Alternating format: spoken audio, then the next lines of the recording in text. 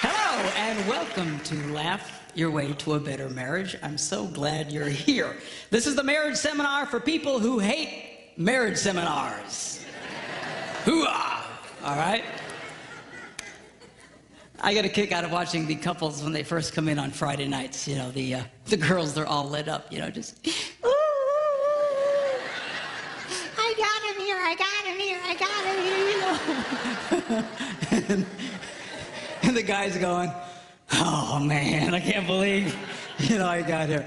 But it's cool, guys. You can relax. You're going to love it. This is not one of those let's beat up on the men for not being women seminars. Yeah. That's what I'm talking about. And what is it with that anyway?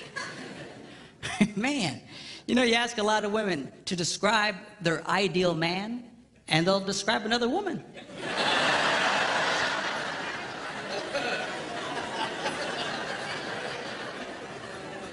What's up with that?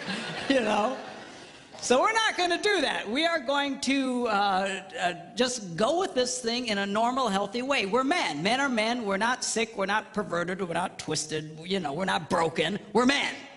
All right? And God, yeah, hoo-ah. And God made us the way we are for a reason.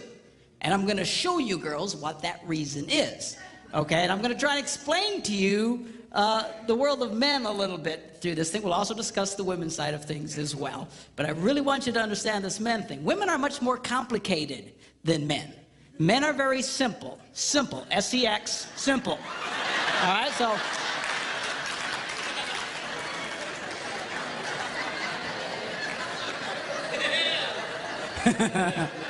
That's what I'm talking about, okay?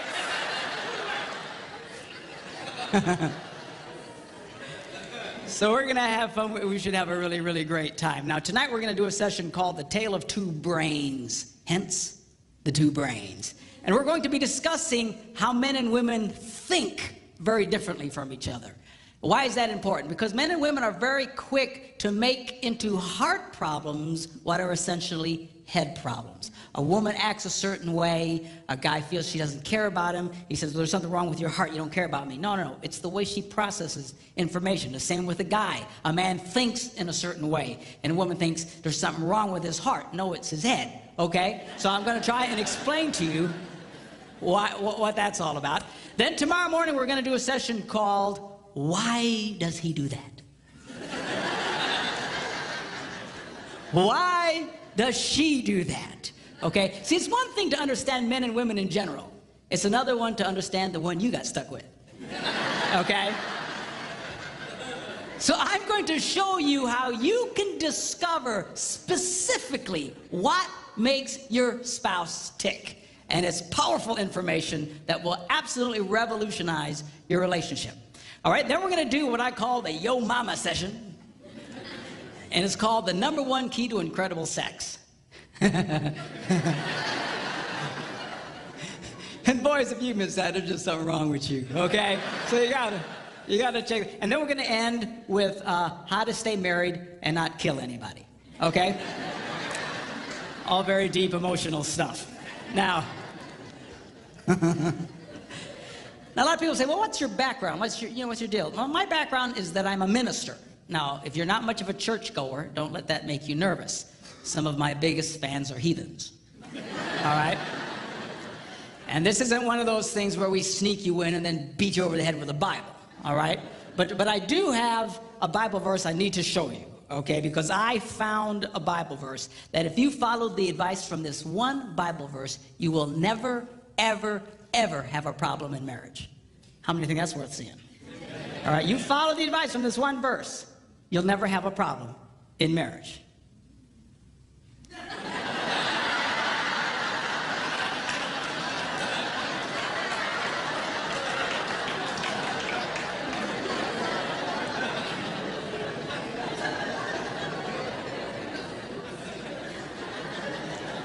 It says it's good for a man not to marry.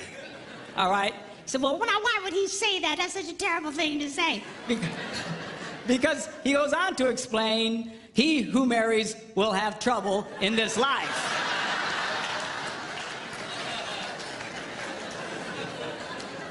You know, people come up to me, Pastor Mark, something's wrong. I say, what is it? We got trouble in our marriage. I go, no, that's about right. There ain't nothing wrong. That's pretty normal. Now, you don't hear these verses read at weddings very often. Kind of downplay that. You know? You don't see those on Hallmark cards. You don't see them on cakes with pretty calligraphy. He who marries will have trouble, but it's too late for you. You know,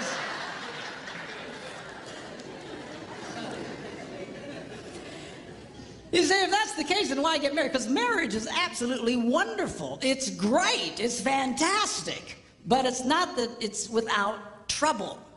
All right? And I want to show one other verse to you. Now, you don't have the deep theological training that I have, so you might have a hard time understanding this verse. But I'll try and explain it to you. This is found in Proverbs. And it goes like this. Where no oxen are, the manger is clean.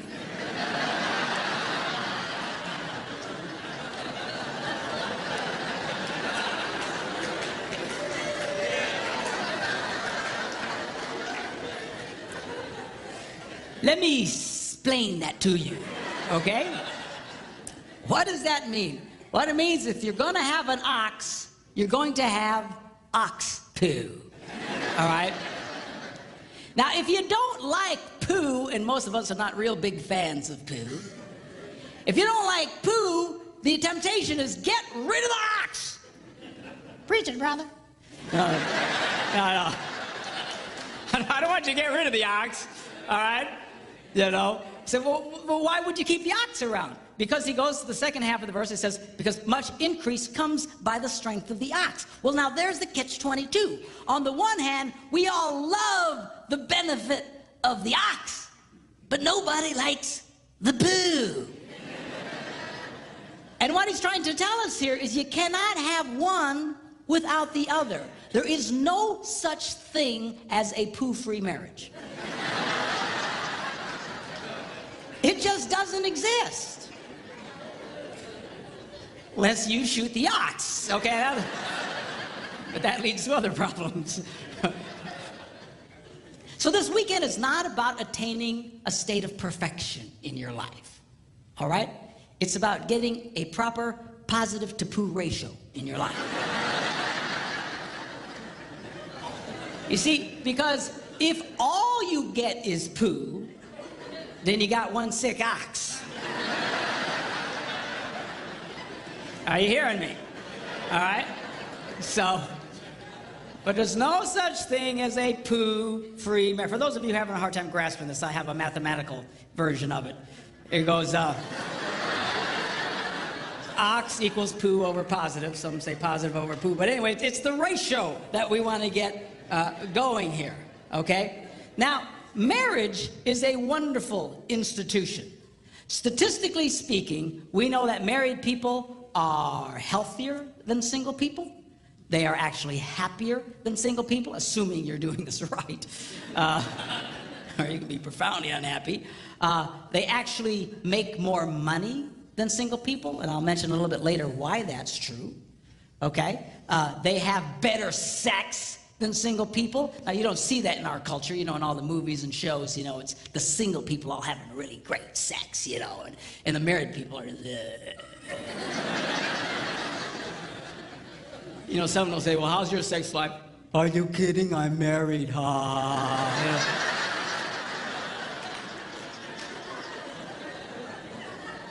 And it's not true, it's a bunch of baloney. Okay? Married people have great sex compared to single people. Single people don't even know what they're doing, for crying out loud. Okay?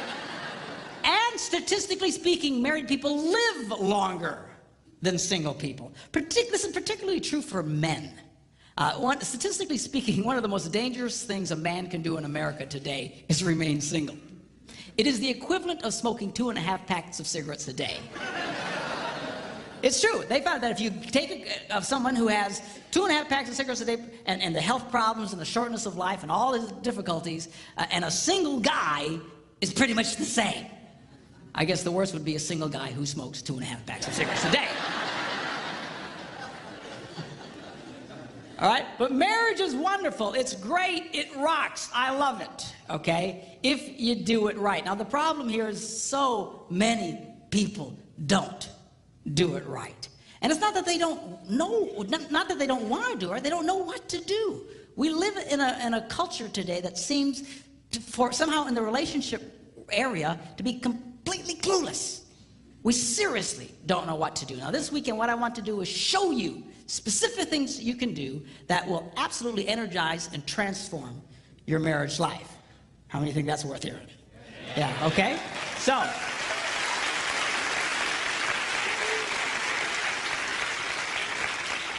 now I want to talk to you about what I call the laws of relational physics. You see, the laws of physics affect everybody, whether you believe them or not. Okay? If I step off this stage, I'm probably, in all likelihood, going to go down. If I start floating around, you might want to freak out and run. But why? Because the laws of physics affect, well, I don't believe that. It doesn't matter what I believe. I'm going down, right? Doesn't matter if I'm a born-again Christian. Doesn't matter if I'm a heathen. Man, I'm going, because it affects everybody. Well, just like that, there are laws of relational physics, and they affect everybody, whether you believe them or not. Now, this might come as a little bit of a shock to those of you who are church people, especially hearing from a minister. But the truth is, you don't have to be a Christian to have a great marriage. I know a lot of heathens that have wonderful marriages. I know a lot of born-again Christians who have horrible marriages. Why is that? They're breaking all the rules. And they assume somehow that the rules don't apply to them, but they do. Here's an example. If you're driving a car 80 miles an hour around a curve that says only 40, and you keep going 80, chances are you're going to get hurt, even if you're listening to a Christian radio station.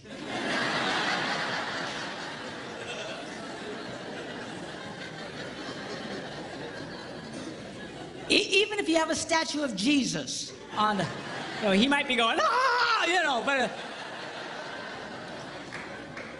why is that? Because the laws of physics still affect you, but for some miracle, you're going to get hurt. Same true with relational physics. And I want to explain that to you, and we'll take a look at that. Now, this weekend, I'm going to be speaking to you in basic stereotypes. In other words, women generally tend to be a certain way. Men generally tend to be a certain way. But they're not all that way. I get it. Okay? Some of the people that just have a cow. Well, I don't know. That's you for all men. I'm admitting it's not, all right? Just generally speaking, we don't have time to get into all the shades of gray. But generally speaking, men are a certain way, women are a certain way. If I start describing something that's not you, don't have a cow, just interpolate for your relationships. In Debbie's and I relationship, there are areas where we're completely opposite of a typical man and a woman. I remember when I was first studying this stuff, I thought, oh man, I'm a woman.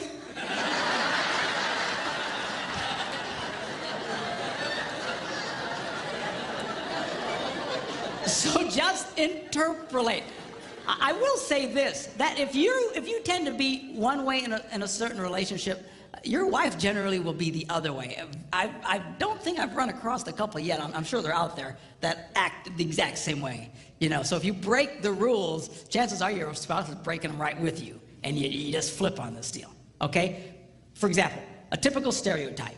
Men are more interested in sex than their wives. Why would you say that? Because generally it's true. But it's not always true. There are a lot of relationships where the wife is much more interested in sex than her husband. If you're here tonight and your wife is much more interested in sex than you are, I think I speak for all the men here when I say that we hate you.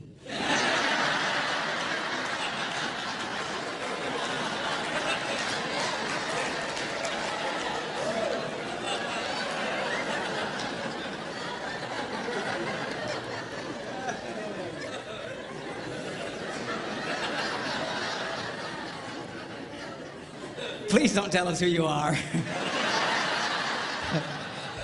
We will hurt you, all right?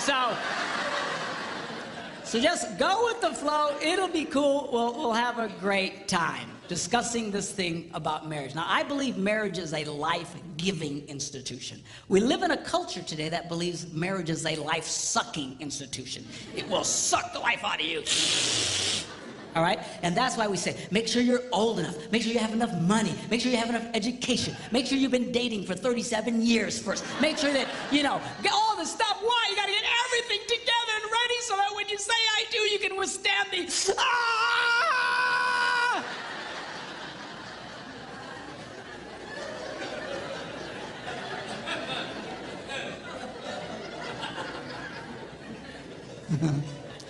But it's not that way. It'll give you life if you'll do it right. If you do this right, marriage can be the closest thing to heaven on earth. If you do it wrong, well, you fill in the blanks. Okay? So now, we're going to start discussing men's brains, women's brains, and how they're very different from each other. Now, I want to start with men's brains. All right? Now, men's brains are very unique. Men's brains are made up of little boxes. And we have a box for everything. We've got a box for the car. We've got a box for the money. We've got a box for the job. We've got a box for you. We've got a box for the kids. We've got a box for your mother somewhere in the basement. We got boxes everywhere. And the rule is, the boxes don't touch.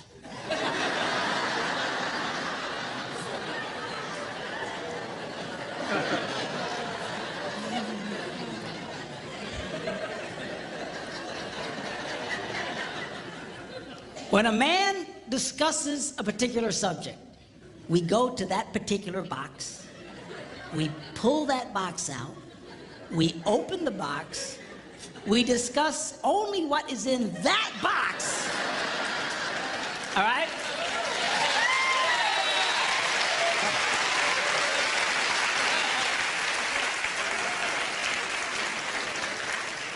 And then we close the box and put it away, being very, very careful not to touch any other boxes.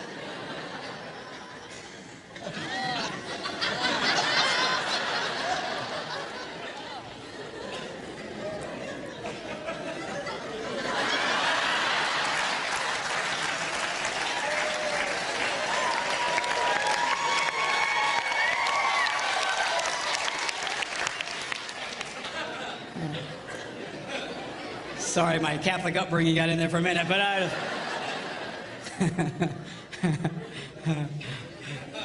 I'm not a Catholic, but I went to Catholic school when I was little. I had a nun who taught on hell like she was born and raised there. I mean, I'll never forget it, but it did me good, actually. It was a good thing. Now, women's brains are very, very different from men's brains. Women's brains are made up of a big ball of wire. And everything is connected to everything. The money's connected to the car, and the car's connected to your job, and your kids are connected to your mother, and everything's connected to everything. And it's like...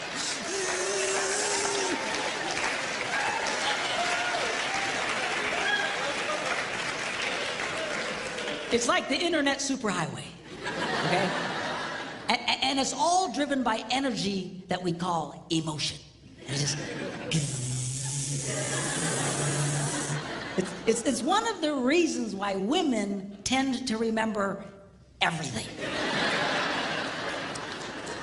Because if you take an event and you connect it to an emotion, it burns in your memory and you can remember it forever. The same thing happens for men. It just doesn't happen very often because, quite frankly, we don't care.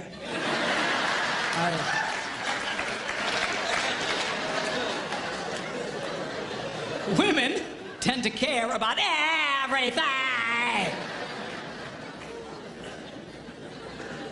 And she just loves it.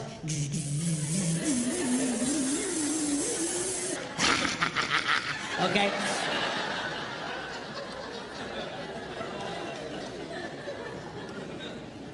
Now, men, we have a box in our brain that most women are not aware of.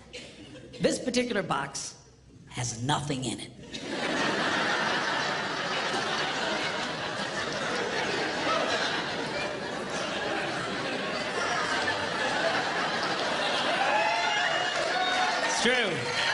true. In fact, we call it the nothing box. And of all the boxes a man has in his brain, the nothing box is our favorite box.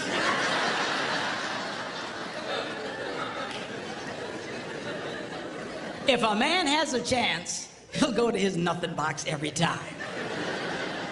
That's why a man can do something seemingly completely brain dead for hours on end. You know, like fishing.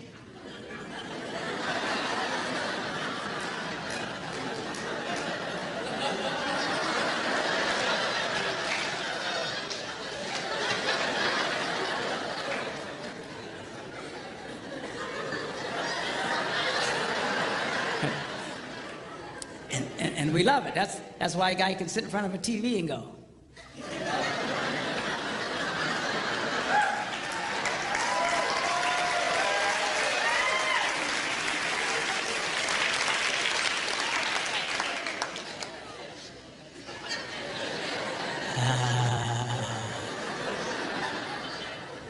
It glows.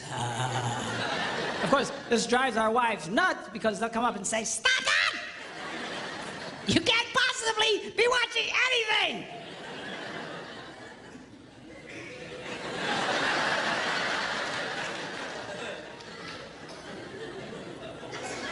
I'm not.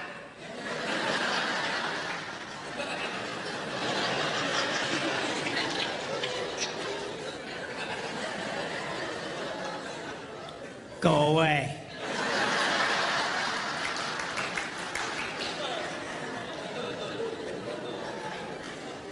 Now, they've actually measured this. The University of Pennsylvania a couple of years ago did a study and discovered that men have the ability to think about absolutely nothing and still breathe. You know, they connected all the wires and stuff like that and watched their brain activity, then all of a sudden, I think he's dead. Huh? You know, women can't do it. They can't do it. Their minds never stop. And they don't understand the nothing box. And it drives them crazy. Because nothing drives a woman more crazy or makes her feel more irritated than to witness a man doing nothing.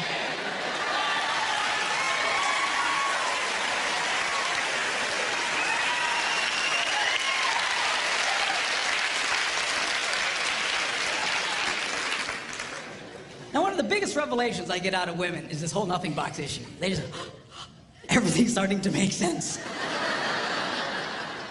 And I've had women say, "Oh, it's nothing. Well, can I go in his nothing box with him?" No! Why not? Because then it's something. Besides, you'll walk in there and go,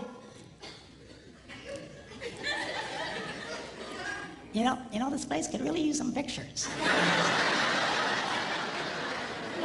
Nice little table over here, some flowers. Is it? No! Nothing! Get out! We don't want nothing.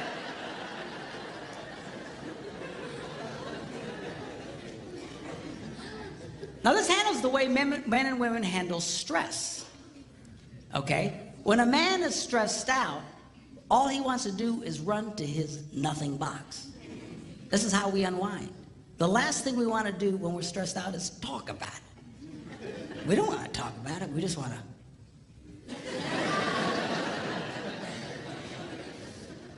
Of course, it just drives her nuts, you know. A woman will see a man in that vegetative state and she'll come up and go,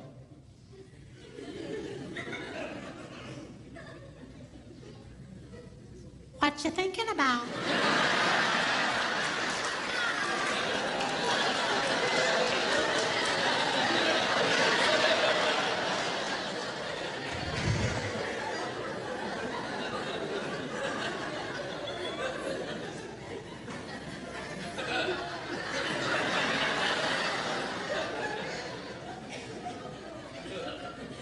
Nothing.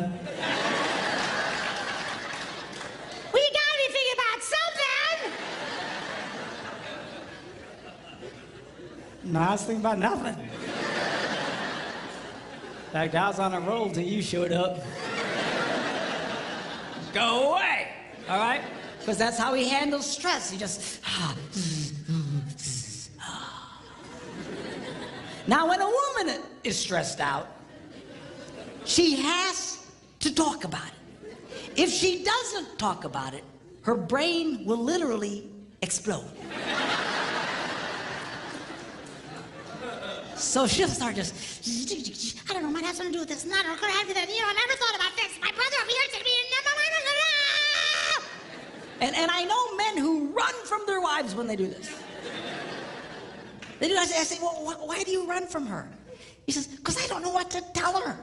I said, dear God, man, who told you to tell her anything? She wants you to tell her anything. See, a lot of guys, they feel obligated when you start explaining all your stress, they feel obligated to fix you, right? Because that's what a man does. A man only tells his troubles to another man in hopes that that man will help fix it, okay? But she's not a man. And you try and fix her, she's gonna kill you, all right? She doesn't want your advice. She doesn't want your help. She wants you to shut up and listen. And a couple of ladies, that's right, you tell him. Tell him to shut up. They like that. Now, I had one guy tell me, he said, man, if she just tell me how she feels. I said, she doesn't know yet. He said, what do you mean? So that's how she figures out how she feels, by connecting this wire to that wire, this wire, and so. Now, because they love each other, they offer to each other their answer, their solution. A man senses his wife is stressed out. He loves the girl. He offers to the girl his best and finest solution. Or just quit talking about it.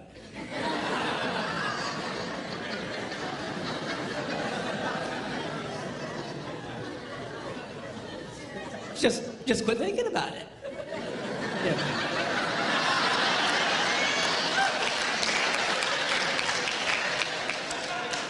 And that's when she starts reaching for the knives and stuff. She's gonna stab you if you keep it up, okay? Now, a woman, she senses her husband's all stressed out. She loves him. Therefore, she offers to him her best and finest solution. Talk to me. Why won't you talk to me?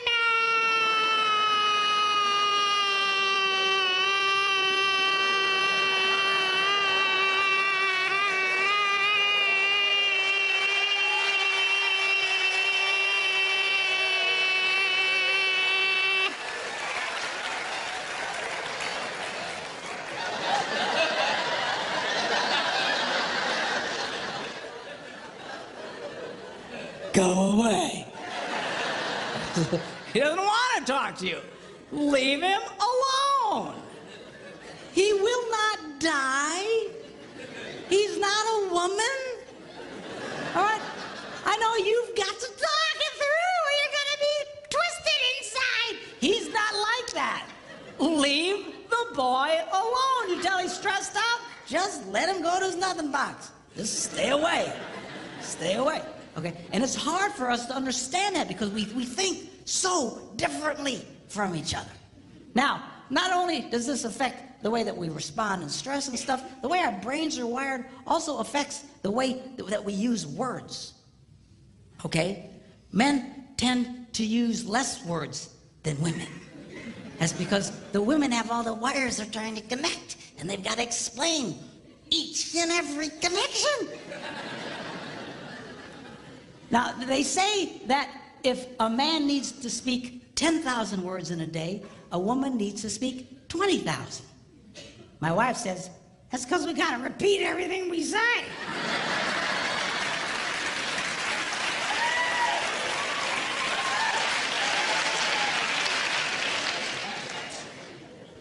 To which I responded, huh?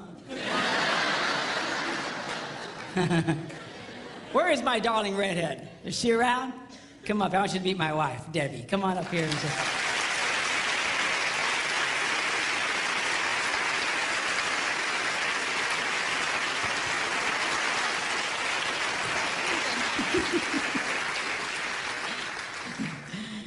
People say, well, doesn't she talk too? Nope. Not to you anyway. She talks to me, but she won't talk to you because she doesn't want to talk to you. That's all. Where's my tablet here? I want to show you something about the whole words thing.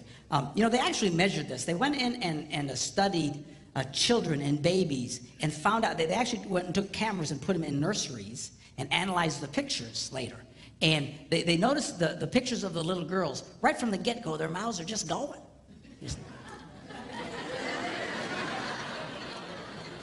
It's true.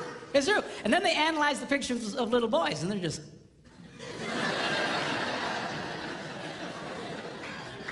They're still thinking, what was that?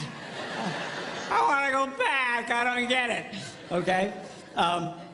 Then they went and they recorded conversations of little boys and girls on playgrounds. And they went back and analyzed them. And they discovered that little girls loved to talk. They were very articulate, loved to use full sentences, just loved to talk. And if they didn't have anybody to talk to, they were perfectly content to talk to nobody. And they were just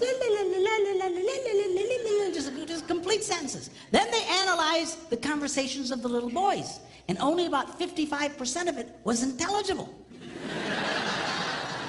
That's what they were saying. You know, yes. That's conversation to a man, okay? Now, not only do we use different amounts of words, words can mean different things to men and women. For example,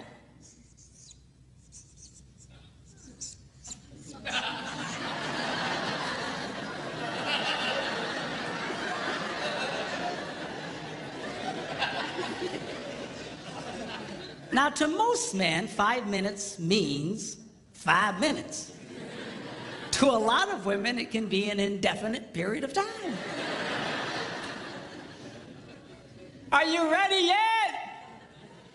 5 more minutes!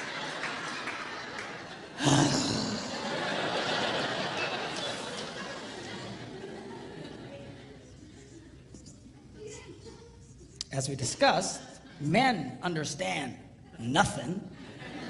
Women don't understand the significance of nothing. If a woman says nothing, look out, it's something.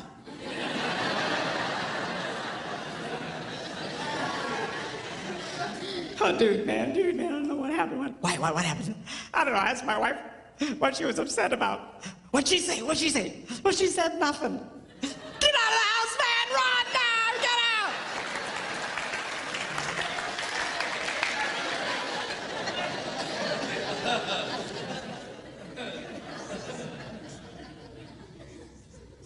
Now, this is not a word, it's a vocalization. It's a sigh.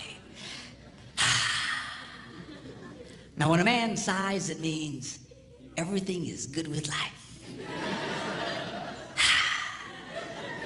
When a woman sighs, it means you are an idiot.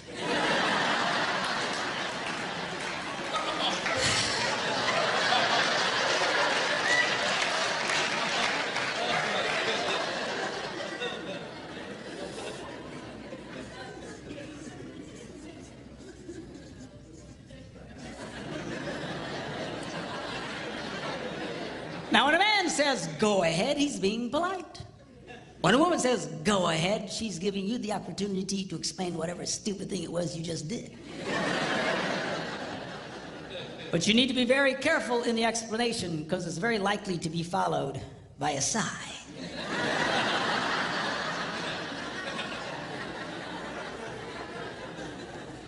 Which will lead to an argument over nothing.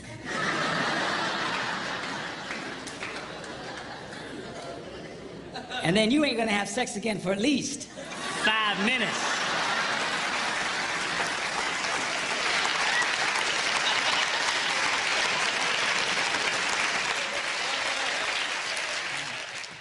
women's brains come with lots of extra RAM. So they can remember the details of Everything.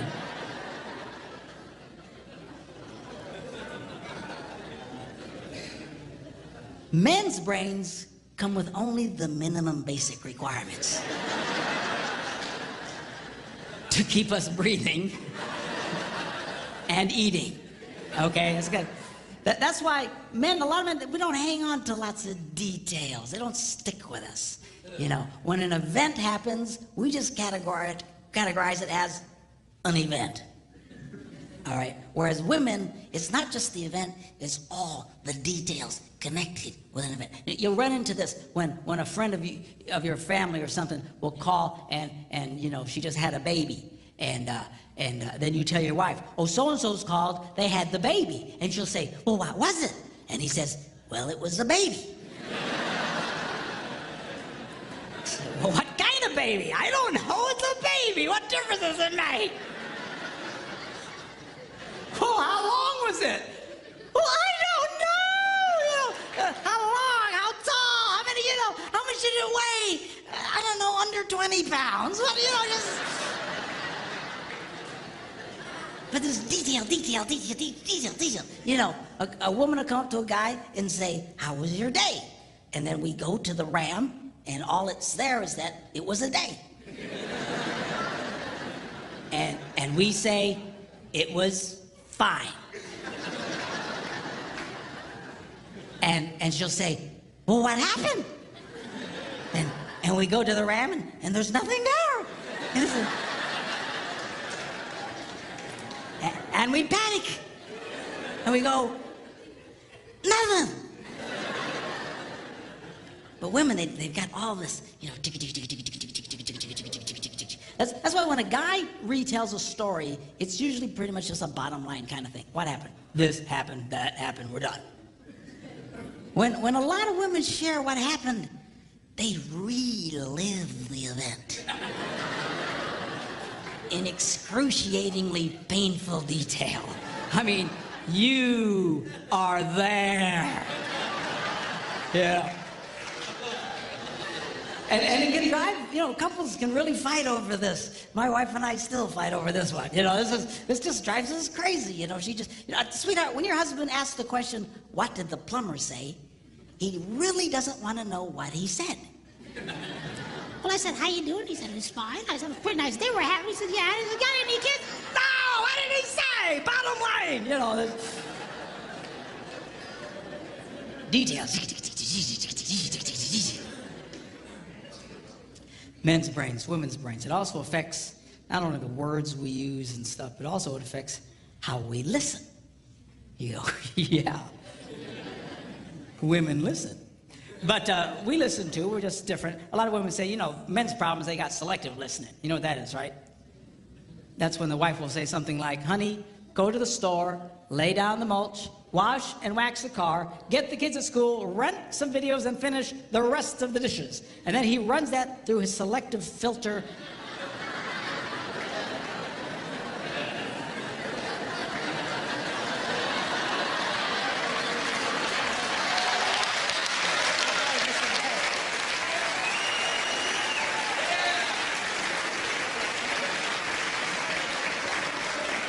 And all he hears is, honey, go lay down and get some rest, okay? But that's not what I'm talking about. What I'm really talking about is the difference between single tasking and multitasking. By and large, again, interpolate for your relationships. Again, not everybody's the same way, but by and large, men are single taskers. We do one thing, and we do it pretty well. Women can handle lots of things. Guys aren't wired that way. That's why it's not a good idea to put a man in charge of more than one kid at a time. Yeah, we can handle the one. Well, sweetheart, you're doing such a good job with Johnny. Wow. Well, where are the rest of the kids?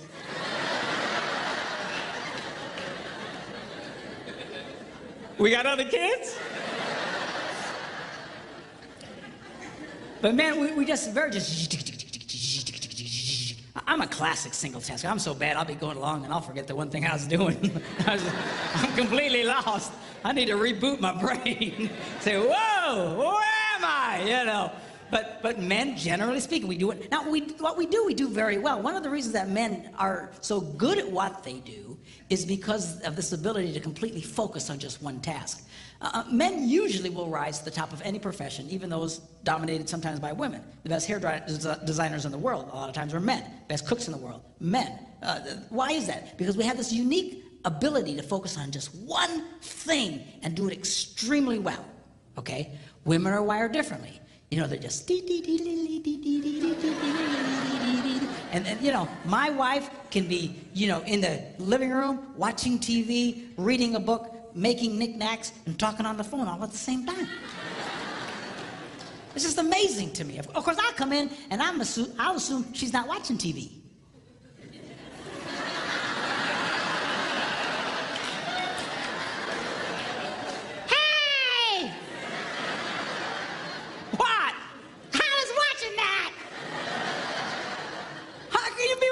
You're making knickknacks and such. Put it back!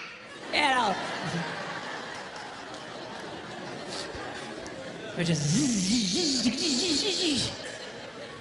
Now, this affects the way that we listen, because when a man is doing something, he generally cannot hear anything.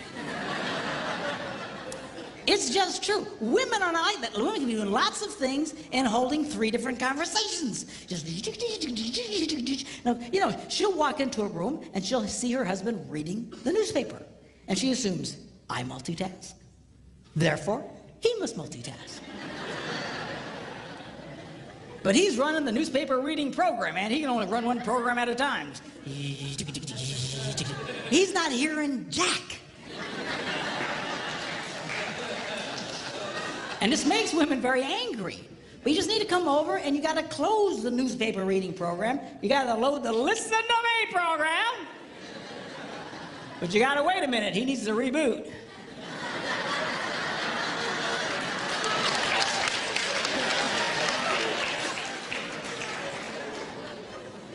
I didn't know you was here. You know? You laugh, but I'm serious, girls. If you see a man doing something, unless he's wired differently, do not be giving him vital information. Because this is a train wreck waiting to happen. You'll have this conversation again. When you swear he told you, and he swears you never told him. You know you told him, but in his brain, you never said jack to him.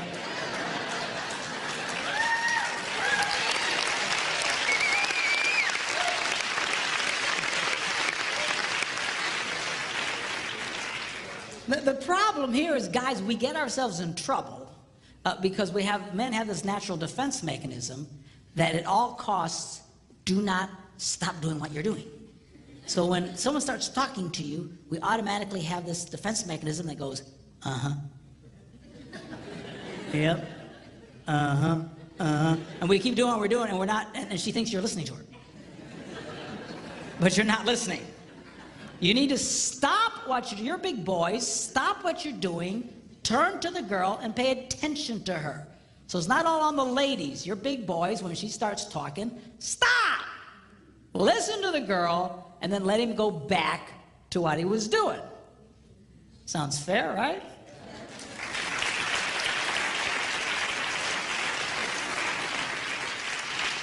Well, I started doing this, and I thought, this is great. I'm doing a lot better. I'm watching this thing, I'm tasking. Yeah, okay, what?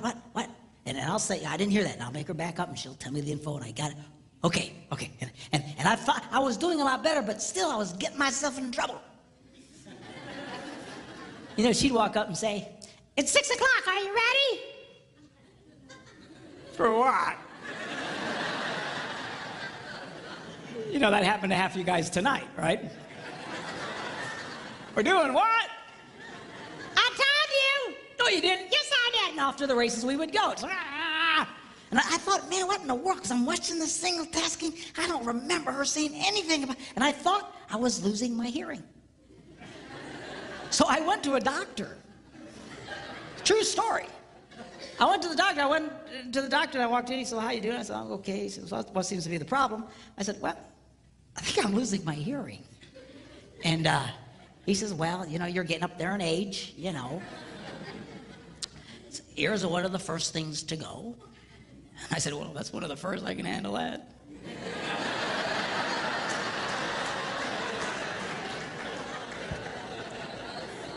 We'll talk more about that tomorrow. But, so I said, "Well, go over to Nurse Cratchit. She'll test your ears, And so I follow the lady, and I walk into this room, and they got this cheap box on a table with some real chintzy headphones. And she says, "All right, now, put on the headphones. When you hear the beep, raise your hand. If you don't hear the beep, don't raise your hand."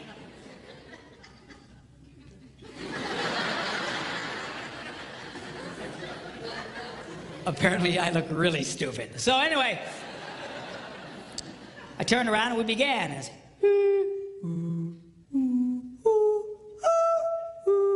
pretty soon she goes, "Really? You can hear all that?" And I turned around and said, "Yeah, why?" She's hitting the box. "I don't know, piece of junk. What's the matter with this thing?" So what's the problem? She said, "According to this, you can hear what cats and dogs can hear. I don't know what to..." She's hitting the box. She says, "I'm going to send you to a specialist." You ever been to the specialist? They got this Yo Mama soundproof room, the thick door, You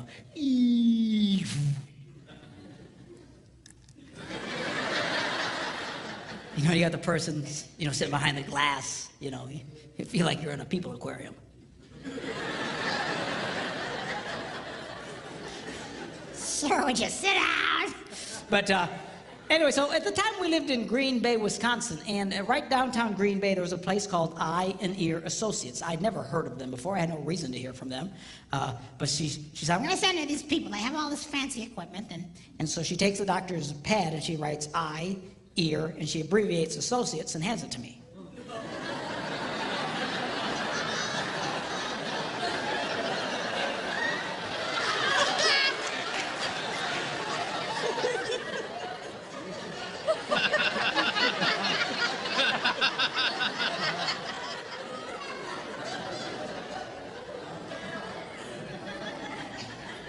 I said, "What kind of doctor is this?" It's a true story. She says, "What do you mean?" I said, "I heard of eye, ear, and throat." I never heard of this. She said, "Let me see that." Oh, I'm so embarrassed. So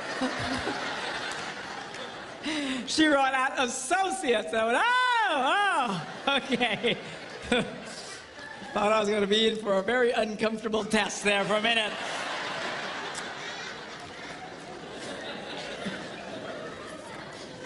So I go to the eye, ear, and, doctor, and I get in there, and I sit down, and she's behind the glass, and she has to push the button to talk. "Okay, now put on the headphones. When you hear the beep, spin around," and we began. I kid you not, she goes, "Really, you can hear all that?" I felt like a moron, all right? I take the printout to the specialist. He goes, "What are you doing here? You got better ears than me." I said, "I don't know, man." She says, "Are you ready? 6 o'clock. I just want to go get it."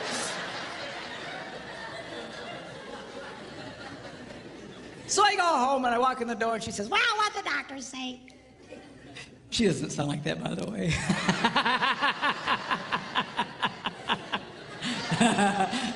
I say that because people used to come up to me saying, "She doesn't have a voice like that." I just do it for effect. By the way, we've been married for 32 years.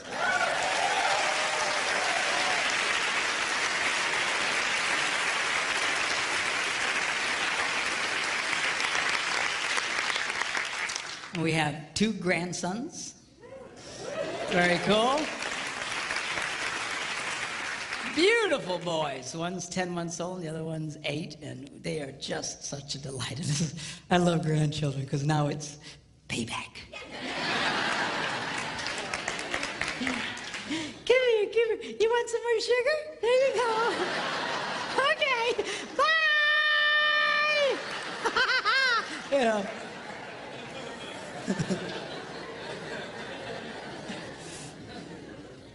My son Philip's here with us. He's running the audio, and on our 30th wedding anniversary, Phil gives me a call up and he says, "Hey, Dad, 30 years. It's really something." I said, "Well, thank you, sir." I said, "But you know, truthfully, Phil," I said, it only feels like 10 minutes. He goes, "Really?" I said, "Yeah, 10 minutes underwater." Oh, lighten up. All the girls, "Oh, I can't believe he said that. What is she gonna think?"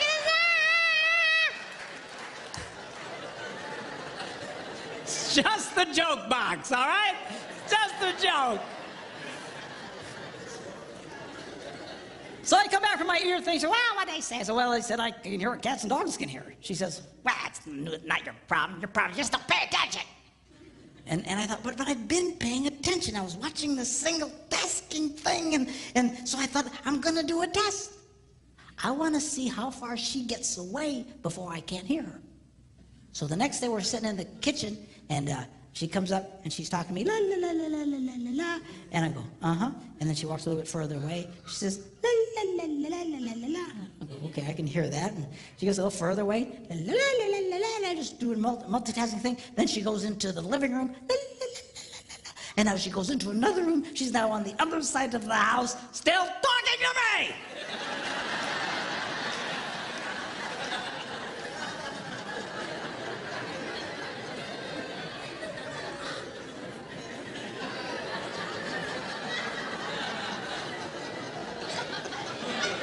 I said, "Hey!" She yells back, "What?" I said, "I'm on the other side of the house." She goes, "You don't listen anyway."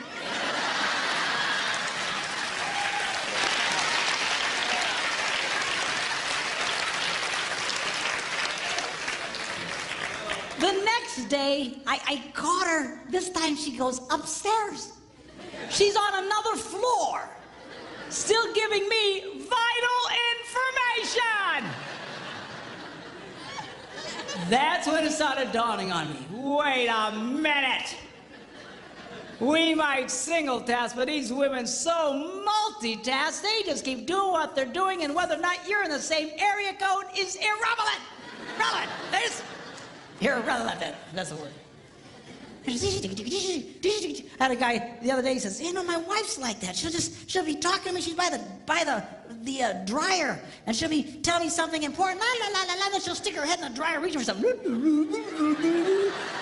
la la la la. And boy, you better do that, or you're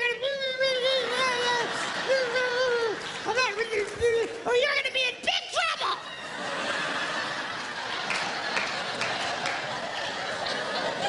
She still does that to me. We'll be like a real busy highway, just all kinds of noise, and she'll be talking. "You know something that's really important? You better be careful about it." What? I didn't hear what you said. Laws of physics, girls, it applies to you. It would help if your husband was in the same area code. Okay. Now, I first shared the story at a men's conference that I was speaking at, and I thought it was just a funny story that had happened to me. But as I'm sharing it, all these men's heads are going. I had one guy come up to me afterwards. He says, "You know, Pastor, I'll be in the bathroom. The door is closed.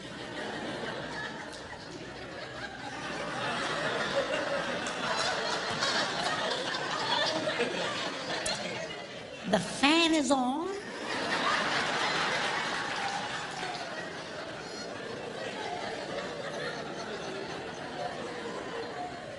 There's tile everywhere, so sound just bounces around in there.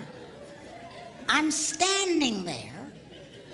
All I can hear is the sound of rushing water. And she's still talking to me!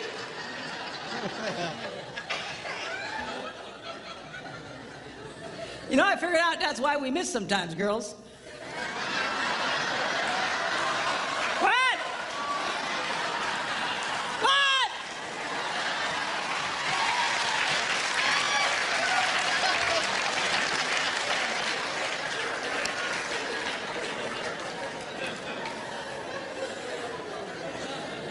Another mystery solved. Girls, don't be so multitasking that you're doing a gazillion things, giving him vital information. All right? And especially if he's doing something. I'm telling you, this simple thing that I'm talking to you creates more arguments and more frustrations in marriages, and we're fighting over nothing. Well, you know you're really married to a multitasker when during a moment of intimate passion,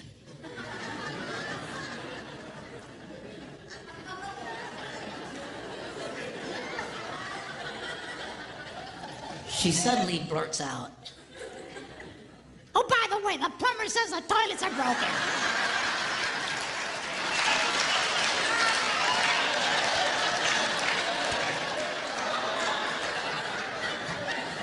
Focus, woman, focus!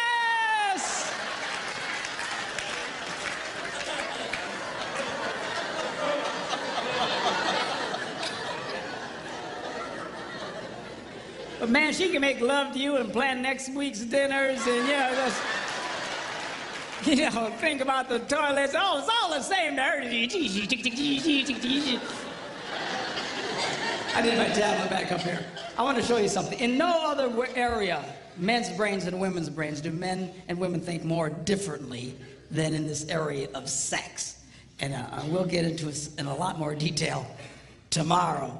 But I want to show you something here that I think will be of great interest to you. Give my lovely assistant a hand.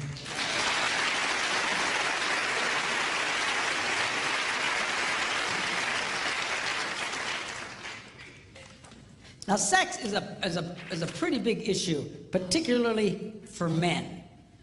For us, our sexual interest peaks at about age 18 and then goes down from there. So if you were to chart it out, it would look like something like this. It peaks at about age 18 and then goes down.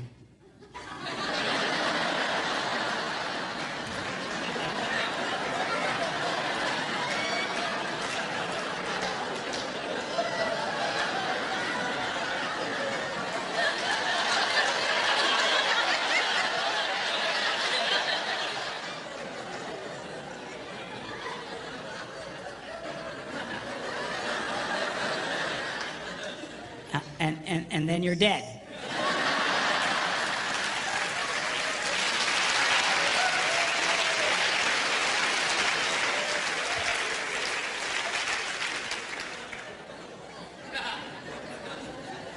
Now, something's important for women to understand. When it comes to this area, we're no longer driven so much by our brains or by our hearts, but it's by a chemical. It's called testosterone. And it runs through our blood.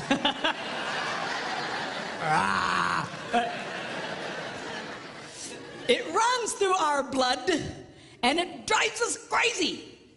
You just... If you girls knew how much this drove us crazy, you'd be more disgusted with us than you are right now.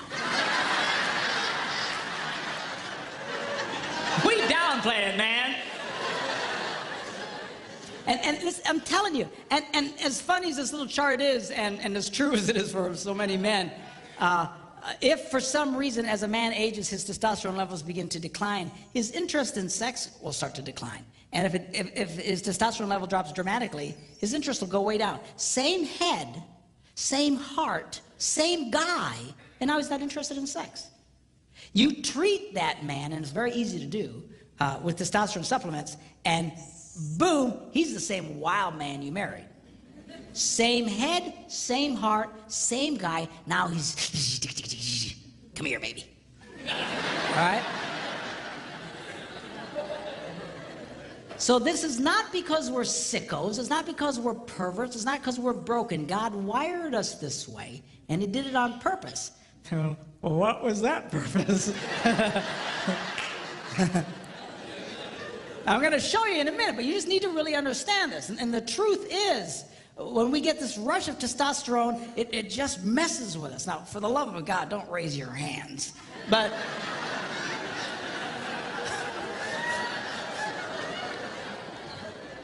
most men will admit that we usually receive a testosterone rush, usually very early in the morning, and for no reason at all. Dun dun dun dun dun dun dun dun dun dun dun dun dun dun. 10 hot.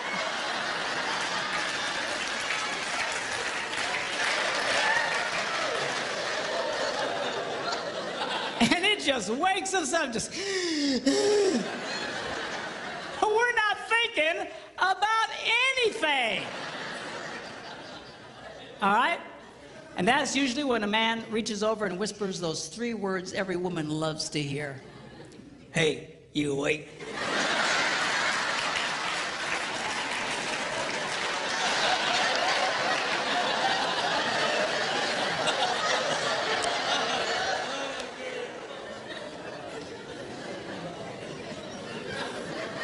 We'll be talking more about that tomorrow, okay? All right, so why does God wire men this way? Okay, now to explain this, I need to do an anatomy lesson. Okay, y'all okay? Hang on, Margaret, he's gonna draw pictures. It'll be okay. We'll keep it clean, okay? Now, we'll call this the girl's heart. And in the interest of keeping everything at least PG-13, we will refer to this as the place of happiness.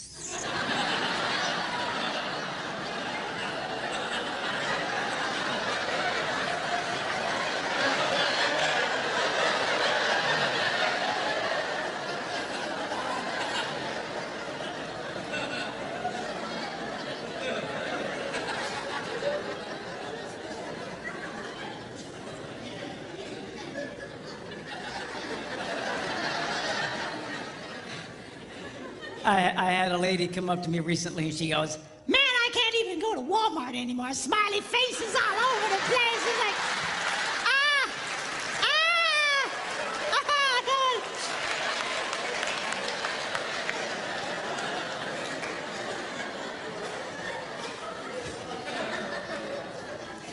Now, at some fundamental level, this is every man's basic interest in a woman. It's true, it's true. Now, women say, "Well, that's terrible. There shouldn't be about that. It should be about companionship and fellowship and sharing." Girls, if your husband was interested in companionship, fellowship, and sharing, he'd have gotten a golden retriever.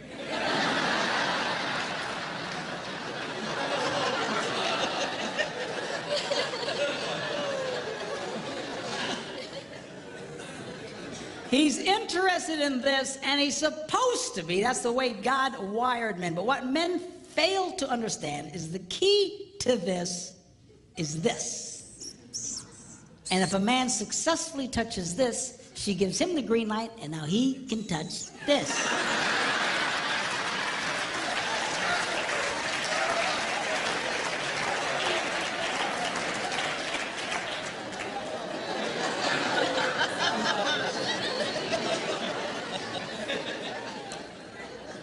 So this sex drive, guys, is God's way of constantly reminding a man, and it keeps coming back. It like never stops, you know, just. On average, a man will feel the need for sexual release on about every 72 hours. That's every 3 days. Some more, some less.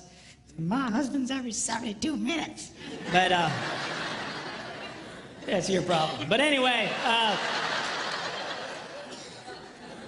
But seriously, the reason that keeps coming back is to motivate the man, be nice to the girl. It's not so you can just go, "Hey, you awake?" Are you hearing me? A lot of guys do that. As soon as they feel the buzz, they're just reaching for the girl. Come here, baby. Come here. Come here. Don't be a moron. She won't want to come here. The reason that buzz hits you again, remember, be nice to the girl. Be nice to the girl. Be nice to the girl. Be nice to the girl. I gotta be nice to the girl. And this is what motivates me. I try to be nice to my wife. And I spend time with her, and I take her to lunch every day, and I'll take her shopping. And well, Pastor Mark, do you like going shopping? No, I hate it. You know, she drops me off at the bench with all the old guys, and I sleep with them. You know. Then she comes, picks me up, drops you off at another bench. You say, well, if you don't like it, then why do you do it? I'll tell you why. Because I want some of this.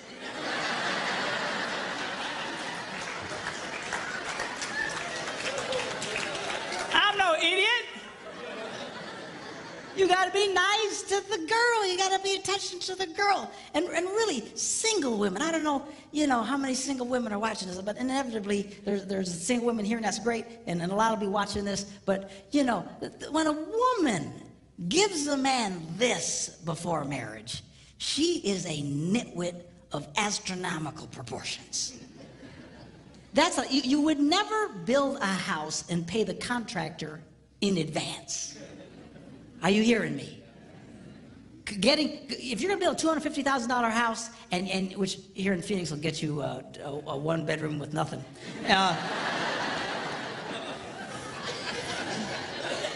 Man, I got a huge condo on a lake in Wisconsin for $250, man. I'm telling you, here you got nothing. But anyway, you wouldn't pay the guy in advance and give him, here's the 250 grand. Do you know why? The house will never get done on time.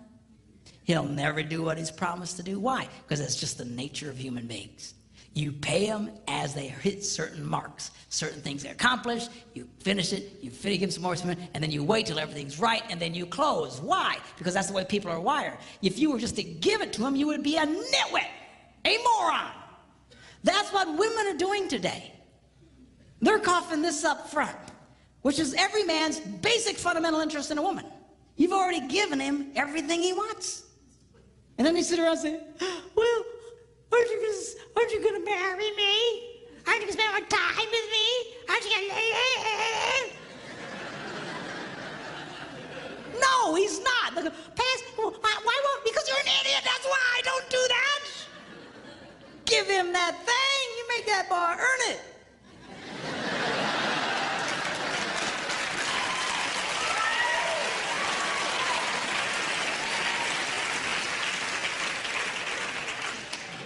If there ain't no ring, you ain't getting the thing, is what you need to tell him.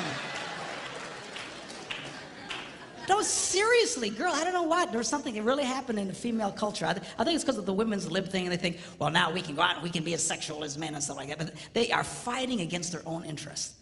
There are millions of women in America today that are so frustrated they can never get this. They can never get this. You know why? Because they're dumb. I'm serious. I don't mean it in a mean way, but they're doing a dumb thing by just coughing this up to every guy that comes along, thinking this. It doesn't work that way. It doesn't work that way. Now, every woman's basic interest in a man is this. What a lot of women fail to recognize is the key to this is this.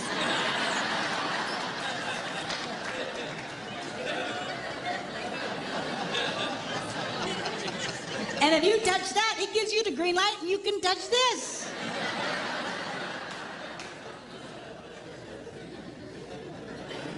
So I thought you said women weren't supposed to do that. Outside of marriage, inside of marriage, you got to work it this way. Outside of marriage, you defeat yourself. But inside of marriage, you have to realize this is a very important deal.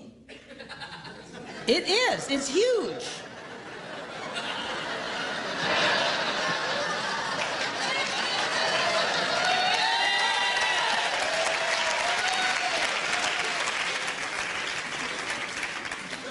A lot of women treat this like a side issue.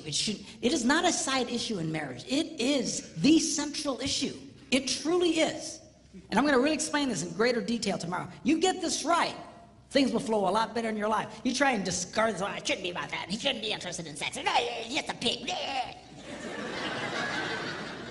You are fighting now against your own interest doing it that way. You've got to be smart about this, girls.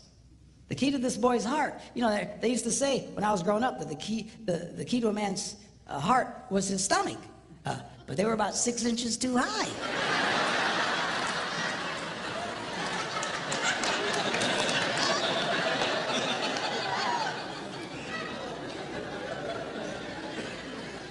And this is important. I got to tell you, girls, if it weren't for this, we probably really wouldn't deal with y'all.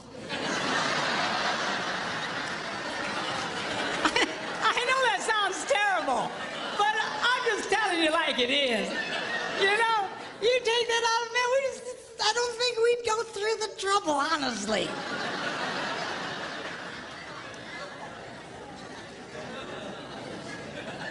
This is a game you got to let him know he can win with you. And we'll talk more about this in detail tomorrow. But the crazy thing about it, see, is the key to what you want, here's the door. And for the guys, for what you want, here's the door. And it is the perfect standoff. It is the ultimate standoff. People say, what was God thinking? People say it to me all the time. What was God? This is exactly what God was thinking. The key to you getting what you want is to give your spouse what they want. Now, it's not easy. And sometimes you'll mess up, but you got to constantly work for this. You can't all of a sudden disregard this. Some guys, they never pay attention to the girl. They're never nice to the girl. And wonder how come they never get any sex. Oh, I never get any sex. How come? Because you're an idiot. I mean, for crying out loud, be nice to the girl. You've got to touch her heart. That's your key. But a lot of guys say, well, I told you I loved you once. If anything changes, I'll let you know.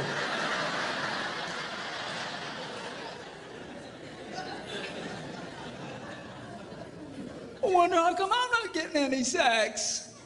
Well, because you're just blowing it.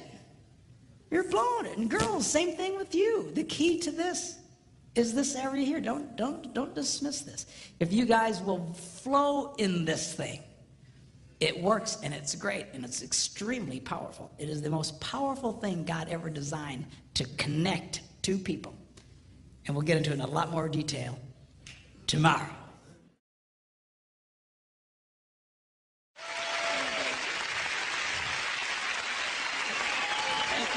Thank you.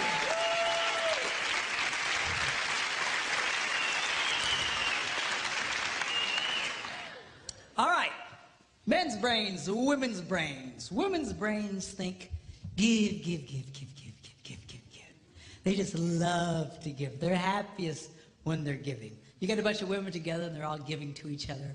Oh, I love your hair. I love your shoes. I love your outfit. Oh, they just love it. Now, men's brains are a little different. Men's brains think, take. And you get a bunch of men together, and we insult each other. We do. You're fat. You're ugly. You smell. Thanks, man. That's... So if women love to give, and men love to take, which way do you suppose the give and take goes in most relationships? That way. Women think the answer is to give more. If they give more, it will inspire him to give back. Ain't gonna happen. All right? You've got to learn, girls, that if you're going to be truly happy, you're going to have to learn how to take in your relationship. And women are fundamentally very uncomfortable in taking in their relationships. They just love to give. But you'll give yourselves to death. A lot of you just burn yourselves out. It's not unusual to have a woman and her husband come into my office and, she's been married, they've been married for 25 years, and she says, I've given to that man. I have nothing left to give. You ever hear a woman say that? I have nothing left to give. They're burnt because they've just given so much. Then you look at the husband and he goes, I thought we had a good marriage. Because it's been great for him. She's given, he's taken, this rocks. All right? So now, girls, I'm going to show you how you can take advantage and change that flow in your relationships. I'm going to show you how you can get a man to do what you want him to do. All right? Now, when I first say that, all the girls go, yes. And all the boys go, you sold me out, man. You sold. But be cool, because the guys like this part. It's the women who hate it. I get more static from women over what I'm about to tell you because fundamentally they hate taking in relationships. They think that he should just, just give on his own. He should just give. They're hoping, when I say get a guy to give to them, they're hoping I'll say, bad guy, bad, bad, bad, you need to give more. And that's what a lot of these people do in some of these seminars. They beat up on guys, you need to be more. No, the real key, I think we've established it doesn't work, okay? The real key is to change the woman's perspective and empower you because you, in fact, have the power to change this. But a lot of women have been so affected by over-romanticized concepts in marriage that they don't understand this. They really think that if he really loved me, this would all just happen automatically. If he really cared about me, la la la la la la la la la la. A lot of women really struggle with this concept because they tend to live in this false romantic fantasy land.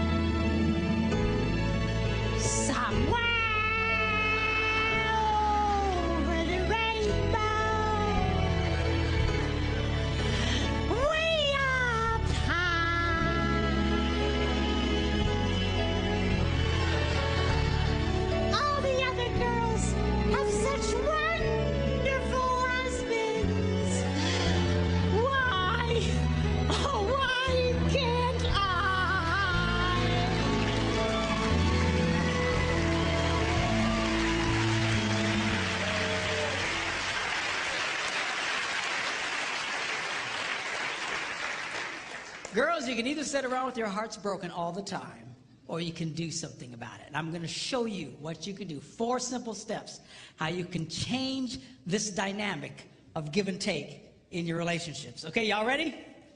Here we go. Number 1, how to get a man to do what you want him to do. Number 1, you need to ask him more than once.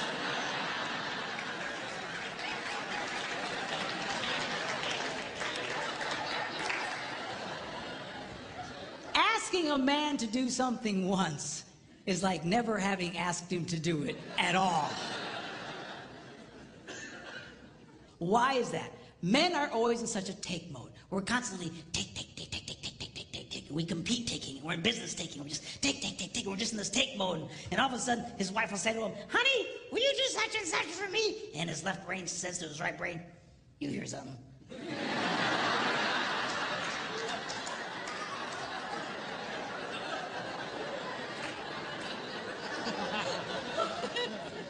His right brain goes, nope.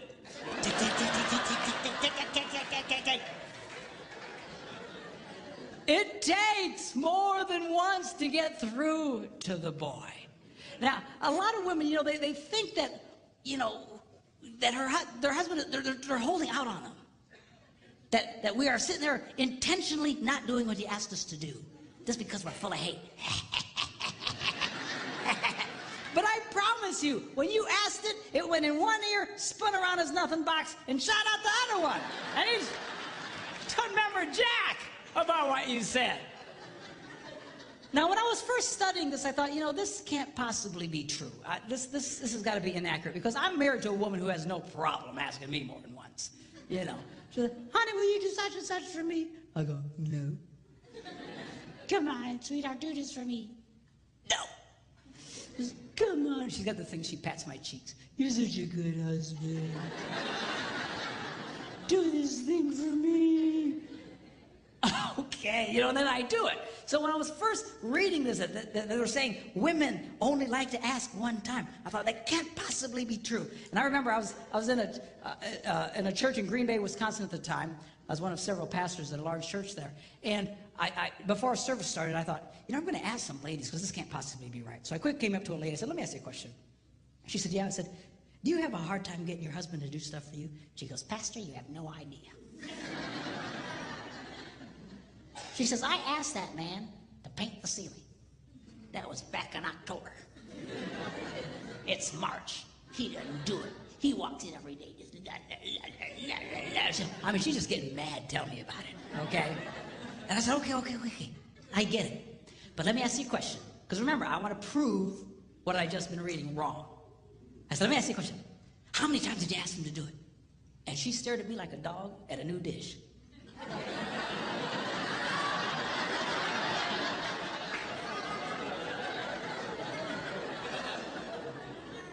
She said, once. I was stunned.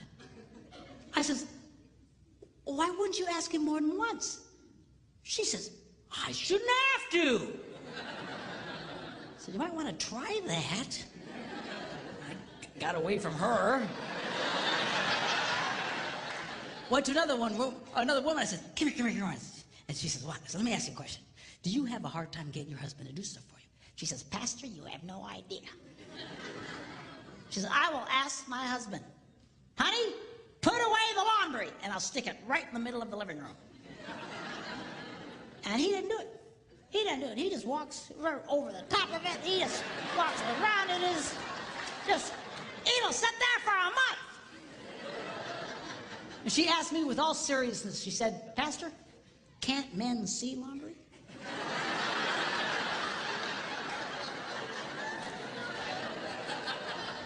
I said, yeah, we can see it. Just doesn't mean a whole lot to us. So anyway, she's just getting angry. Just tell me about it. So I said, okay, yeah, I get it. But let me ask you a question.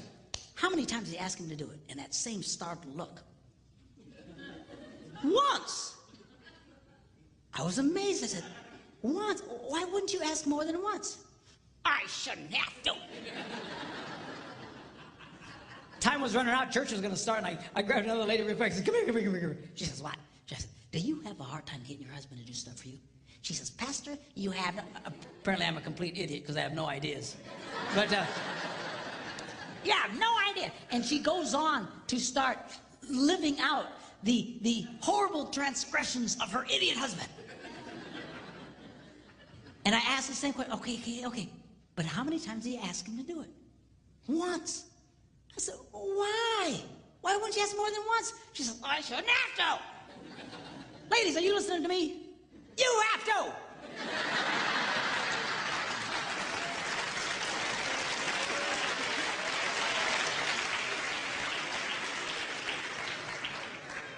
To just get mad and madder and having a cow over nothing.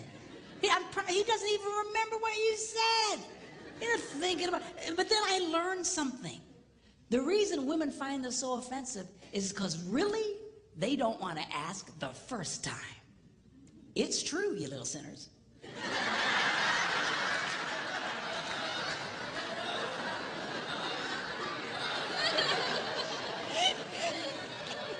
Because over the rainbow, if he really loved me, I wouldn't have to ask. Well, come on. Just ask him again. Ask him again. What's the big crime here?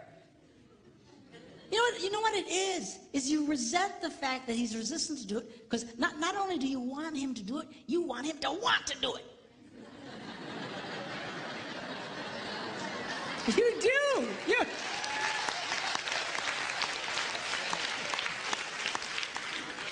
Well, I got news for you. We don't want to do it. We're never going to want to do it. If we wanted to do it, we'd have done it already. What do you care about the internal motivations of his heart?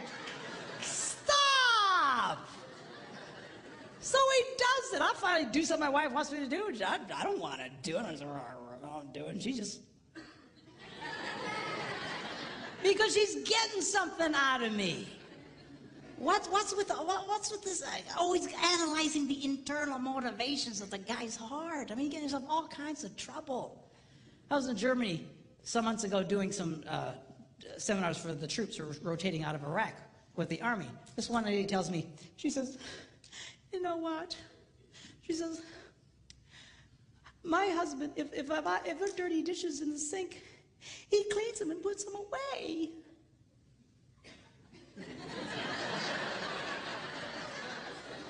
I go, yes, and? She said, well, I asked him, why do you do that? And he said, because I hate dirty dishes. And she started crying. I said, lady, most women think they died and went to heaven if their husbands. Yeah, but I wanted him to say, well, I do it because I love you.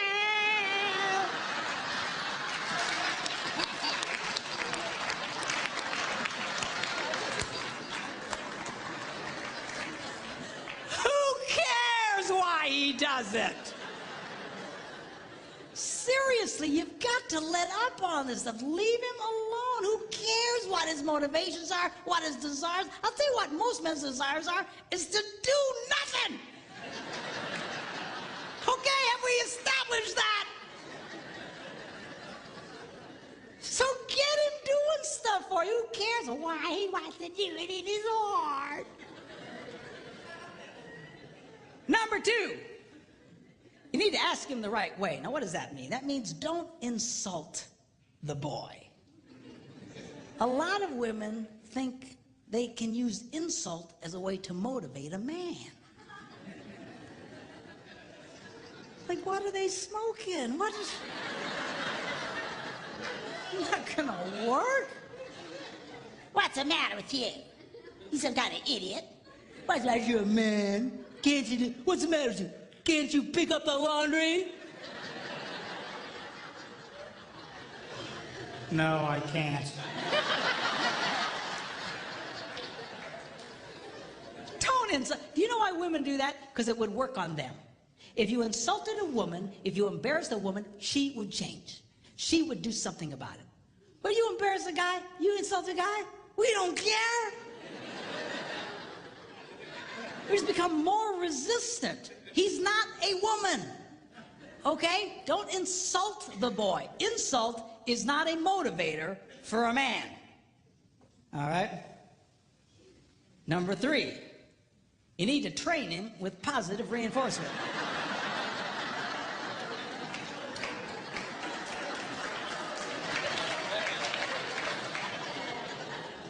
What does that mean? Well, training a man is kind of like training a chimpanzee. If the chimp does what you want, you give him a reward. If the chimp doesn't do what you want, you just don't give him the reward. You don't beat the snot out of the monkey. Because then you got a freaked out ape. Every time you come around, he'll just... he'll run away from you. So, well, how does a woman reward a man? Very simply, by appreciating the pathetic things he does. Because men love to be appreciated. And the problem here is that women only like to appreciate unexpected kindness. If it's unexpected, they light up. Oh, oh, oh. But if it's expected, it's like, yeah. You know, seriously, I mean, that's, in the beginning of your relationship, that's how he got you to fall in love with you in the first place. See, because unexpected, everything he did was, God, seriously, man, that's how you got her to fall in love with you. She knows you're ugly.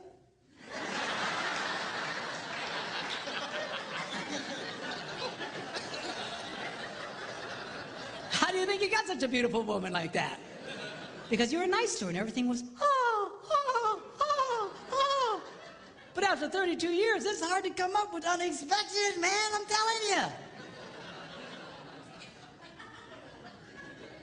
But the more you appreciate the kindnesses that he does, the more he wants to do it. Men respond. Men, I'm telling you, they love to be appreciated. Now, give you an example.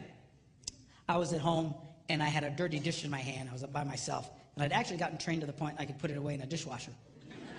And I went up to the dishwasher, and I opened it up, but it was full of clean dishes. And that's a moral dilemma to a man.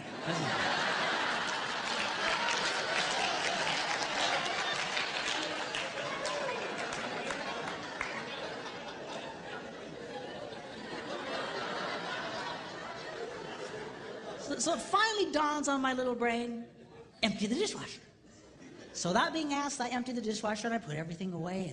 And then, of course, I stick around because I want to see what happens. Why? Because I love to be appreciated. So my wife comes home, she's la la la la la la la la. She goes over to the dishwasher and goes, "Ah, you emptied the dishes." And she goes, "You're such a good husband." and I eat it up.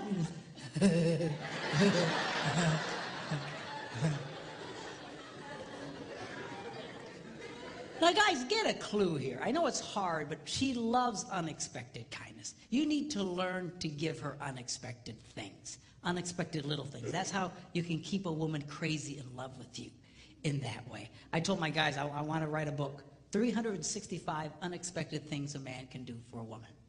And I thought about it and I went, 52 unexpected things. You're gonna do that every day, you know what? What was I thinking? You know.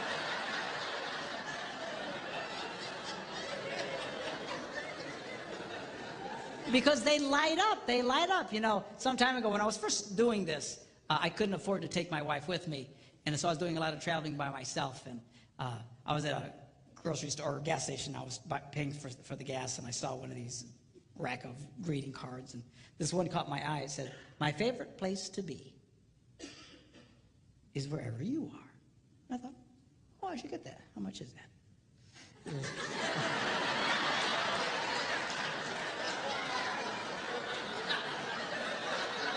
Do you hear these women? I mean, the minute I did, oh, you ruined it! You just ruined it! What was the motive of your heart? You know. I just wanted to see how much it was, that's all. There's something wrong with y'all. Anyway, so $1.50, I went, okay, $1.50, I can do that. So I paid $1.50 and I signed it, I took it home and I put it in the kitchen. I want to stick around and see what happens. And she eventually comes in and la la la la la la la, and all of a sudden she goes, ah, a card. And she opens it up and it says, "My favorite place to be is wherever you are." I gotta tell you, boys, it was the best $50 I ever spent in my life.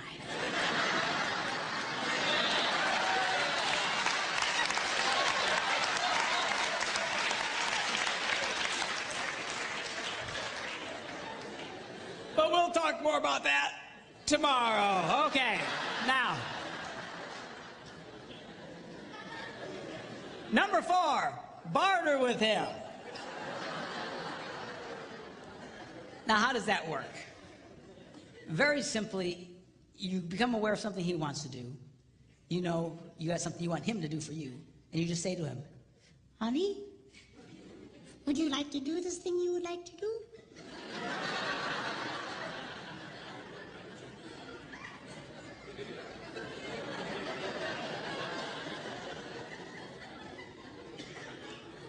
Yeah.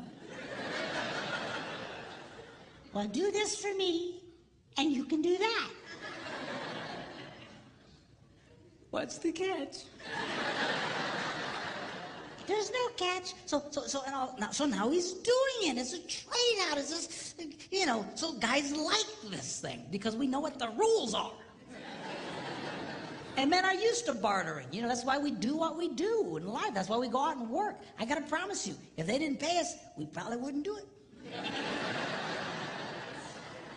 You know, I don't care how much you like your job, if they didn't give you the cash, I don't think you do the job. It's all part of the bartering system. Men like that. Okay? Now, the strongest bartering tool a woman has, we'll talk about tomorrow.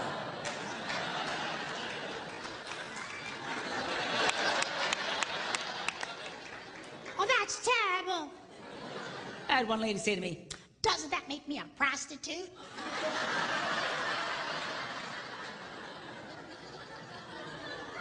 I said he's your husband, for crying out loud.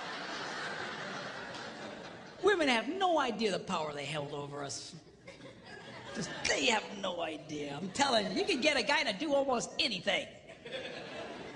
You just come up to that boy and find something disgusting like cleaning the garage and say, Hey, baby. How'd you like that?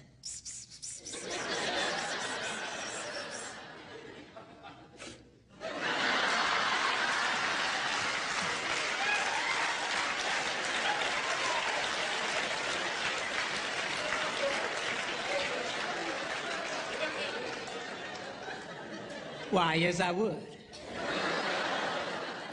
Well, I tell you what, you go clean the garage and then come and find me. Man, you got yourself a motivated boy.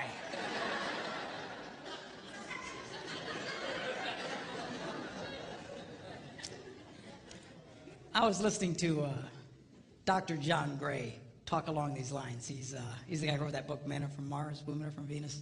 Really a brilliant guy. And he was telling the story of how his wife came up to him and said, John, take me to the opera.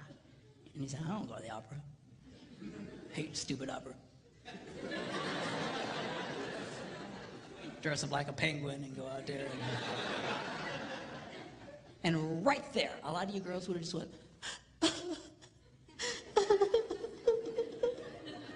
I think I'll eat worms and die. She didn't. She knew about this stuff. She just asked him again later. Hey, John, Yeah? take me to the opera. No.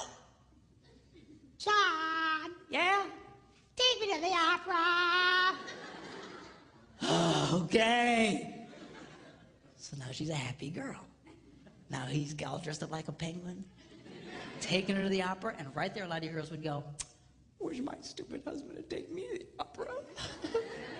You guys are such seriously, a lot of you girls, you envy other women's husbands because they're always doing things, but you don't understand. Women who get their husbands doing this stuff know exactly what I'm talking about. They do this all the time.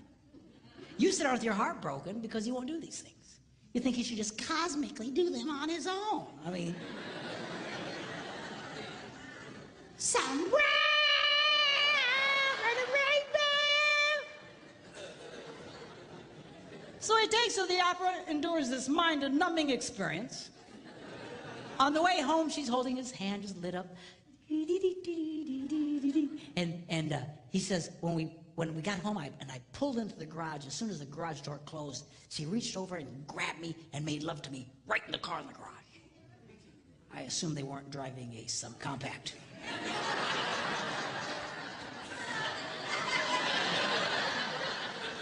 You figure it out. Anyway. So anyway, the next morning he gets up early and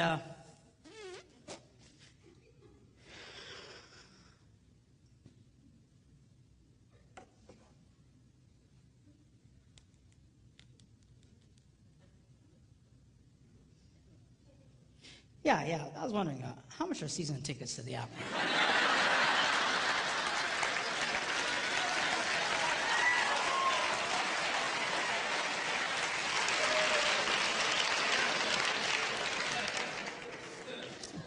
Men's brains, women's brains. Women's brains, they don't think very highly of themselves.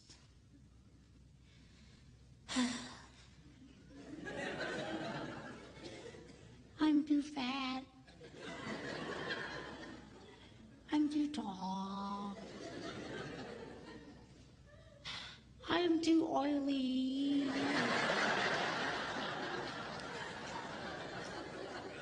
La, la, la, la, la. Now, men's brains, we think very highly of ourselves. We love us. Just ask, we'll tell you. All you got to do is point a camera at a bunch of women and watch them freak. Oh, turn it off. Turn it off. Sanctuary! I'm a hideous monster!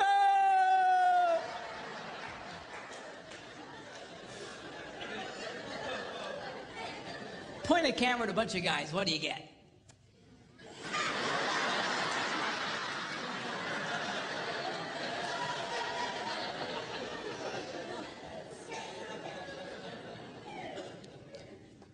You ever watch a woman walk by a bunch of mirrors in a mall?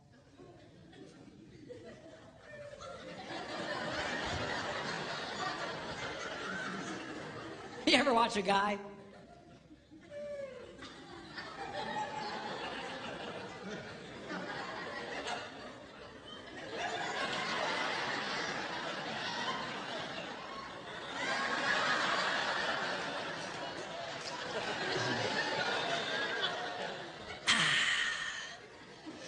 Still got it.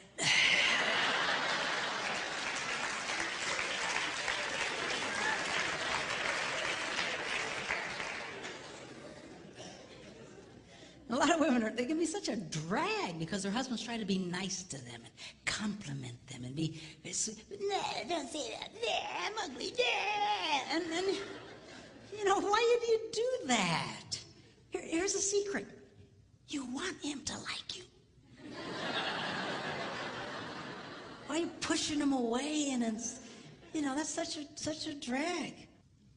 Ladies, do you know there are 3 billion women in the world who don't look like supermodels and only 8 who do?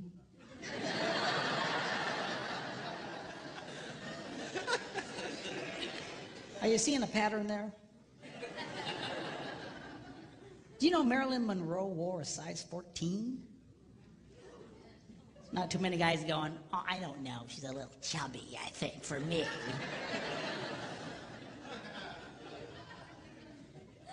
Did you know if Barbie were a real woman, she'd have to walk on all fours?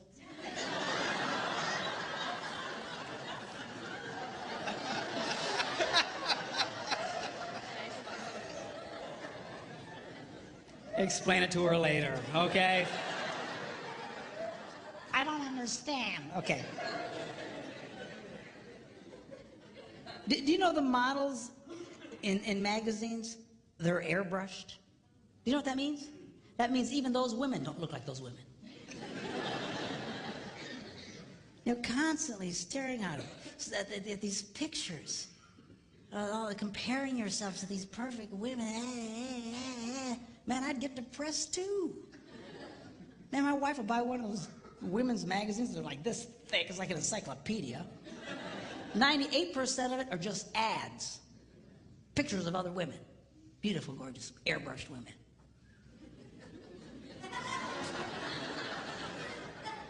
Good night. Do you know 1 out of every 4 college-age white girls has an eating disorder? Can I be politically incorrect here? You know who really has a problem in this area? You white women. It's a documented fact. Women of color generally don't have this problem. You ever see Hispanic women? They walk around like they own the world.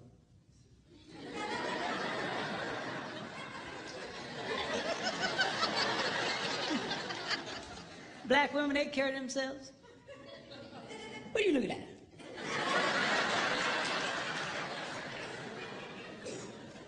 Typical white woman.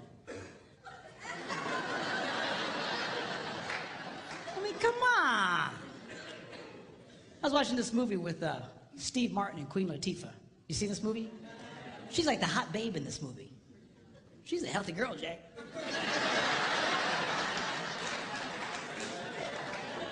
She's all over the place. But you know what? She came across as very sexy in that movie. You know why? Girls, men are not looking for perfect women. You know what's attractive to a man? A confident woman. When women carry themselves in a confident way like that, it's very attractive to a man. And you just be who you are. Just carry yourself with confidence. So you're not perfect. So what? Nobody's perfect. Even the perfect women aren't perfect. Now, tomorrow, I'm going to be sharing with you when we do our little talk about sex. I'm going to be reading from one of the most amazing books. It's one of the most ancient books about sex. And it's in the Bible. It's called the Song of Songs, or the Song of Solomon. And it's a very sexual book. A lot of people miss it because they're very poetic. They talk about pomegranates and bloom and secret gardens. And people go, man, people sure are into gardening. What's the deal here? You know, just... No, it's not gardening, okay? It's about sex. We're going to look at that tomorrow. But tonight, I want to just take a quick look at halfway through this book. He describes this woman that he's absolutely crazy about. I want you to see his description of her. He says this. He says, how beautiful your sandaled feet, O prince's daughter. So apparently she had great feet. Your graceful legs are like jewels, the work of a craftsman's hand. So she had great feet, great legs. Your navel is a rounded goblet. So she's got great feet, great legs, but she's got an outie.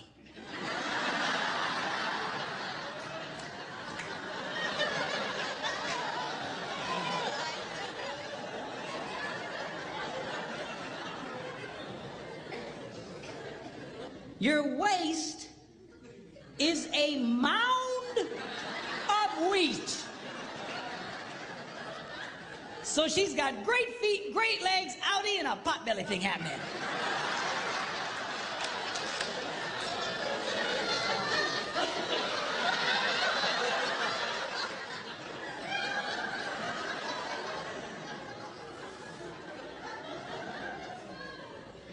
Your two little itty-bitty breasts are like two little itty-bitty fawns. So she's got great feet, great legs, outie, pot belly, and little boobs.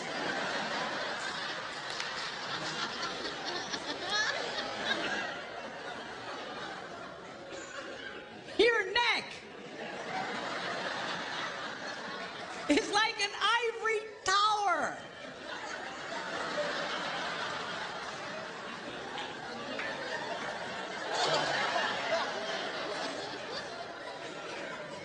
So she's got great feet, great legs, outie, pot belly, little boobs, and a big neck.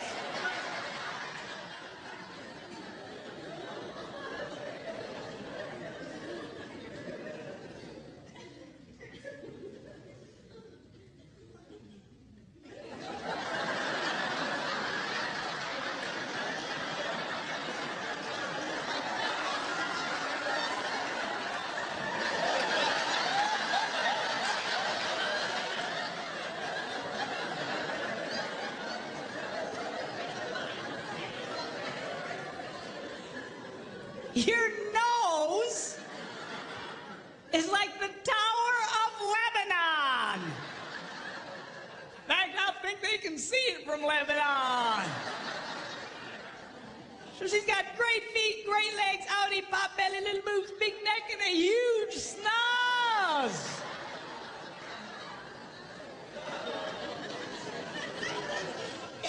What does he say about her? He goes, oh, how beautiful you are. And how pleasing, O love, with your delights. He was crazy about this woman. Men's brains, women's brains. Give, give, give, take, take, take, give, give, give, take, take, take, give, give, give, take, take, take. By the way, on this area of give and take, a lot of women have really been, and I'm speaking particularly Christian organizations and Christian women's clubs. You know, they have these Christian women's retreats and stuff. I call them estrogen fests. And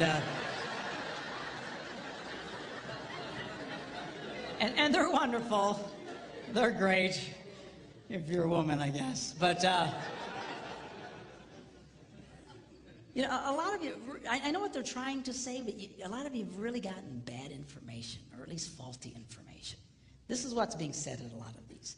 What they're saying is unconditional love demands an unconditional relationship.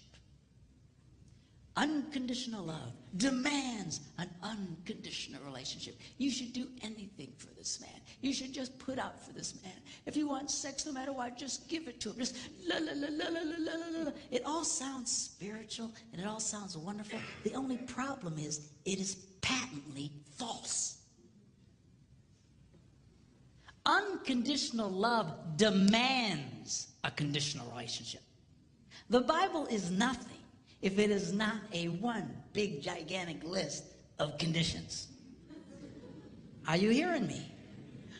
Well, doesn't God just love everybody? Yeah. Whosoever, God so loved the world that he gave his only begotten son, that what? Whosoever believes. Conditional. You actually have to do something. Yes. You want God to get close to you? You know what the Bible says? What do you have to do? You have, conditions. You have to, the whole thing is unconditional. I'm sorry. Yeah. An unconditional relationship will destroy your marriage. It will destroy any relationship. An unconditional relationship with a child will create a hellion. An unconditional relationship with a teenager, he'll destroy himself and take everybody he can with him. It is not healthy. It is not good. It is not holy. It sounds right, but it is not right. You girls need to get comfortable with this idea of taking in your relationships, putting some conditions. Now, the stronger the relationship, the stronger the conditions can be. You need to be careful. All right? And I know I'm putting a lot of weight on the girls tonight. I'll beat up on the guys tomorrow. But, you know, the stronger the relationship, the stronger the condition. You got to be careful. It's kind of like, you know, if I play hide and seek with my grandsons, you know, you hide behind something, you know, that they can still see you. All right, come and find me. And they'll, you know, you don't play hide and seek with a 2-year-old and run into the basement and hide under boxes. Because he won't get it. He just, so you got to watch the conditions. In a healthy relationship, you can have higher and stronger conditions. But you're not going to get there if you just never require something out of the guy. Okay? And some guys, they don't like any conditions. But guys, this is healthy. It's not right for her to constantly be giving to you and never getting anything back. And girls, you can change that, but you got to get comfortable. This is healthy for your relationships to take back. Most guys don't mind you taking back. What we get frustrated with is you expecting us to be like you. And we're just going to do this cosmically like you. We're going to somehow interpret your internal feelings, and we don't do that well. Okay? But you've got to, this is a healthy thing for you. I had a lady at a conference just a few weeks ago. She's crying her eyes out. And I said, what's the matter? She says, my husband, he'll never talk to me. I says, never, he never.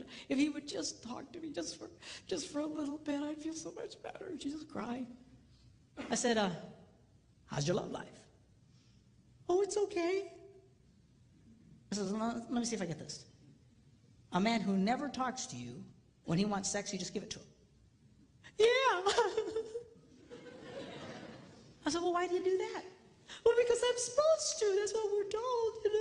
I said, sweetheart, you've gotten bad information. Well, doesn't the Bible say we shouldn't deny each other? Of course. But denial doesn't mean, or acceptance doesn't mean you can't have conditions. Here's an example. If you're trying to get a mortgage for your home and the bank calls you up and says, hey, you have been accepted. We have approved your loan. You just need to come sign some papers. And they hang up. Have you been rejected or accepted? You've just been accepted, man. You're excited. Cool. But you have to go do what? Sign some papers. You don't go, stupid bank. They were going to give me that money, but I got to sign papers. I mean, come on. I said, the next time your husband wants to make love to you, you say, honey, I will knock your socks off. But we're going to talk for 5 minutes first.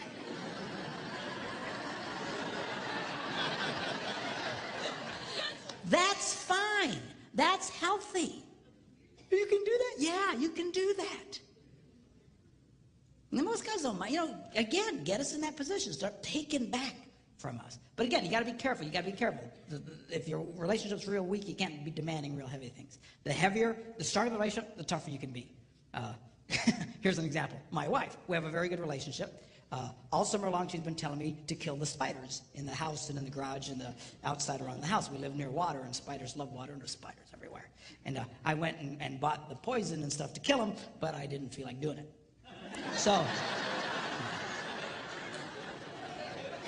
So she was on me for weeks about killing the spiders. Yeah, I'll do that. Yeah. So finally she walks in one morning and she just as happy as can be and everything's good. And she says, oh, by the way, no more sex until you kill the spiders.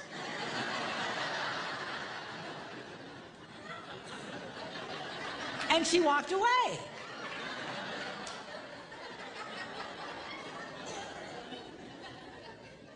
Well, the first day, I didn't kill any stupid spiders.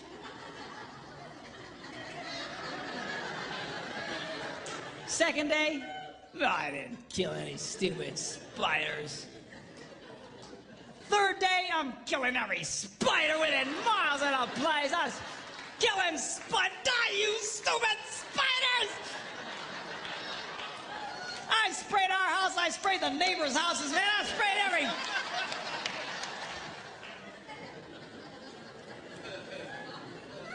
Did I want to do it? No. Did she care? Nope. And she's getting stuff out of the boy.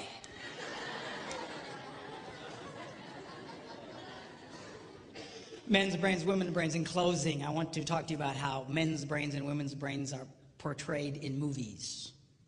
You have guy flicks and you have chick flicks. Now, a guy flick is only a guy flick as long as somebody is dying.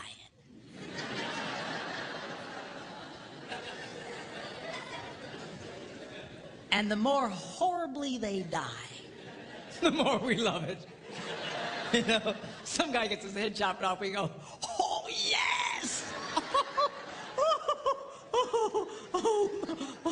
Dude, rewind that, man. This is,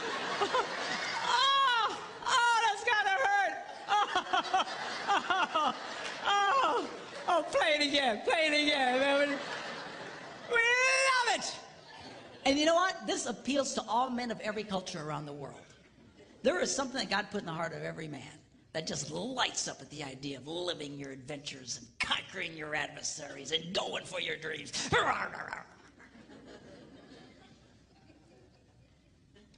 You see it even in the smallest of boys, you girls that have little boys, you know what I'm talking about. They're always doing something dangerous. Stop that, you're gonna poke your eye out! That's the point, Mom. If you can't lose an eye, what's the point of playing?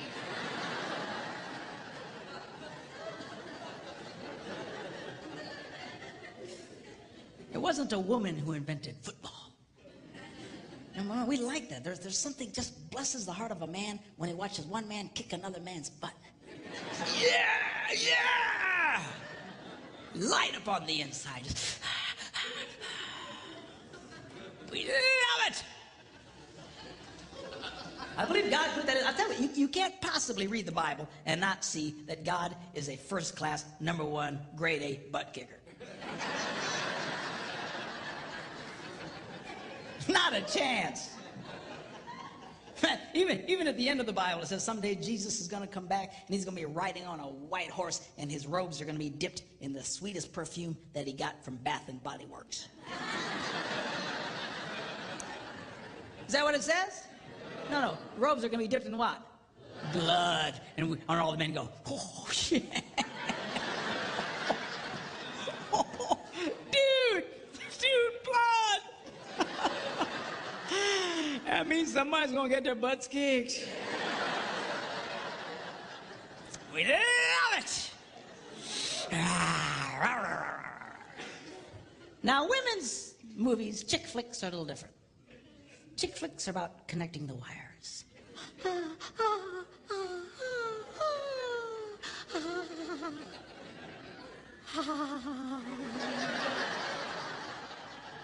You know, chick flick can be 2.5 hours of 4 women sitting around a kitchen table talking.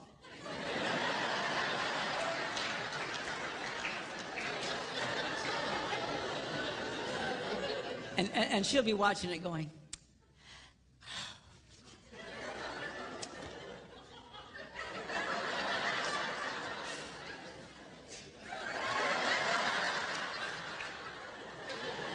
and her husband's watching it with her going, I want to kill myself. This is stupid movies. but she just loves it. And these movies, they appeal to all women of every culture in the world. Why? There's something God put in the heart of every woman that says, connect the wires, connect the wires. It's all about relationships. It's relationships. One of the reasons why married men make more money than single men is that married men become more skilled in their relationships and become more successful in life. They become more valuable to their employers. Because when a man marries a woman, he's marrying a handbook on relationships. It's true. It's absolutely true. Single men remain as they came into the world, clueless.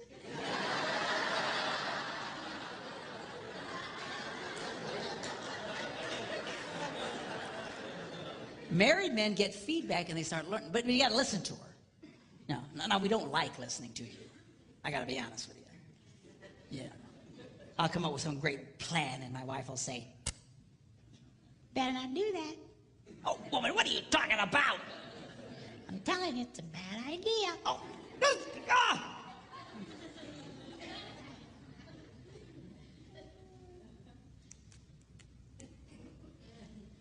Yeah, you guys. Yeah, we better not do that. Yeah. I just feel it in my spirit.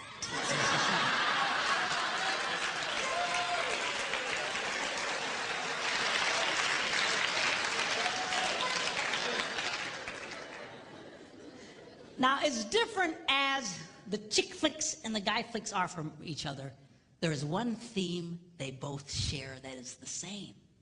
And that is this: the hero always goes back for the girl. You see it in the guy flicks, man. They're just fighting their battles and they're on the edge of victory, and suddenly the hero starts to pull back and his men say, "Where you going?" And he says, "Going without me, boys. Ugh, I got something I gotta do."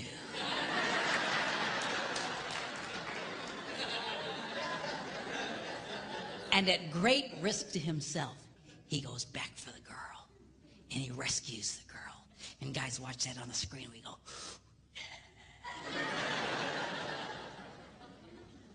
women have the same theme. The boy always comes back for her. I was watching this chick flick, Jerry Maguire. Have you seen this one? And in this movie, they'd broken up, and finally he wins the big contract, and he realizes it doesn't mean anything because he doesn't have her. And he quick hops on a plane and he flies home, and he walks into the house and she's there with a bunch of her girlfriends, and he walks in unexpectedly, and they all look up and he goes, "Hello." And she says, "What are you doing here?" And he starts to explain to her that he had finally succeeded and gotten everything he dreamed of, but it meant nothing without her. And he said to her that you complete me. And she goes, "You had me at hello." And all the girls see that and they all go, "Oh, yes, yes, yes, yes." All I'm saying to you boys is this: do what's in your heart. Live your dreams. Live your adventures. Overcome your obstacles. Do what you gotta do. Just don't forget about the girl. I've never met a man who was a financial success and who had lost his family who ever said to me, "You know, it was worth it." It's never worth it. Don't be like Adam. You remember Adam in the Garden of Eden? Women say, "Where would you be without women?" I say, "Garden of Eden." But,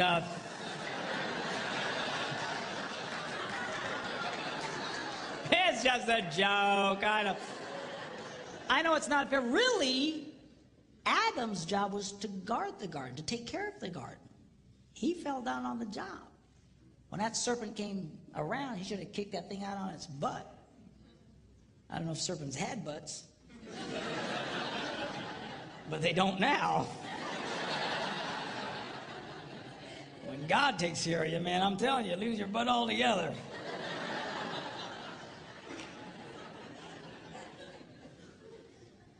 But you know what happened? He didn't do anything. So how do you know that? Because if you read the story, Eve listened to this story and then took of the forbidden fruit and then turned and handed it to whom? Adam. She didn't have to go running through the jungle going, Adam! Where you at, boy? I know you're here. He was right there the whole time. He said nothing. He did nothing. Do you know why? Because he was a coward. He was a coward and the father of cowards. Of men who claim to be men, but they're no more men than the man in the moon. They are spineless jellyfish, impersonators, who are afraid to engage their wives, afraid to engage their children. You, sir, are no man. Don't be like that, Adam. You need to be like the second Adam. You see, the Bible refers to Jesus Christ as the second Adam. The first Adam messed everything up. The second Adam set everything straight. And at great cost to himself, he came back for the girl. He came back for you and for me. That is a man. You need to be like that. Live your adventures, yes. Go for your dreams, yes. Overcome your obstacles, yes, yes, yes. Just don't forget about the girl. Don't get so caught up in your puking little life you forget about her. You start working too late at some point, you just stand up and start heading for the door. All the guys will say, hey, where are you going? Just say, go on without me, boys. I got something I gotta do.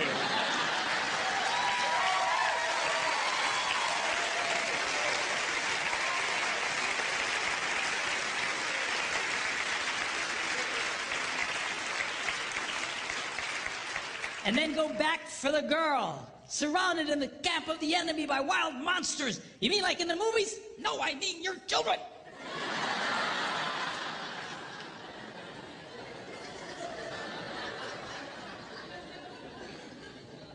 All I'm saying to you is do what's in your heart. It's in the heart of every man here, and it's in the heart of every woman here.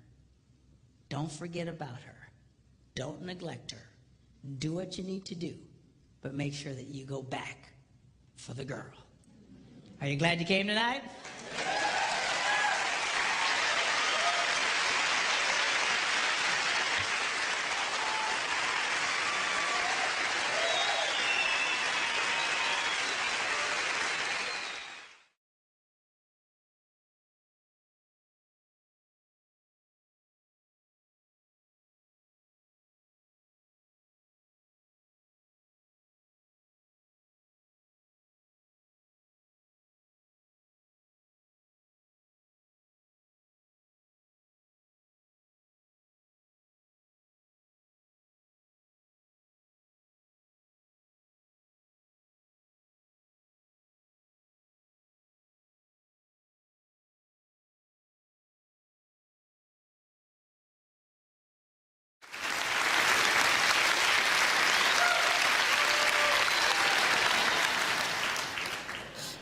It is our differences that attract us to each other, and then they drive us crazy.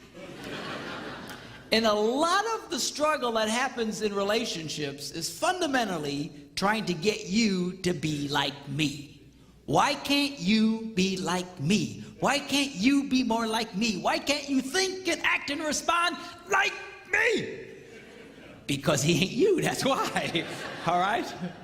And we start really fighting fundamentally who they are. It is the craziest thing. There's something wrong with all of us. I don't know what it is. But we feel that difference. And we go, oh, there's something really special about that person. Yeah, you know what it is? They're the exact opposite of you.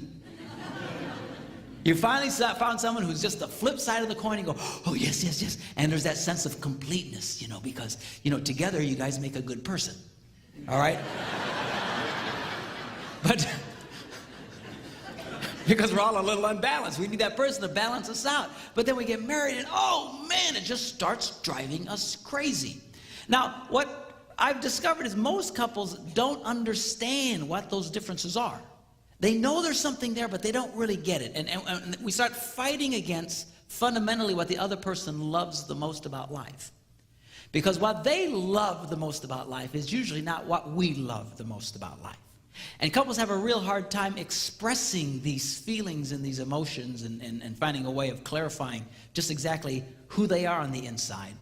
And we've developed a program that helps couples to do this. It's called The Flag Page. And it was written by a good friend of mine, Larry Bellata, a brilliant man who discovered the key to helping people succeed is showing them what's right about them, not what's wrong with them. So much of our efforts to help people starts with the premise, well, let's find out what's wrong with you. A lot of couples counseling is, let's focus on what's wrong with you. Now, I don't know how many of you are aware of this, and if you're a counselor or something here, and you have a different result, don't get mad at me or throw anything. But the truth of the matter is, most people are not aware of it, but most counseling fails miserably. By and large, they have an 80% plus failure rate.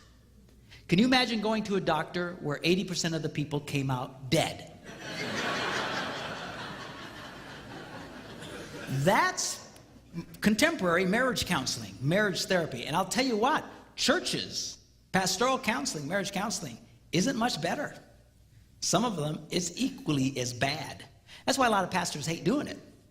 As soon as the church gets big enough, they hire somebody else to do it. Because it sucks the life out of them, and it's frustrating, and they're not succeeding, and they want to give up on the deal. One of the reasons why they struggle and fail so much is because the premise is wrong. They start focusing on what's wrong with you. They bring in a couple and say, okay, well, what's wrong? Well, why is that wrong? Don't you think it's wrong to do what's wrong? It's like trying to lose weight by thinking about food all day long. They're focused. We have discovered if you get people to discover what's right about them, they come alive. It changes the dynamic. And while so many people have an 80% failure rate, using this approach, we have discovered an 88% success rate with couples. No one was more shocked than I, because I was like a lot of other ministers. Ministers, we do marriage counseling by default. They come to their minister, they want help, and okay, we get like one class on it kind of thing, and we typically just beat you over the head with the Bible, and hope you change.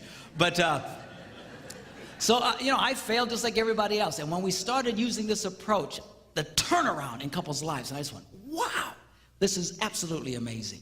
And we continue to fine-tune and develop this program, and we use it with couples all across America, all over the world actually, to help them discover what's right about them. We call the program The Flag Page. And this program is a very unique program. It's I don't know how many of you have ever taken a personality test or anything like that. They ask 250 questions and stuff, and I hate those things as much as you do. That's not what this is. This is not a personality test. We don't care about your personality. Twisted as though it may be, okay? This program focuses on one thing, and that is, what do you love about life? What is important to you? That's it. We try to measure passion. All right. Now, it's a test that you do online. You go on the computer, you go online, you enter a code. You have to purchase this little code, and you enter the code, and then you can go in and do the program. The program consists very simply of 3 steps. It's so simple. When I first took it, I thought, this is stupid. It can't possibly be accurate. And I was blown away by the results. But the 3 steps are very simply. Number 1, it gives you a list of words. And then you simply click all the words you believe describe you. Now, this is not what you wish you were. All right? Because a lot of you girls, you go, oh, I wish I was that, I wish I was that, I wish I was... you'll just look like somebody else is all it is, okay? You'll look like what you wish. We don't care about that. Don't think in those terms. This isn't what you wish you were. This isn't what your mama told you had to be, okay? This is, yes, that describes me, yes or no. Boom. You pick the ones, you click a button, you go to step 2. You rate on a scale of 1 to 10 how specific words make you feel. 10 makes me feel great, 1 not so good, 5 in the middle, whatever. Then you get step 3, where you prioritize those, the ones that are the most important to you. You push the button, and then in seconds, you get this printout. We call it the flag page. On this program, it'll show you why you act the way you act, why you react the way you react, where you're most likely to succeed in life, and most importantly, the 5 things that you love the most about life. Now, let me explain very briefly just the top portion of it. That's the most powerful part of it. And we're going to start with this area in the corner here that shows these pictures. What we do, the first thing this thing does is breaks you into 4 temperament categories. Control, fun, perfect, peace. We call them countries. Fun country, control country, perfect country, peace country. Why? Because it's like coming from different countries. Different countries have different traditions. Different countries have different ways of looking at things. I used to use the analogy of like someone from China trying to relate to someone from Yugoslavia or something. But we discovered a really better example is like someone from the United States trying to relate to someone from England or from Australia or from South Africa. Why? Because we all speak English. We assume, there's a general assumption, we understand each other. But if you've ever been in these countries, you can find out in a hurry, different words mean different things. And you can insult people very, very quickly. We were in England some years ago, and I met this young couple, and they had this little boy about 2 years old, little toddler running around. I love kids, and I'm goofing around with this little kid. And at some point, I said, "Come here, you little bugger," and I'm reaching to grab him. All of a sudden, the parents grab his hand and just storm out of the room. I was stunned. I looked at the guy next to me, I said, "So what happened?" He said, "Well, over here, a bugger is a homosexual."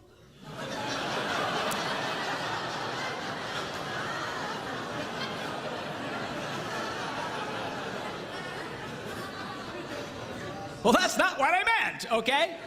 And when I told the couple, I apologized. You know, I'm sorry, that's not what I meant. That's not what it means where I come from in Wisconsin, all right?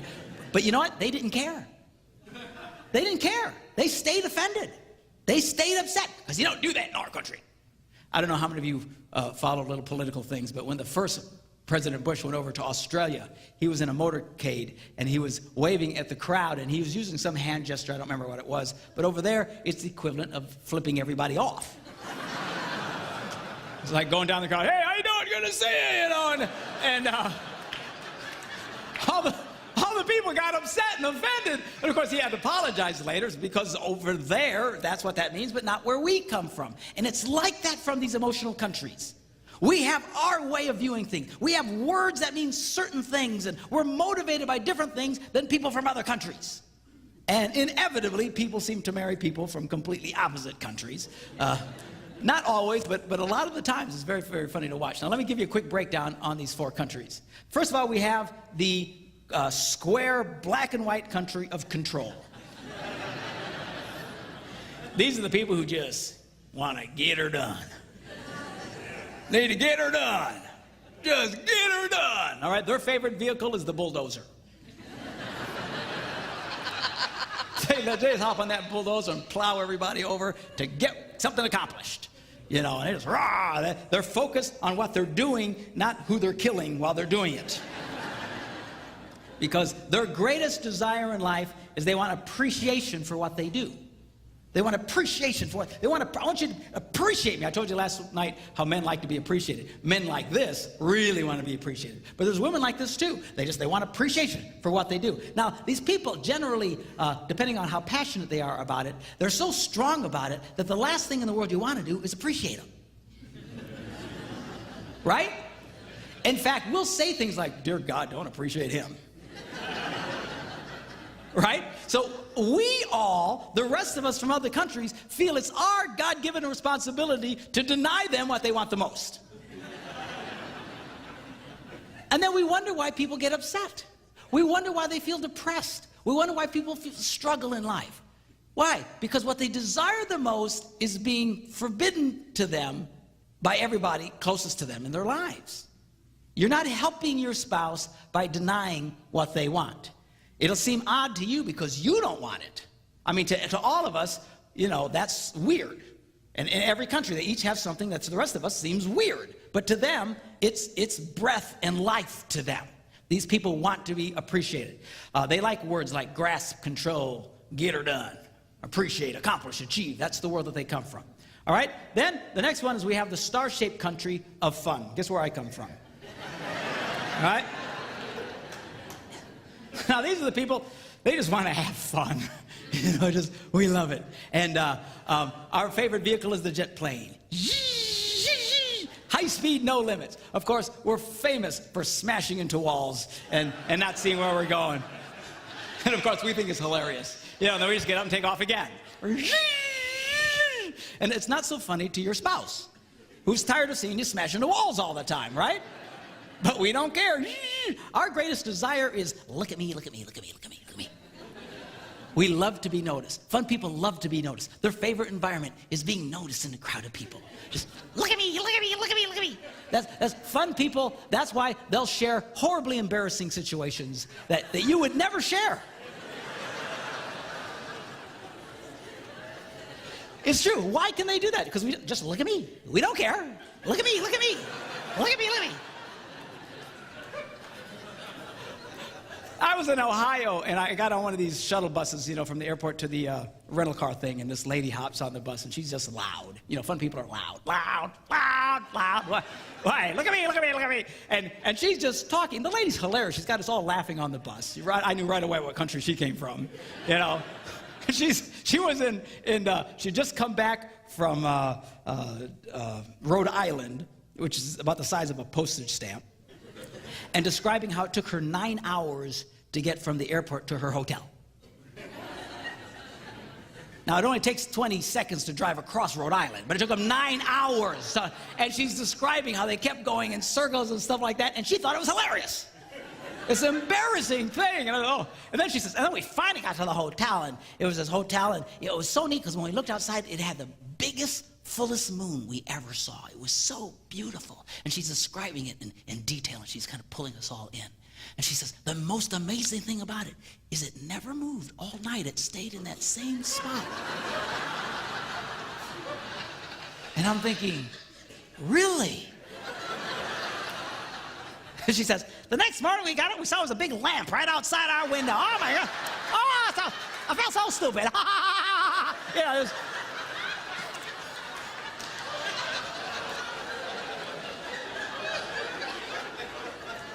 Now you realize she's sharing this with complete strangers. She doesn't care, all right? She just loves to have fun and loves to be noticed. We're not real big on details. You know, we're a little scattered brain. We're the kind of people who'll go to a shopping mall and we'll come out and we have no idea where the car is. And we think it's hilarious. I couldn't find a car for an hour.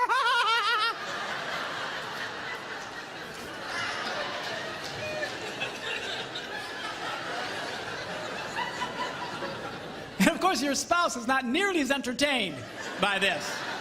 Highly irritated, okay? And what do? These people, they want to be noticed. All you fun people, what have you heard all your life from people? Oh, God, don't notice them. Don't encourage them. Don't encourage them. So everybody closest to you works the hardest to deny you what you want the most. And if they succeed, you will be depressed. You will be frustrated. You will not be happy if they win. There's this constant war between the countries here. Now look at the words they like to use. Really, happy, good time, funny, great, ha ha ha. Now, we get a lot of people from Fun Country coming to my event because it's called Laugh Your Way to a Better Marriage. And just the title alone, they're in. Ah, okay, let's go. I love it. I love it. And what are they doing? They're trying to sell everybody by using their words. So if they're married to a control person, they're coming up saying, oh, come on, you need to come. It'll be really fun. It'll be really great. Oh, that's such a blast. But you're speaking Swahili to this guy. See? Because there's not one word you said that appeals to him at all.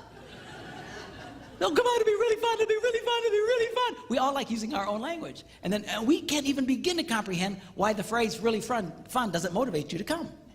All right? If you really wanted to succeed with Mr. Control or Mrs. Control, you would use their language. You would say, honey, you know, we ought to go to this thing because we'll be able to achieve more in our marriage. We'll be able to accomplish more. We'll be able to get more done, and we'll succeed more in our relationship. Now you're talking his language.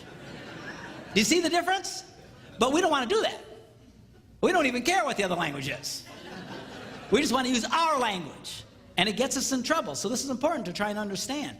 Then we have the people from the diamond-shaped, hard, perfect world of perfect. And these are the people, they just want to get it right. It's just details, details, details. They view the world under a magnifying glass, you know. And they're always looking for flaws. And their way of saying I love you is, let me tell you what's wrong with you. You know what I'm talking? Some of you got that. You always telling your spouse, You know, you need to quit doing that. You need to do this better. Why do you know, this is their version of love. If they didn't care, they'd let you just burst into flames. They wouldn't care. You're about to drive over a cliff, they don't know you, they don't care, just see you. You know. But they love you, they're always pointing out what's wrong and how you can be better. These people, they're perfect, their ideal vehicle is the train. That's because unless this rail is exactly, it has to be exactly from the same distance from this rail, or the train's not going to move. These people are often accused of being control freaks, and they're not, and they get mad. If you have a spouse that you say, you're just a control freak, and they get mad at you, I promise you they're not a control freak. They're probably a perfect person. Control people, when you accuse a control person of being a control person, you know what they do? They go, that's right. You know, they love it. Rawr, rawr. That's right, I'm a control. Get out of my way, you know. But perfect people are often accused of being controlled, but the reason that it feels like they're controlled because they're always stopping the train. They're train stoppers. They're not controllers. They're not trying to control the environment. As control people like to control the environment. They like to do this, do that, put this here, do that. They light up with that. But perfect people, they just want to get it right. That's their desire. Get it right. Let's get it right. Let's get it right. Now, it doesn't mean it is right. It's just right to them. These are the people that if they were on the Titanic, the only thing they would be concerned about is that the furniture stay arranged on deck. The rest of us would be on, we're dying, it's gonna sink, who cares? I'm sorry, it's policy. We got to keep these chairs over here because that's what it says in the manual, you know. You ever run into somebody like that? That it seems like for the lack of every bit of common sense in the world, they cannot see it because it's in the manual. That's the way. These are perfect people. They make some of the greatest workers in the world because they'll follow, you know, the manual to death, you know. Now, these are by nature the most creative people in the world. Your best architects, your best artists, your best designers, your best musicians. Janet comes from the world of perfect. It's her highest score. They take details and they make them come alive. They are creative geniuses, all right?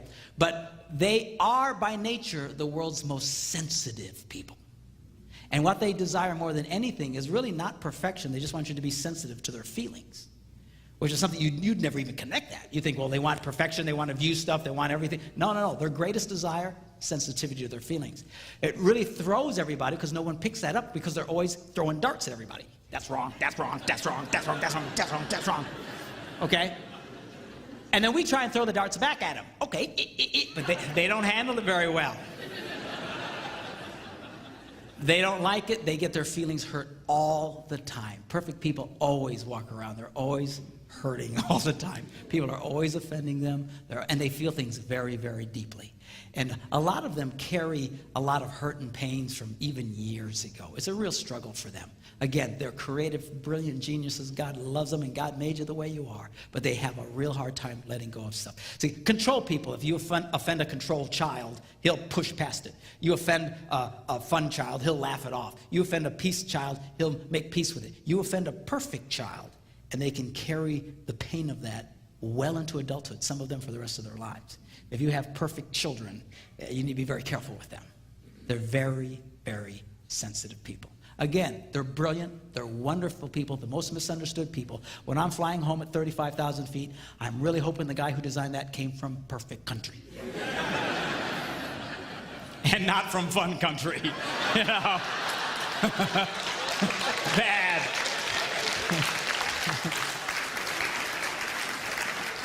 Because all we care about is that it looked cool. And if it blows up, we go, oh man, did you see that? Oh, let's make another one, you know. So we just...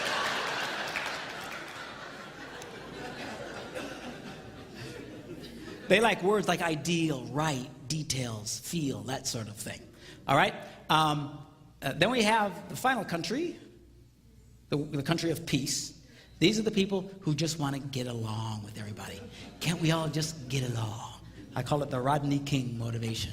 Can't we all just get along? You know, their favorite vehicle is the gondola on calm waters.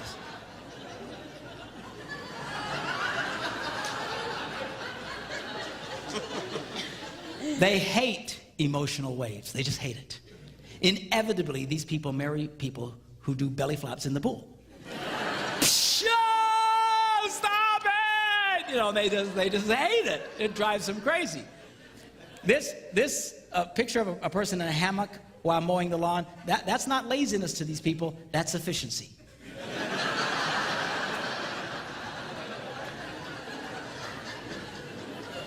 Stay calm. Just stay calm. They like words like no hassle, the easy way, relax, low maintenance, smart. You know, they just like doing things, you know, with as little discomfort as possible. Now, these people's greatest desire, the control and fun are the easiest to recognize what their desire is. Perfect and peace is harder. Perfect, I explained to you, but peace people, what their greatest desire is for you to respect who they are. That's what they really want. The problem is, these are the easiest people in the world to disrespect. It is because they're so nice. And they're so placid and so bendable. They're just... And when anybody from the other countries run into a peace person, we immediately think, here's a chance for a convert.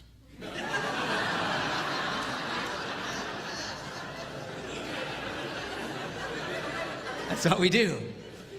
We can get him to the dark side.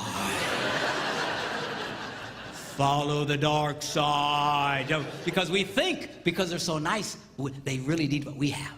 And we can bring them to our side. So control people, you know, they'll come to a peace person and say, you need to get more done in your life. And a peace person will go, okay. And a fun person will say, you need to be more excited about life. And they'll go, okay. And a perfect person says, you need to get it right. And they'll go, yes, you're right.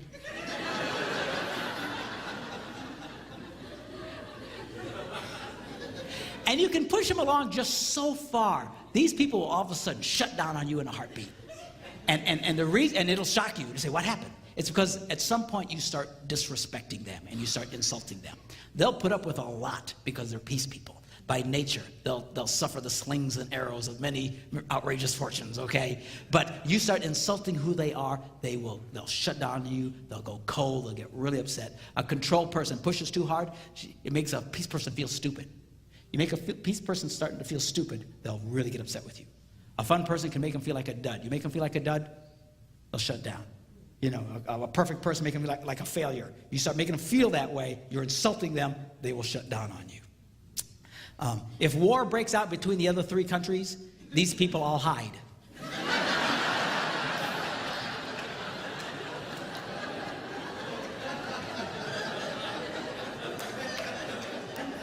And they come out and join whoever won at the end. You know, this.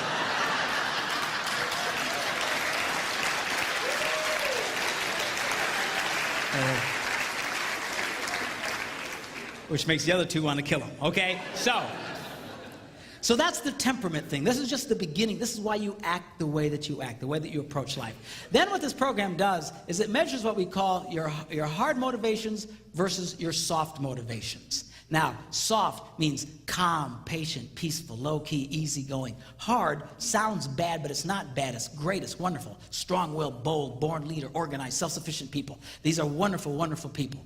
And sadly, in the world that I come from, in churches, we tend to really favor soft people, you know, and we kind of dislike hard people. But it's very, very unfair because they're both wonderful. You know, God has both in him. Thou shalt not is pretty hard, right? When Jesus was whipping people and throwing them out of church, that's a little on the hard side.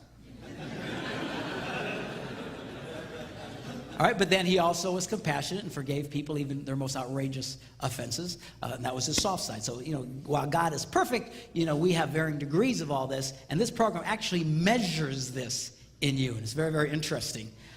And then we'll stop with this part of it. But this is what we call the flag, hence the name flag page. And this shows you your top 5 motivations, the 5 things you love the most about life. And we do them in order of importance to you. And this is really significant because oftentimes couples not only fail to appreciate what the other person loves, but they criticize it in them. And when you start criticizing what the other person loves the most about life, it really causes a great deal of pain. And you start tearing at their heart. We have a phrase that says, "Don't step on my flag," And the problem is, we all appreciate the things that we love the most. When we see your spouse's flag, you don't get nearly as excited about it. You get thrilled by your own, but you look at theirs and go, "Oh, that's too bad."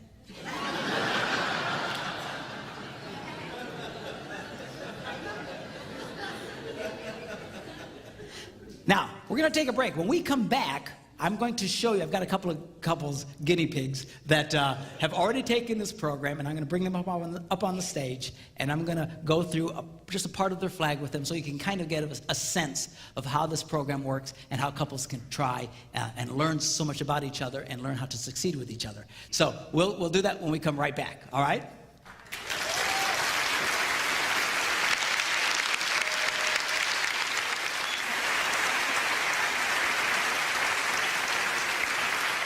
Okay, we have with us now Keith and Dana Stasser. Is that? Stacer. Okay. And we're going to look at the Stacers. They're my next guinea pigs here. Okay, so we look at Keith. His is a fun guy. He likes being up here. Look at me. Okay. Look at this. 188. This boy's on drugs, man. I'm telling you. Just loves fun. Just great sense of humor. Life of the party. Never a dull moment. Can you tell? 188. Okay. 78, perfect.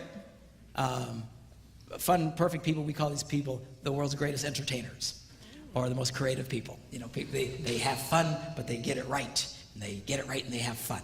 Then he has a P score of only 63, a control score of only 27. He barely has a pulse.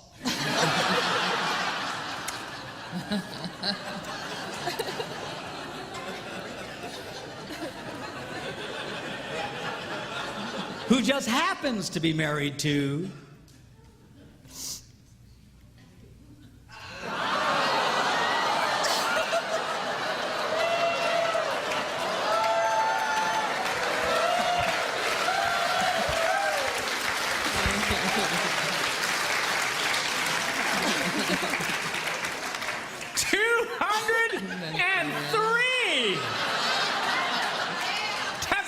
the charts.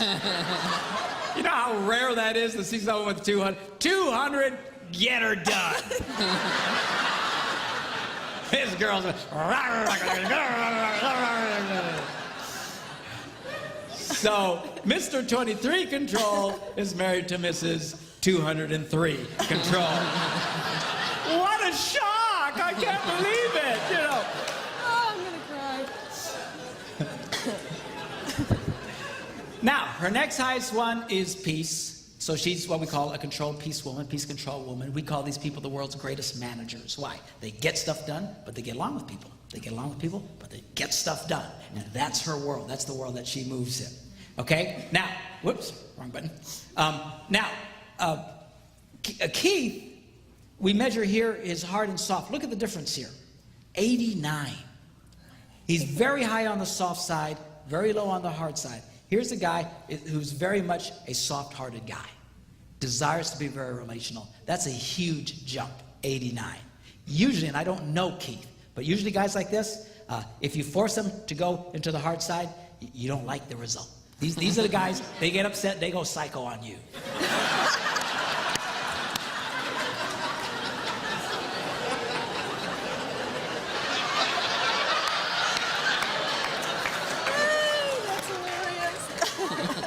They'll use a bomb to kill a fly. They will nuke the joint. I mean, they will go off on you. And the good news is you don't see it very often, but when you see it, it just freaks you out. And everybody says, why are you so upset? You don't have to get so upset, which only makes them more upset. The reason they get so upset and the reason they so overreact usually in tough situations is they don't like being there. What they're trying to do is kick back to the soft side. They don't like being there. I think of the Incredible Hulk. Don't make me angry. You won't like me when I'm angry, okay? Now, Dana is a balancing woman. She can be comfortable doing black and white as well as being very relational. It's harder for him to be confrontational and direct with people, but not for you, okay? No, which not a problem. It's a lovely thing. Now, the reason that can mess with you, and I don't know you guys, but a lot of couples, they can feel bad about that because our culture approves of hard men, like the first guy that was here, and soft women. We don't particularly care for tough women and soft men. And a lot of times, they can feel like there's something wrong. There's nothing wrong with you. This is exactly who God made you to be, and it's fine. You might find yourself in a situation where you'll be saying to him, why can't you tell the kids no? Why can't you call that guy and say that? Why can't you be a man? Or whatever words you want to use. The thing is, it's because he doesn't like that. If it's confrontational, if it's hard, he will let you take over really quickly. And that's fine. There's nothing wrong with this. In fact, a woman who's a big control, tons of confidence, quick to action, she just, there's nothing wrong with that. It's great. And a lot of times in churches, we criticize strong women, particularly women who by nature are quick to make decisions, quick, and to lead, and especially in tough situations. And we think, you're usurping authority. Baloney. They're not usurping authority. See, we misunderstand that in this nation, in this Western culture, because we think authority is tied to what you do. Whoever does the most has the authority. Wrong. In Eastern culture, they understand authority is not based on what you do, it's based on who you are. See, they have kings and that sort of thing. We fought wars to get rid of kings, but they have kings and stuff. And whether a king is a great king or a bum is irrelevant. He's still the king. They understand that. It's based on who you are, not what you do. And we have a hard time with that. Even in Eastern religious culture, a lot of their worship songs celebrate the Christ and the inherent Godhead that was in Jesus, and they celebrate Christ for who he is. In Western culture, our songs are all about, let's celebrate Jesus for what he's done. See, everything's about doing here. And we misunderstand. We think because a woman's doing a lot, she's taking, no, that has nothing to do with authority. Best example of that in the Old Testament is when you read the story about Joseph in Egypt. The Pharaoh put him in charge of everything. Joseph made every decision about everything. He called all the shots in Egypt. The Bible says there was not one thing that Joseph was not in charge for and responsible for. If you came into Egypt, you'd have swore Joseph was the Pharaoh. Yeah. But was Joseph the Pharaoh? Yeah. Never. Never at one time did the people even think he was the Pharaoh. Why? Because they got it. I don't know what the Pharaoh did. Sit around eating bonbons all day long. I have no idea. But it was irrelevant. What you do does not make you the king. It's who you are. Okay? I don't know if that helps at all a lot, but it's good for you to be who you are. This is the way God wired you, Miss 203. Control. And tons of confidence. I can do anything. And don't get in my way. Okay? And she loves that. Now, Miss, tough girl is married to Mr. Sincere at heart. He's a warm, fuzzy guy. Again, thoughtful, genuine, compassionate, likes to have fun, never a dull moment, faithful, and she's this quick to action, confident, optimistic. I can do anything, anything's possible. Come on, follow me. Da, da, da, da, da. She loves it. Also sincere heart, also has the great sense of humor. Bottom line, if she gets this fulfilled in her life, you just looking at these words makes you feel good, doesn't it? Oh, yeah. I'm telling you, you have to do it to see it. I look at other people's, I think that's nice, but when I see mine, I always go, I love it. That's how powerful this stuff is. And the same for Keith. When he sees that, he just goes, yes, that's me. This is wonderful. This is great. The problem is now, if you want to have a bad marriage, you just start criticizing him for these things. Always goofing around, you know. You got to be real about everything. You never ever goofing off. You know, you got to quit goofing off. You need to be more serious about life. What's the matter with you? Okay? You criticize her for always trying to be in charge. What's the matter with you? You always think everything's going to be great. Sometimes things are lousy.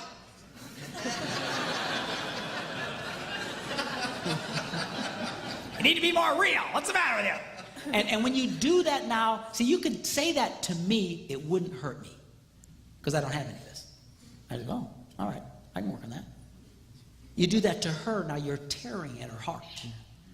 You're tearing at who she is. A lot of times what you criticize most in your spouse is what they happen to love the most in life. You don't even know it. They've never told you.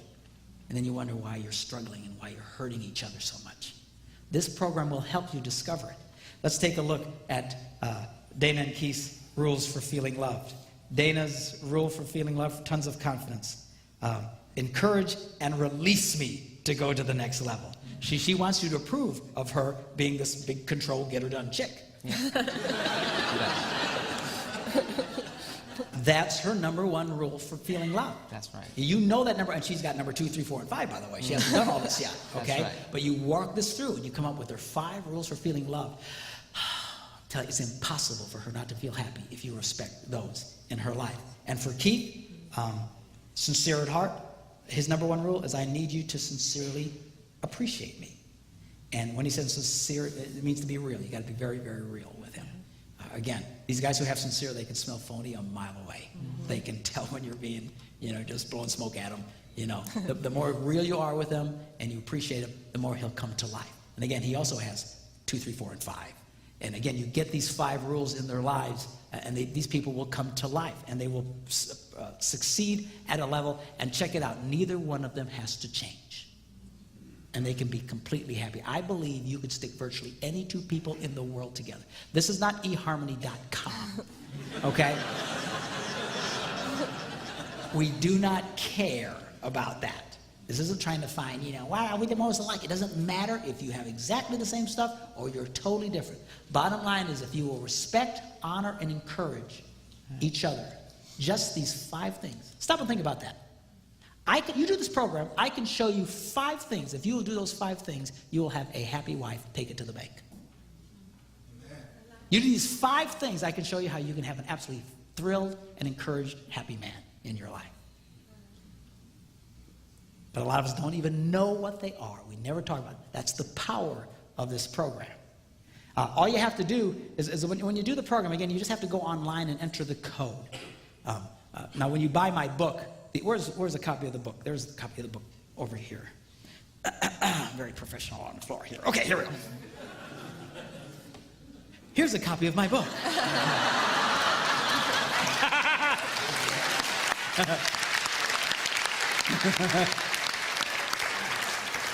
Very professional, yes. Anyway, it's blue, see? And it's called Discovering Your Heart with the Flag page. And when you get the book, it comes with a code in the back. And you take the code and you go online and you enter this in. Now, you need 1 code for each person. So if you want to get the book and you want one for your spouse, you'll have to buy the code. The codes are only $10. They're very affordable. And it's certain for $10, man, to find out what you can find in this thing is absolutely life-changing. And I'll tell you who this is really great for, teenagers. Yeah. Nobody's more confused about who they are in life than a teenager. And unlike an adult who wants you to understand them, teenagers don't want you to understand them. It's true, they're blowing smoke all the time trying to confuse you. You get this program and you'll find out. And this can be life-changing. I had a man who came up to me about 1.5 years ago, and he looked at me and says, I want you to know something. You saved our family. Wow. I said, what do you mean? He said, we had a daughter who was so different from us. We never understood her, and we were always at war with her. And she was always in trouble, and she was always depressed, and she tried to commit suicide. Raised in the church all her life, tried to take her life. We were so heartbroken. He said, we heard about this program and your book, and he says, we did this with her. And we came up with her 5 rules to feel loved. And when I saw her 5 rules to feel loved, he says, I wept. Because I realized I had been breaking all 5 of those all the time. And he says, and sincerely, Pastor, he says, I never knew it. I never knew. But when I saw that, I determined I'm going to start respecting what this young girl needs. He said the change in her was dramatic. And it is. When you start giving people what they truly need in life, the change is powerful and dramatic. He says the turnaround in her attitude changed. She was up and positive. She's in school today. She's even thinking about going into the ministry. That was the power of understanding her heart and recognizing who she is. There's lots of reasons why we struggle with this today. Lots of psychological and sociological reasons that I talk a little bit about in the book, but it doesn't matter. Who cares why we're where we're at? You and I don't have the power to change our culture. Just so that you know, our culture, the way it is today, has given people, we've given birth to entire generations now who are completely clueless about who they are. It wasn't like that for a very, very long time throughout history, but it is that way now. This program will help you to center on the inside, understand who you are, who God made you to be. And I'll tell you who really was impacted by this program and fell in love with it big time was me. Because all my life I had been criticized for doing and being who I was. Are you kidding? A pastor? You know what's on my A box? Good on stage. Fun. Loves people. Inspiration. You know, I love to make people laugh. And the static I got all my life, you can't do that. You can't get up in the pulpit and start goofing around like that. What's the matter with you? You don't always got to be in front of people. You need to be more humble.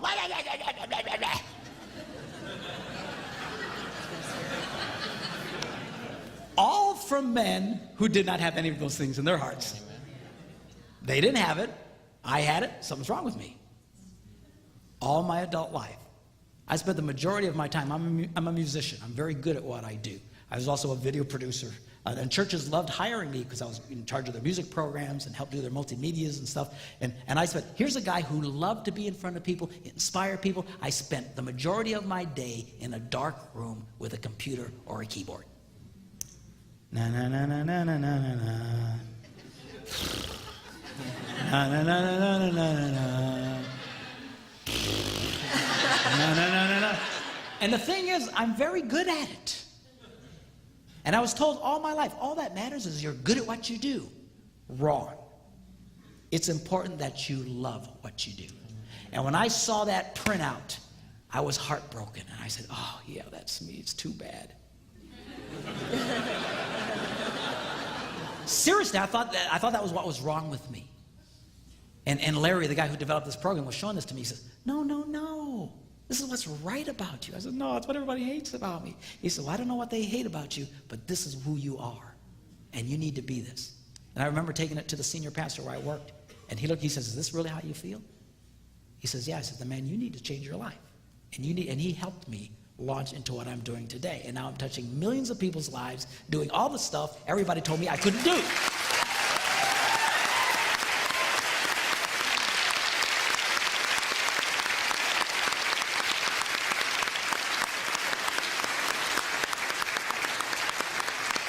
So to all those people who said I couldn't do it, all right, that's what I got to say.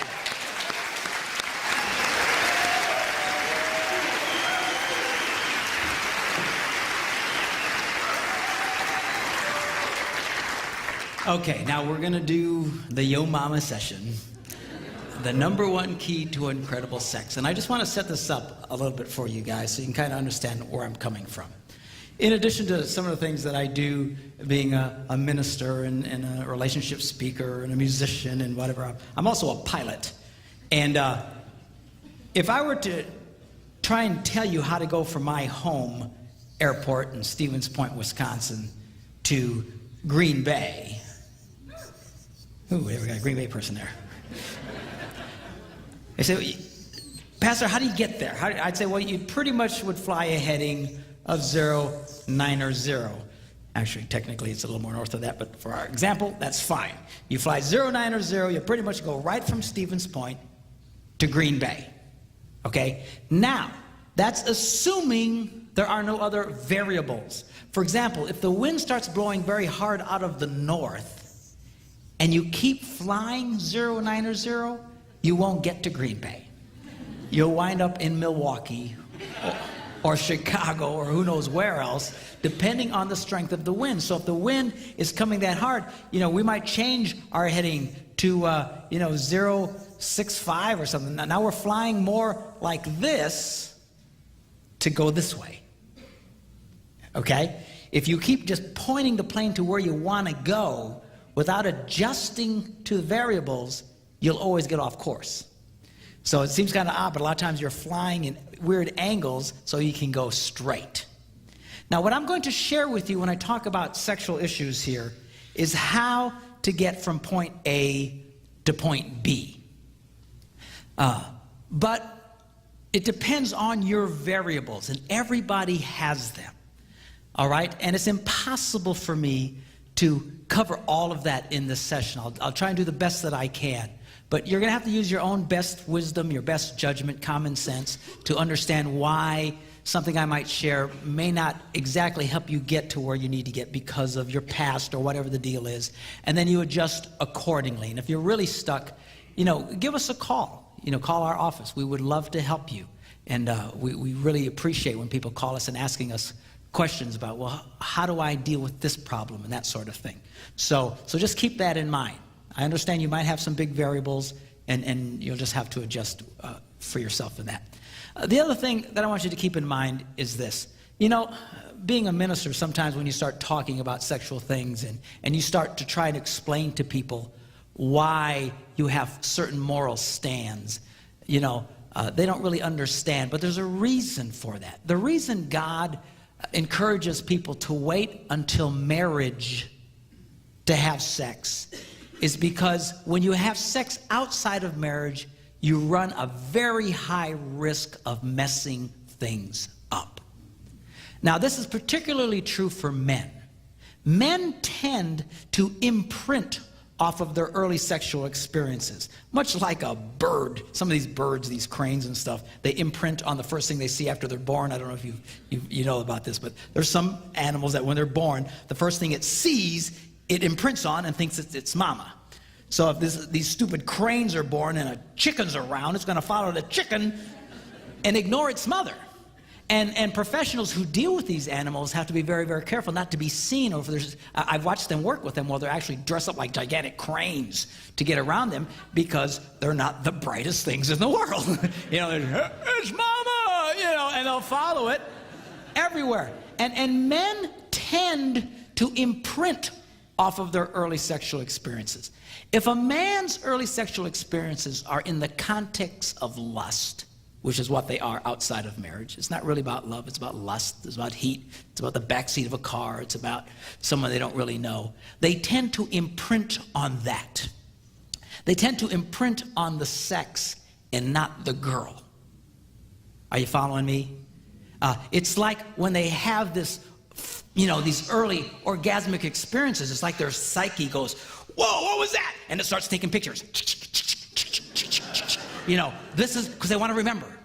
And they imprint off of this. And that's why a lot of guys, they get stuck here. That's why a lot of men are constantly, even in their marriages, are trying to recreate a lust environment, trying to get fulfilled sexually as a married man, trying to force their wives to do things that a lot of them are very uncomfortable in doing. Why are they doing that? Because they're trying to recreate this thing. They're trying to recreate this thing. See, if a man's early sexual experience is in the context of marriage, where he falls in love with this girl and all these people gather together and they all approve of it and they have this wedding and they're in a church and their God approves of it and all their friends and family approve of it and they have the biggest celebration of their life, and then on their wedding night and on their honeymoon he starts having these first experiences. Now he's imprinting on the girl and he connects to the girl at a very deep level. That's why people who wait until they're married to have sex have a fraction of the divorce rate of the rest of the world. Because he's imprinting on her as opposed to just sex. I met a man not too long ago who told me after a session, he says, I got a problem. I said, what is it? He says, I'm just not interested in sex. Which to a Puerto Rican is very odd. And it's like speaking Swahili, man. I don't know what he's talking about. and I said, well, what do you mean? He says, I don't know. I'm just not interested in her. And then she's really upset with me. And I said, well, are you never interested in sex? He says, well, if we go out and have a nice dinner and go to a hotel or something, then I can get into it. And I said, Well, let me ask you a question. Were you a virgin when you got married? He goes, no, no, no. And I says, were you pretty sexually active? You know, his eyes kind of lit up. Well, yeah. And I said, why don't you tell me about it? What would be a typical experience? Oh, you know, I'd find these women and pick them up in bars and take them out for dinner and go to some hotel. I said, do you see what you've done? You've so imprinted off of that you constantly try to go back there. You try to go back there. In fact, psychologists today, our whole sex culture that you get from experts is all lust-based because they assume virtually everybody's already done this. So they try and encourage people to keep recreating and keep fantasizing and keep imagining and all this other kind of stuff. And it can be very, very destructive. And men can have a really hard time really truly connecting with their wives. Can you get past that? Yes, you can. And I'm going to show you how. But you just got to understand it's going to be different for you than for everybody else. Same was true with women. They also imprint, but they imprint in a different way. It's not so much on the sex as so much what happens after the sex. And when women have sex outside of marriage, nothing happens after sex. There's no connection. There's no follow-up. They imprint on that sex equals nothing. Sex means nothing. That's why so many married women have such negative attitudes about sex. What I was talking about last night, how this is such a key thing, they don't even comprehend it because they have learned falsely that sex means nothing. If a woman waits until her wedding night and sees how that is how she connects with this guy, she understands this means everything. This is a key. This is a very fundamental thing. Particularly, you feel very bad for women who've been sexually molested, because not only does it mean anything, their whole experience was forced on them, and that so has such an impact. Those early experiences are so important. It's not like God is embarrassed about sex. God is not a prude. He's seen you naked. He can handle it.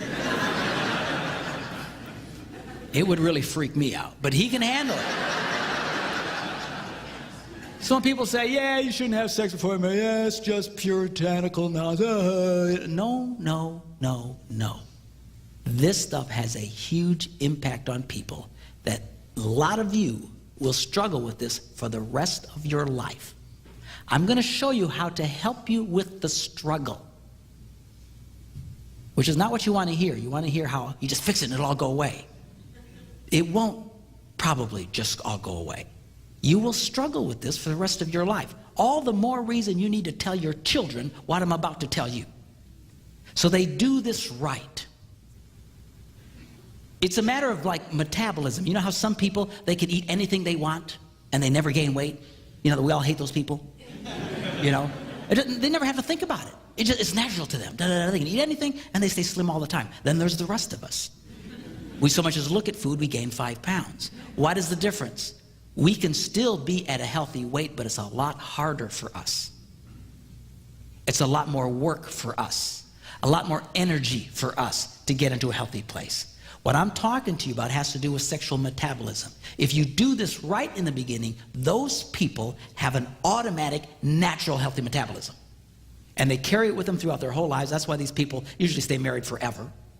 These guys who get married at, 18 years old, like Debbie and I did, and die at 103, with just what, they have this healthy sexual metabolism because they didn't get all messed up. And everybody else struggles. That's not to say you cannot have a good sex life. You can. You can have a wonderful sex life. It's just for a lot of you, it's going to be more deliberate, and you're going to have to work at it a little bit harder than others. Are you following what I'm saying? I'm not trying to discourage you, but I'm not going to whitewash this to you. That's why you want to encourage your kids, wait. For the love of God, wait. And particularly for women, not only psychologically, they have now determined through research that women physically do not respond the same after they've had multiple sexual partners. Women typically, when they have sex, they release a chemical called oxytocin into their bloodstream. It gives them this buzz and it helps them to connect emotionally. It's the same chemical that's released in a woman when she breastfeeds a little baby. And it helps her to connect. They call it the bonding chemical. They have measured that women who have multiple sexual partners, they start releasing less and less oxytocin. Just a physical thing. I mean, this is really dramatic for women.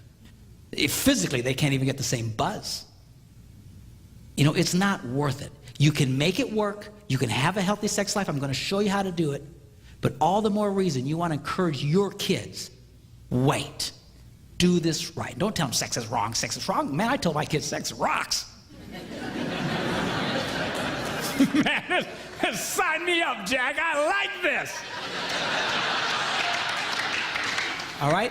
But do it the right way. If you don't do it the right way, they can struggle. Some of you are struggling now. Some of you will struggle for the rest of your lives. You can get it right. Just your metabolism is going to be different. It'll take more energy, and that's okay. Are you hearing me? Don't get discouraged. You can still do it. It'll just be different than if you would have waited. I wish to God we'd all waited. I know we didn't.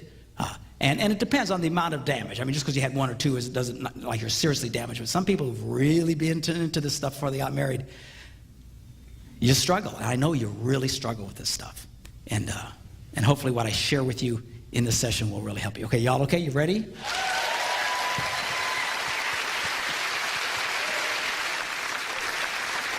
Now what we're going to do is we are going to focus on the woman. You say, why is that? Because she's a lot more complicated than you.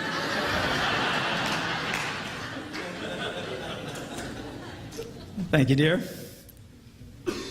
So we're going to focus on what it takes for a woman to experience great sex. You see, all a man needs for great sex is for you to show up.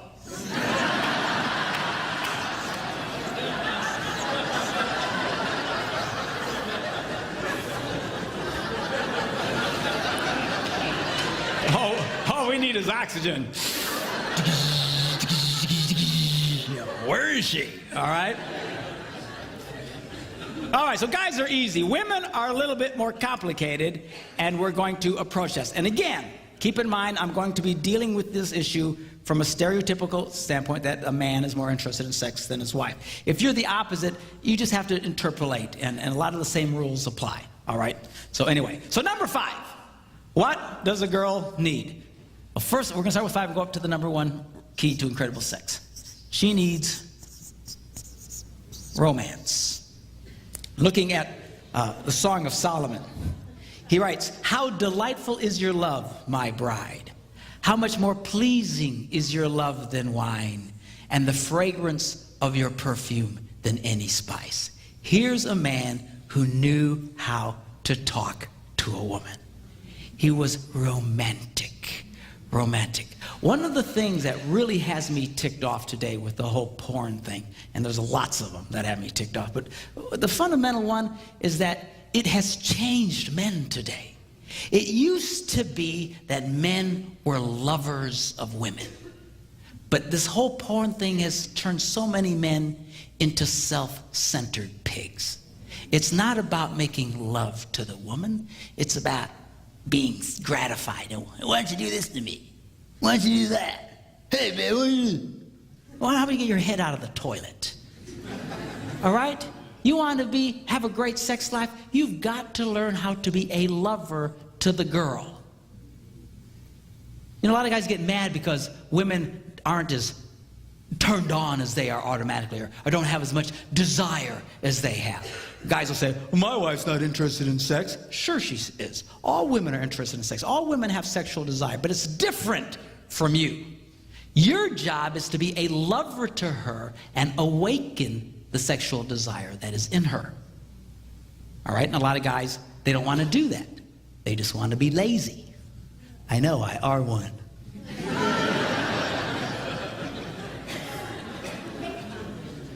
The guy should focus on the girl.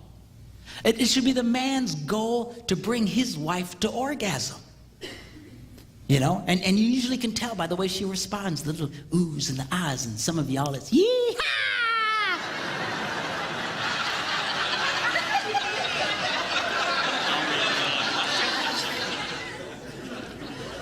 Of course, a lot of women say, well, I'm so embarrassed. I couldn't do that. You know. and I say, girls, if your husband has to constantly ask you if you've been to the promised land, you ain't communicating. So I don't know what to do. You know, come up with a signal. You know, whisper bingo in his ear.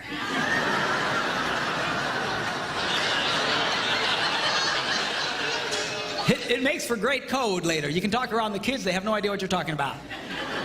Hey, baby, you up for some bingo later? can do some bingo, you know. Your kids will say, Man, you ever see mom and dad play bingo? What's with the bingo thing, you know?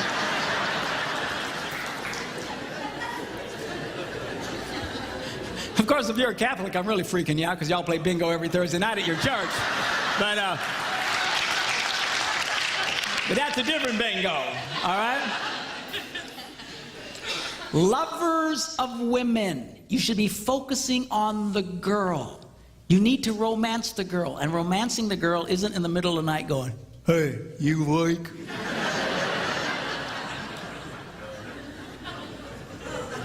Say, well, I'm interested then. Well, you know, look, if your wife likes you waking her up in the dead of sleep, then go for it. I don't care.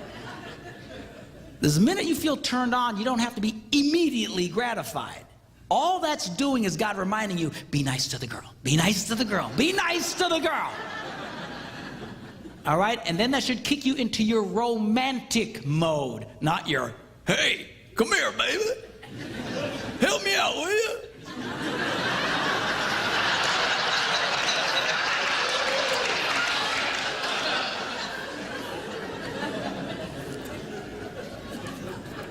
It is your job to be a lover to the girl. And I'll tell you what, this whole desire thing really has a lot of couples stressed out. Because we've always heard, you know, all of our lives and all the books and all the sex education, this is how it works. You know, desire leads to arousal, which leads to sex.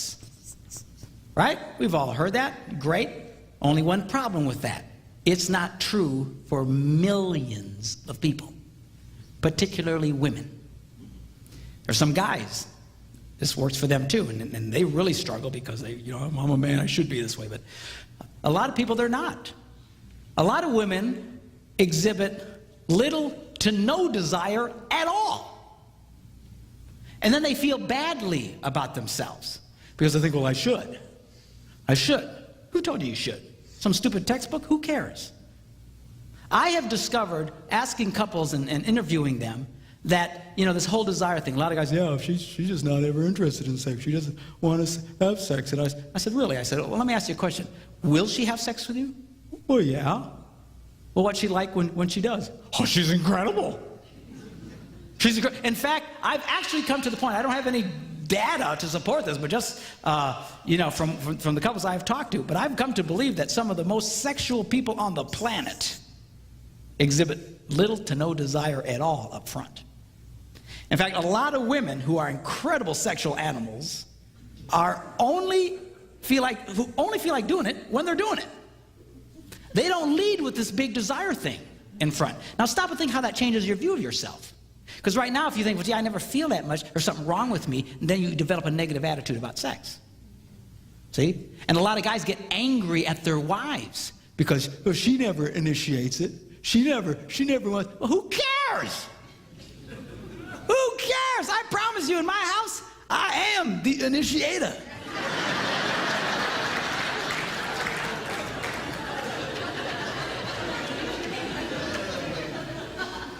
I am the initiator.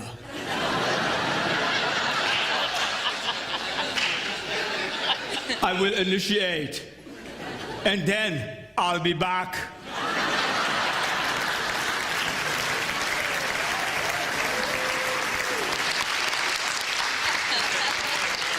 Who cares? Who cares? This has really got a lot of people messed up. I'm telling you, a lot of women, it's just not there until you start waking it in her.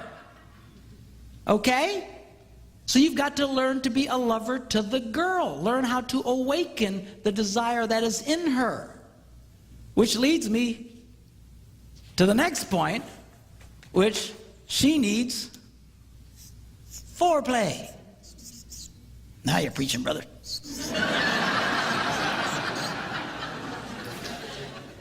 And let me say this to you. You know, a lot of guys' way of initiating sex is they'll ask their wife, you want to have sex? And the answer more often than not is no.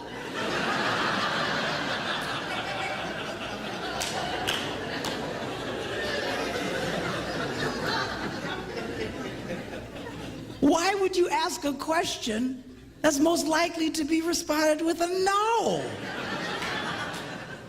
I never ask my wife if she wants to have sex. Never. I just go for it.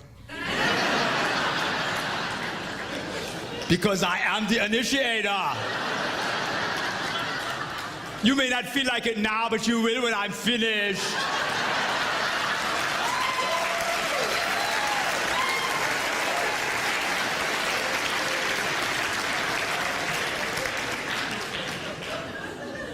Man, if your idea of romance and foreplay is, you want to have sex? There's something wrong with you. Come on, rise up. Take your place. Now check this out, Song of Solomon. I love this. He writes, Your stature is like that of the palm tree, and your breasts are like clusters of fruit. I said to myself, I will climb the palm tree. Now take hold of the fruit. Hallelujah!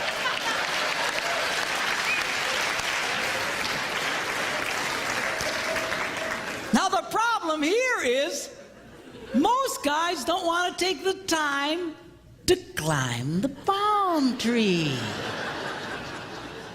They just want to hop in a cherry picker and swing in and grab the coconuts. Hey, baby, come on. You want to have sex? You awake? Come on. Stop that. You've got to learn how to climb the palm tree. You got to learn how to touch the girl, how to romance the girl. And you need to be romantic. You got to mix it up. Don't be so puking predictable. A lot of you guys, the minute you touch her, she knows what's coming. Why does she act like that? Because you're so obvious. You're so predictable. Women are not interested in a formula. Men are by nature formulaic. You do this, you do that, you get that. You do this, you do that, you get that. You do this, you do that, you do that. All right? And she's not, you do that every time with her. She just, Get away from me. You need to mix it up. Gotta learn how to climb the palm tree. You really want great foreplay? Turn it into a 24-hour deal. I call it slow roasting your woman.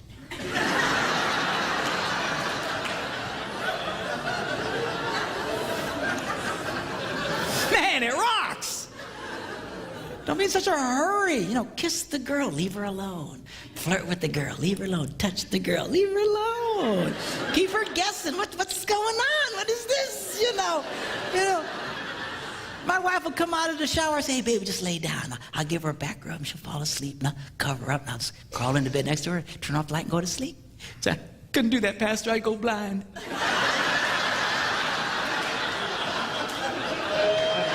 You won't go blind. You've got to learn how to climb the palm tree. Take it a time.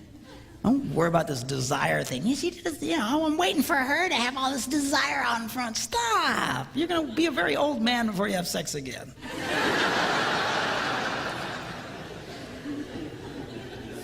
All right? Number 3. She needs Time. Check this out. He says, how beautiful you are, my darling. Your eyes behind your veil are doves. Your hair is like a flock of goats.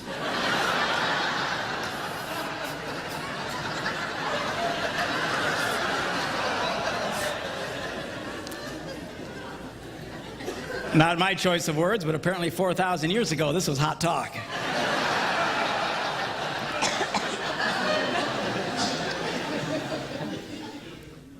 Your lips are like a scarlet ribbon. Your mouth is lovely. Your neck is like the Tower of David. Your 2 breasts are like two fawns, like twin fawns of a gazelle that browse among the lilies. Check this out. He says, until the dawn breaks and the shadows flee. In other words, all night long. This dude had to be in his 20s, man, I'm telling you.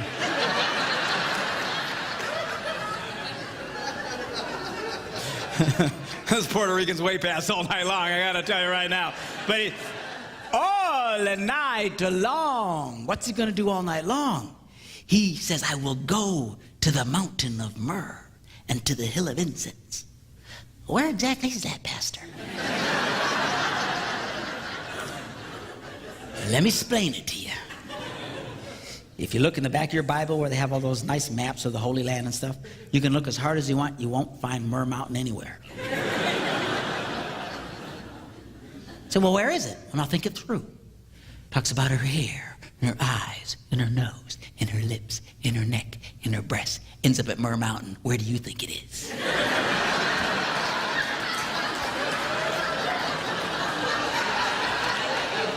That's in the Bible? yes, it is. And the wild thing is he's there all night long. Which brings me to a very delicate subject. And for the love of God, don't raise your hands or point out anyone. But this is a problem for a lot of guys. I was watching this TV show once. My wife was in the hospital, and I was in the hospital with her, and we're just kind of killing time watching TV and flipping through the channels and all these daytime shows and different chick shows, talk shows, and we hit this one, and the lady says, today we're going to be discussing why women have a difficult time achieving orgasm. I said, okay, I'm in.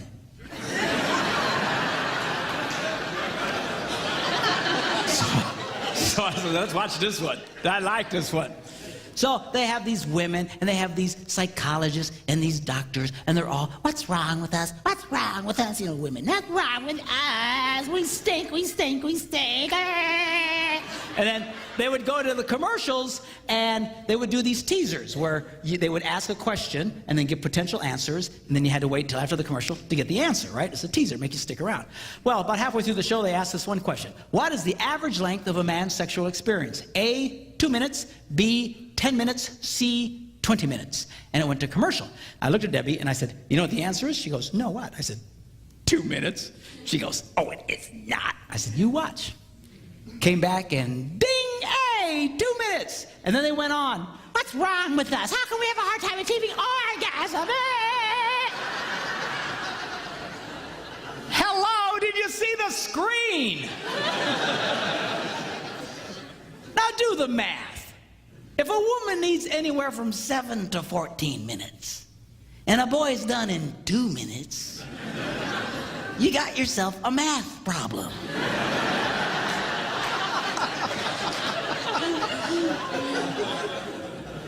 And the worst part of it is, 2 minutes is the average.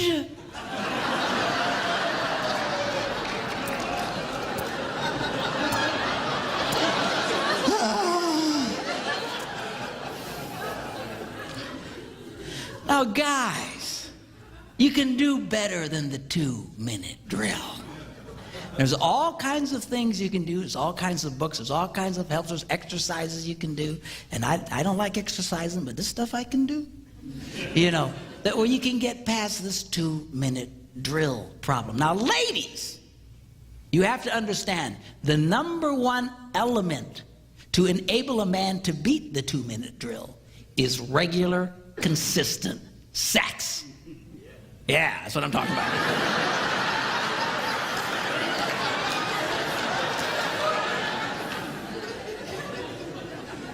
You make a guy wait for 2 weeks, and he ain't gonna last 30 seconds for crying out loud.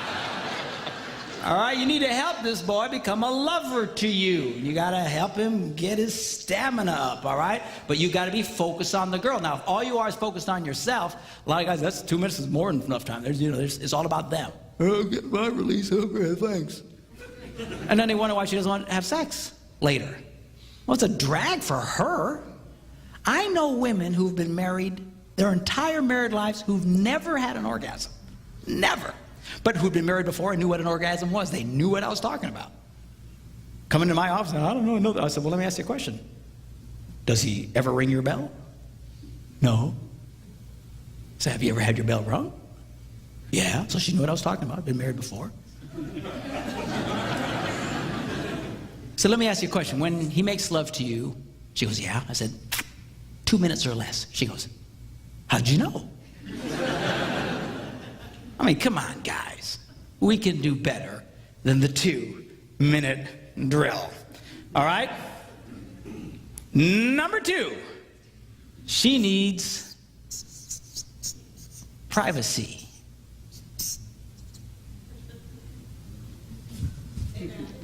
Amen. He writes, let us go early to the vineyards, secret place, private place, to see if the vines have budded.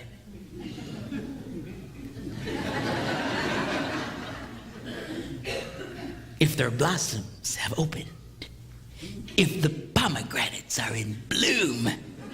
People sure are into gardening. And there he says, I will give you my love. It's going to be very difficult for a woman to feel very sexual or turned on if she doesn't feel that her lovemaking to you is safe and private. All right? Which means chances are, if you have dinner guests waiting in the next room, she won't be very interested. To a lot of guys, we'd have no problem with that.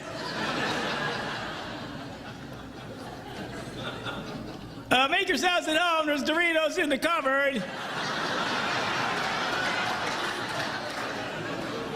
We'll be with you in a little bit.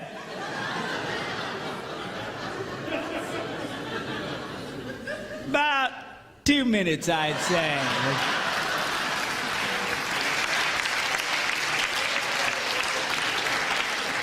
She's not going to be interested in that, you nitwit. That's why for a lot of women, just having children makes it difficult for them to feel very sexual. I call children the anti-sex. Because they're always around, it's always around, and it's hard for them to feel very sexual. You got to work with her on that. And ladies, you know, there's locks on your doors, use them, you know. You can't just neglect the sexual needs of your husband until they're 18. Don't worry, honey, they'll be gone eventually.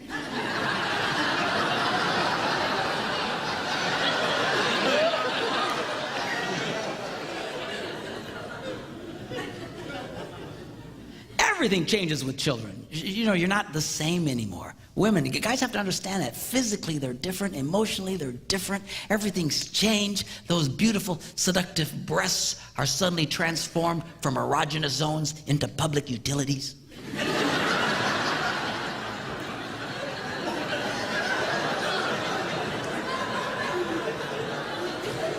And guys, she's being touched all day long.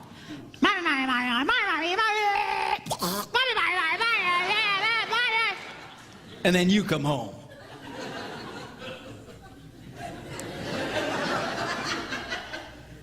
Hey, baby.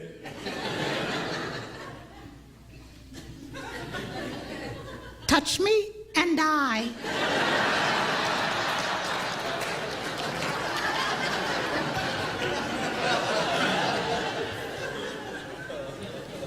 You know, you hang a couple of monkeys from your testicles all day long. See how you feel at the end of the day. I'm good. I'm good, thanks.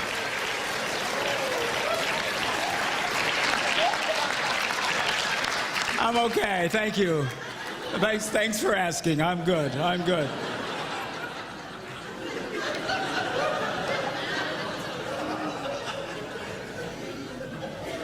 Boys, she's not the same, but girls, he is. Ain't nothing happened to him. He's still the same wild man you married. And a lot of couples, they really mess up at this point in their marriages. That's why a lot of marriages only make it to about the 5 to 7 year mark. Just long enough for the rugrats to come in, upset the apple cart, and you fail to make the proper adjustments. And it destroys the relationship. Ladies, you cannot get so engrossed in being mommies that you forget about the sexual needs of your husband. Say, but Johnny needs me, Johnny needs me. I'll tell you what Johnny needs. He needs a father. And if you keep it up, he's not going to have one. It's not worth it. And girls, you have to be really careful about rejecting your husband sexually. I don't know if you're aware of this, but for most men, as few as 3 or 4 rejections in a row, and he'll begin to shut down sexually. If you have a husband who argues with you about sex, consider yourself blessed by God. Because at least you keep it on the front table. But a lot of guys, they just shut down. I have women in conferences like this who come up to me, tears running down their faces, saying, I did that to my husband, now he won't touch me. It's not worth it. Why do you think all the jokes on TV are about the young sexually frustrated man, but the older sexually frustrated woman? Because she comes back to life, see? You're going to come back to where you were, but now he won't care about you anymore. He won't feel safe to be the initiator anymore. And it's going to, and you say, well, what do we do? Everything, you know, it rarely ever goes back to the way it was. You might have to turn into the initiator. I mean, it's not worth it. You younger ones, watch yourselves during this time. I understand you're tired. And guys, get a clue. The girl is exhausted. Give her a break. Let her rest. They just did a survey on USA Today weekend, this weekend. I don't know if you saw it.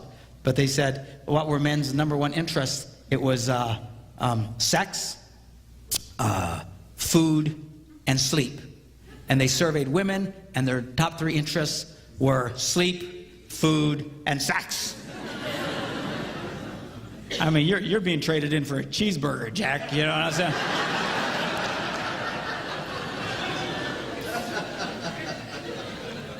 Help the girl. Let her rest.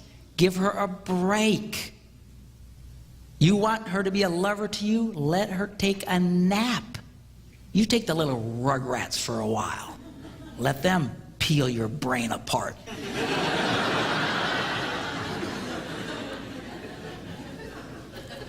All right?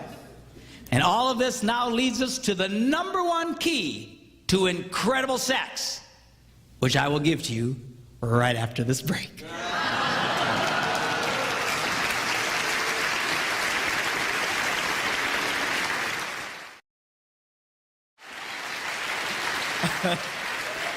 Alrighty, here we go. The #1 key to incredible sex.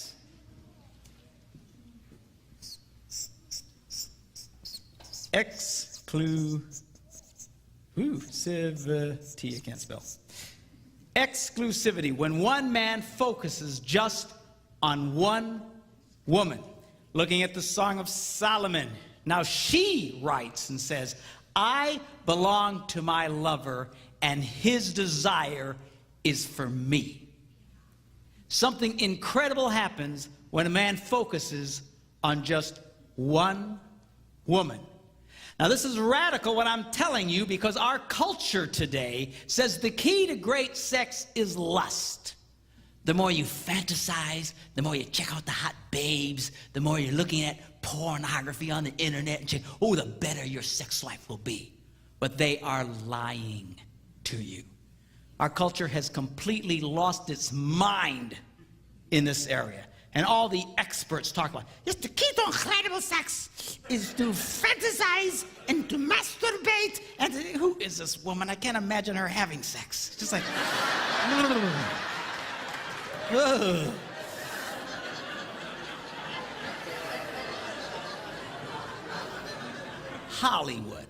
Hollywood, the people who can't stay married for more than 3 months at a time, is giving us the perfect scenario for great sex. Lust, fantasy, ooh, ooh, ooh, ooh. But it is a big, fat, stinking, puking lie. It doesn't work. You say, well, you're just against it because you're a preacher. No. I do not oppose lust on moral grounds. I could preach you to hell and back if you wanted. But I don't have to. It doesn't work. At least if it worked, it would make some degree of sense, but it does not, and no one challenges it today. You ever read that story of the emperor's new clothes?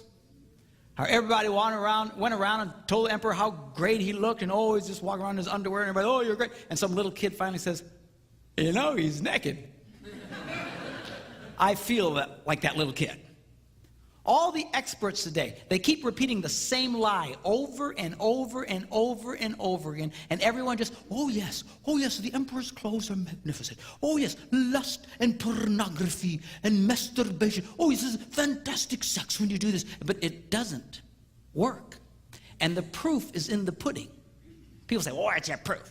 By proof is you guys who do it. Let me ask you guys who sit around in the dark and check out the hot babes on the internet and sit around and yank on your wanger.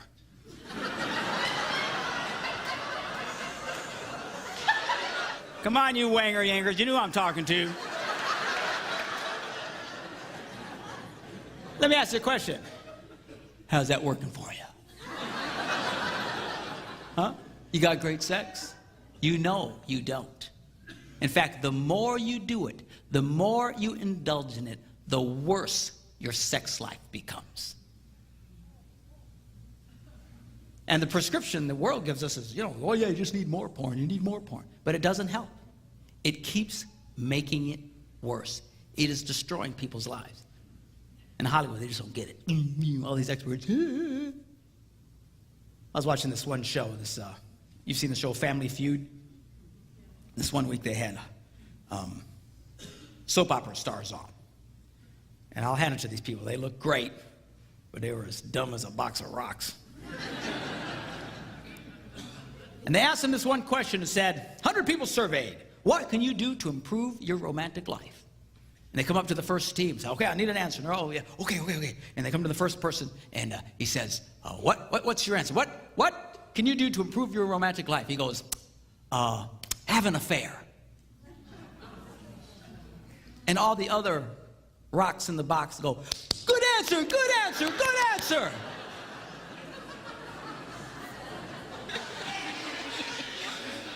Have an affair. How can you be so stupid and still breathe? The way to improve your sex life is to have an affair with somebody else. But that's the culture they live in. The more lust, the more naughty, somehow it improves. It does not improve, it destroys. I know psychiatrists and psychologists who have prescribed to couples in an effort to improve their relationship, have an affair.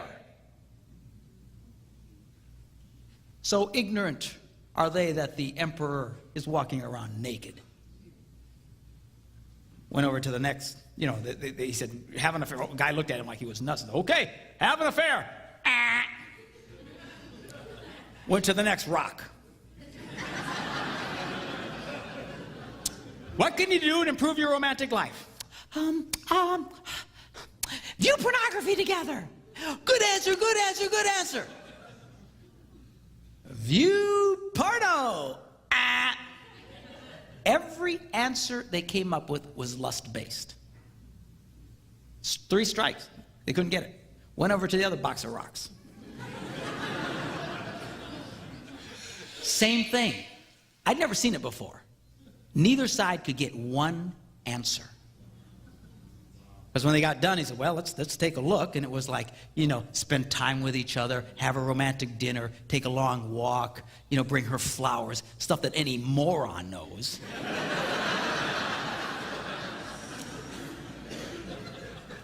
But these people don't get it. They don't get it. Oh, yeah, that's great. Look, the world's answer to great sex, their formula is number 1, fantasize. Oh, yeah, that's a good idea. Ignore the real woman in your life and focus on one who would never give you the time of day. Oh, yeah, let's do that. Let's pretend. Let's live in a fantasy world. We are trading in real women for fantasies. How can we be so stupid? And this is becoming a real problem. And you know who's beginning to notice it? A lot of people way off on the liberal left are starting to notice it. They're starting to write about it. They're starting to realize there is a problem. Men are becoming more and more diminished sexually and are becoming unable to perform because they have so overstimulated themselves with pornography. It is destroying them. I've met women who've told me that their husbands prefer pornography and masturbation to actually making love to them. I had a woman in my office, and she's a 20-something-year-old, good-looking woman, like Hoochie Mama, okay? So, I didn't think pastors notice that sort of thing. Hey, I may be sanctified, but I'm not petrified. All right?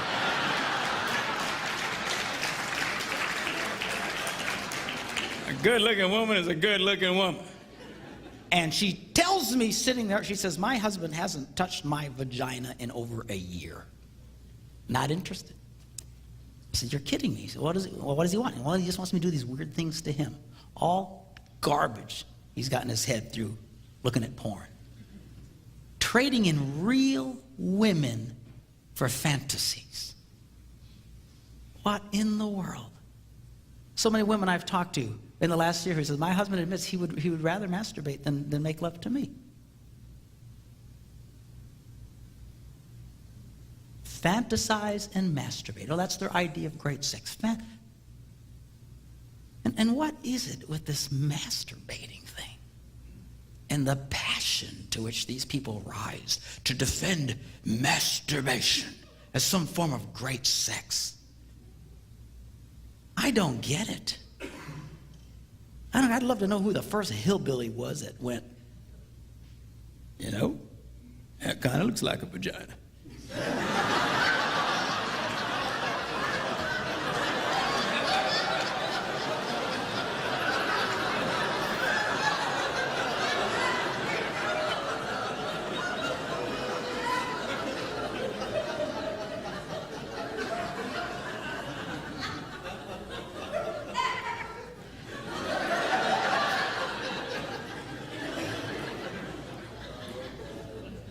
and this is starting to destroy a lot of men's sex lives. Do not fool yourselves. There is no way in the world you can keep doing that over and over and over again and not retrain your body. Everybody knows this. When it comes to anything physical, athletes know this. They train, they do the same repetitive action over and over again in order to train their bodies so their bodies will respond in a certain way. Athletes do this. Whether it's tennis or football or whatever, they train over and over again so that without thinking about it, their body reacts in a certain way.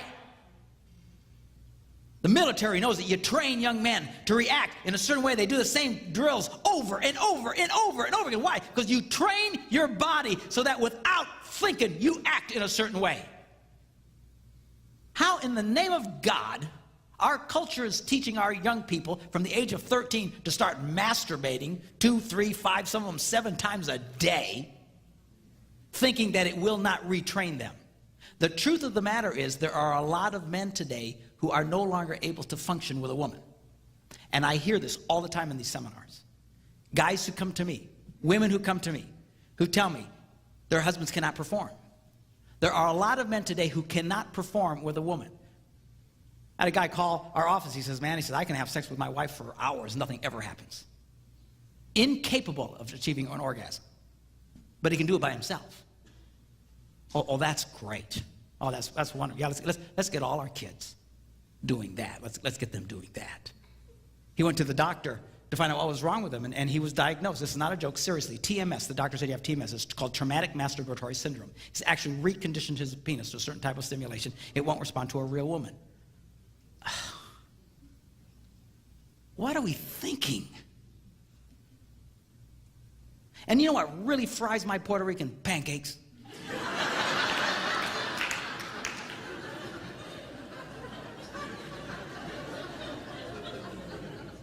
Is when they say, well, this is how you can achieve orgasm. You masturbate until you achieve orgasm. And they tie the words masturbation and orgasm together. They are crazy. You cannot achieve an orgasm through masturbation. You can ejaculate, you can have something physically happen to you, but it is not an orgasm. An orgasm is when you're making love to a woman and you reach your peak and endorphins are released into your bloodstream and every cell in your body stands up and grabs the hand of the cell next to it and goes, hallelujah.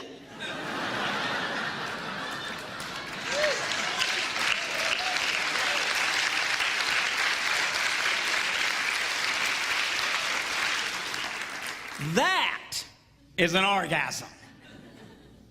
Almost universally, people report that when they masturbate, they immediately feel the opposite. Icky, dirty, or guilty. And psychologists have been telling us for decades now, oh, you don't have to feel guilty about masturbating. It's fine. I know Christian pastors who tell their young people, you don't have to feel guilty about masturbating. It's fine. I know psychologists, you don't have to feel guilty. It's fine. I'll tell you what, you can fool your mind, but you will never, ever, ever fool your body. And there are a lot of men today, I believe, who have never achieved an orgasm. They ejaculate. That's all they do. They've so trained their... You cannot get your body doing this over and over and over again and think you can function normally. All they've trained their bodies to ejaculate, they never really achieve an orgasm. Oh, that's great. Oh, that's wonderful. Yeah, let's get all our kids doing that. The misinformation our kids are getting today, a lot of you have gotten it, but dear God, our kids are getting it in spades. The misinformation is going to wreck their sex lives, has the potential to wreck their sex lives for the rest of their lives. And nobody is telling you what I'm telling you right now. Most preachers don't like talking about this stuff. It freaks them out. As you can tell, I have no such problem. And I understand that, but we have got to start talking about this stuff.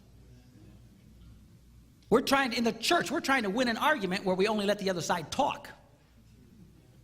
We're trying to win a war where we only let the other side have bullets. Then we wonder why 50% of the men in our congregations have sexual addictions. That's the number, 50%. In our congregations, church-going men, sexual addictions.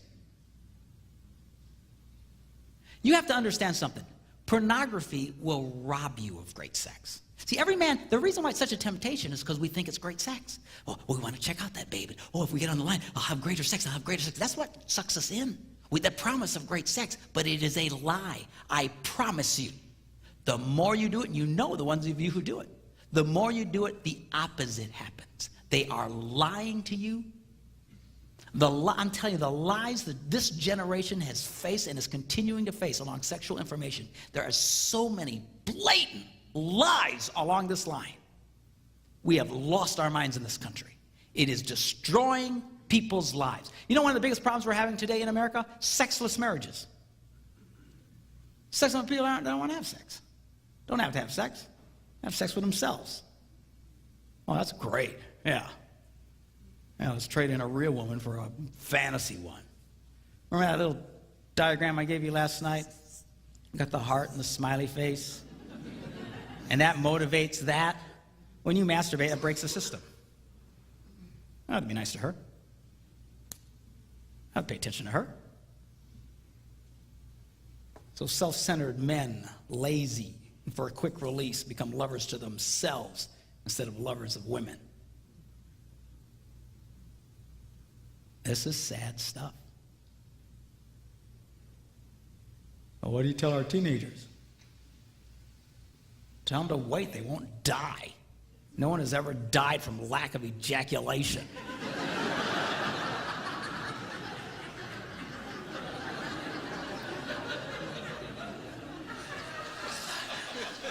And there's a lot of misinformation about that. People talk about this condition called blue ball. And not to try to gross you out, but that's, well, I have women, well, what about my son? Won't they get blue ball if they don't masturbate? No, they won't. That's one of the biggest urban myths that there are. It's the most ridiculous bunch of nonsense. There is a condition like that, but it has nothing to do with ejaculation, nothing. It has to do with being overstimulated for a long period of time. And the answer is just quit being so stimulated and go back to normal. It is not a chronic condition. You're going to walk around tortured for the rest of your life if you don't masturbate. There's never been a morgue anywhere in the world where on the toad said, cause of death, failure to ejaculate.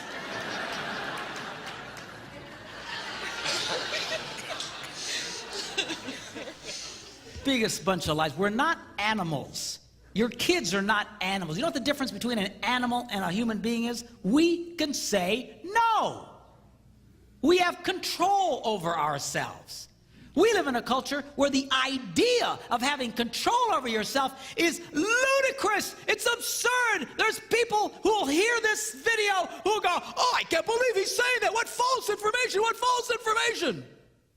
I speak at these things all around the country. You know, every once in a while I get into one of these scenarios where these experts are there. And I tell them just what I think, and it just freaks the willies out of them. And they get, what? Where's your proof? You gotta have proof. Where's your proof? I'll give you my proof. You know, and it's so ignorant. Like, we need to prove this?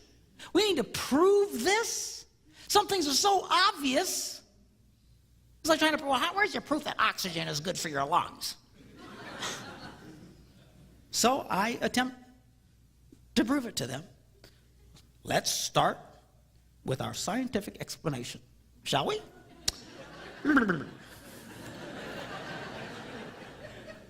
Let's assume that A turned on woman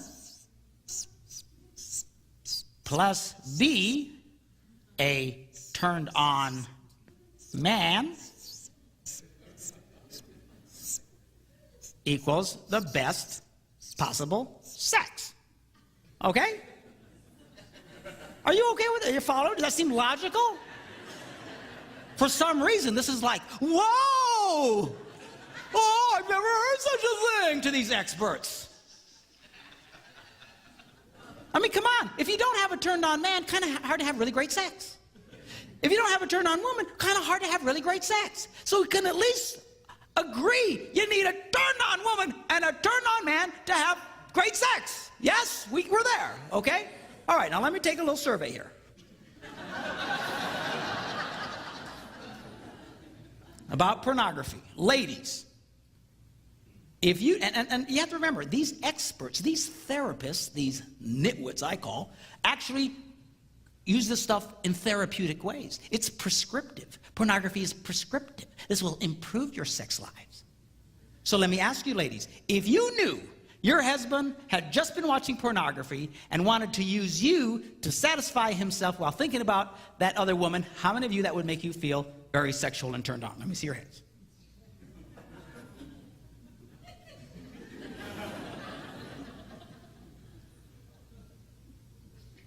Okay? We'll call that 0.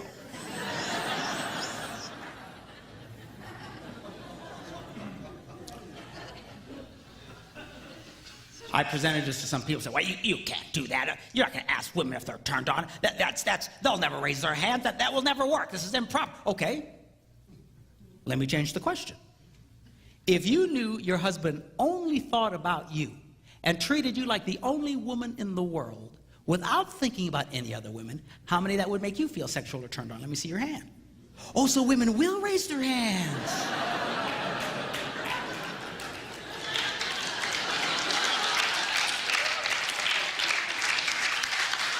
All right, come on. All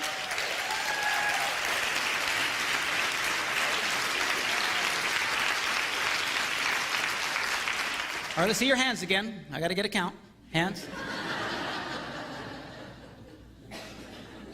Okay, we'll call that lots.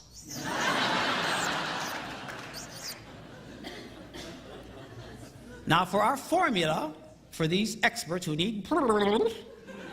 All right, I have checked with some of the greatest mathematical minds in the country, some graduates of MIT, and have determined, after repeated and at length discussions, that lots is greater than 0.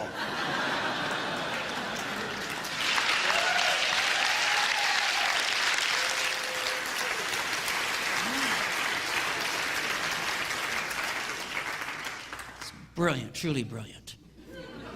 So we know now that porn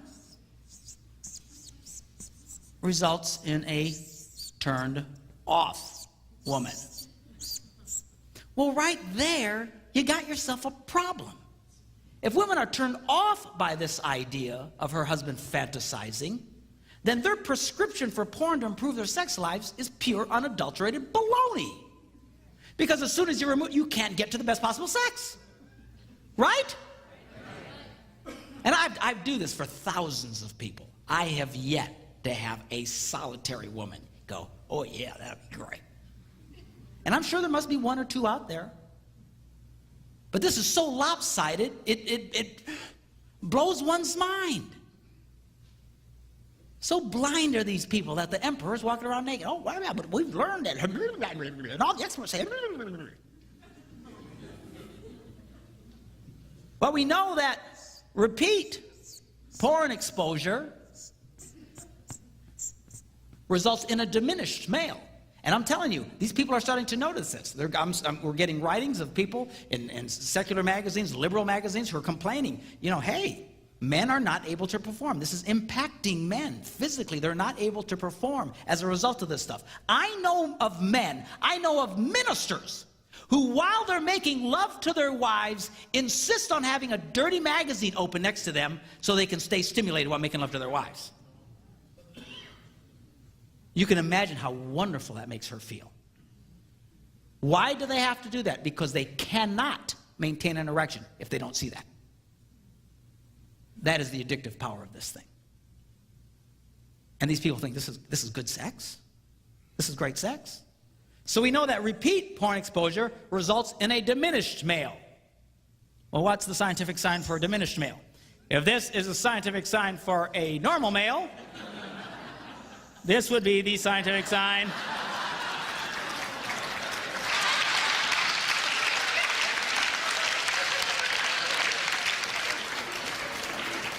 for a diminished male. All right, you're all tracking with me here? All right, so this finally leads us to our scientific formula for the best possible sex. If A, a turned-on woman, plus B, a turned-on man, equals the best possible sex, and we know that porn results in a unturned-on woman, with repeated porn exposure resulting in a diminished man, then A plus B minus porn logically results in the best possible sex.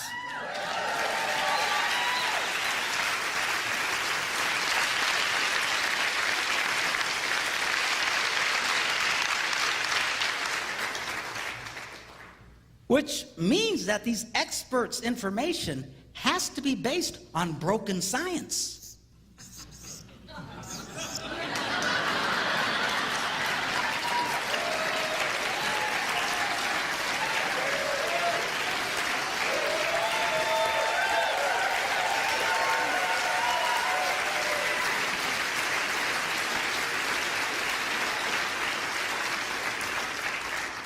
You can imagine these people get really mad at me.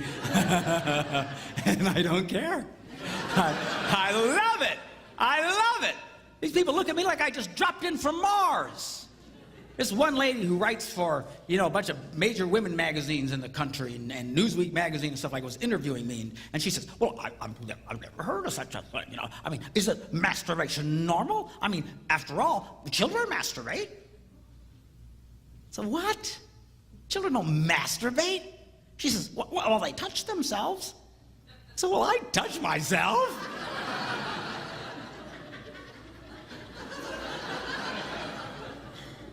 And besides, is this our standard, children? I said, my grandkids will eat their own poop if I let them.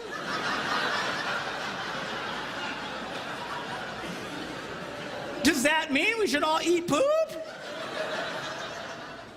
These people do not think, I'm telling you, they're the most intellectually dishonest people in the world when it comes to this issue. You know why? Because they're all addicted to this nonsense. And you know, I need more porn, I need more porn, I need more fantasies. And because of this imprinting that I talked about to you at the beginning, these men have so imprinted, they've got to constantly react and relive pornographic or naughty scenarios in their minds so they can enjoy sex. And if you've been there, I'm telling you, you need to break yourself of that. You need to refocus. You need to take out the camera and start taking some new pictures. You make love to that girl, forget about that other stuff. Quit trying to relive garbage in your head. It won't give you great sex. It will rob you. I promise you, the key to great sex is focusing on just one woman. You see, lust is like eating snack food all day long. It'll ruin your appetite for the real thing. Your mama was right. Snacking will ruin your appetite. You out there checking out that babe, checking out that babe, checking out the magazine, checking out porn. It's going to wreck your appetite for the real thing. You just try it. Try it for 30 days. Anybody can do anything for 30 days. For 30 days, do not look at another woman. Don't fantasize about another woman. Don't look at some stupid magazine or pornography. You just focus on that girl and see what happens to you. She will just come alive to you. And you to her, she can sense when she's the only girl in the world to you. It will rock. You'll have the best sex of your life, I promise you, or your money back.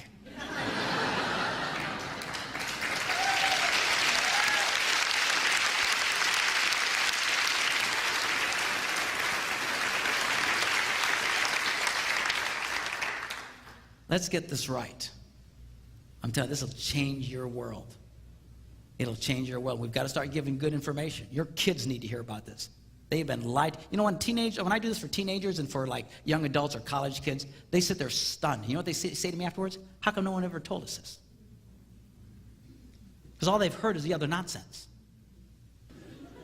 You mean I can never touch it? I didn't say you couldn't touch it. I got no problem with couples touching each other. And people say, well, what if we're gone for long periods of time? Okay, fine. That's not what I'm talking about.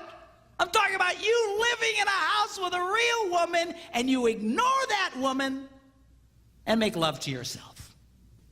This is insane. It is not great sex. It is terrible sex. These guys out there talking about it, they act like they really know great sex. Ha ha ha. Bunch of nitwits. They're number one, fantasize, masturbate, and then the number three, they coup d'etat. Wear a condom. Wear a condom.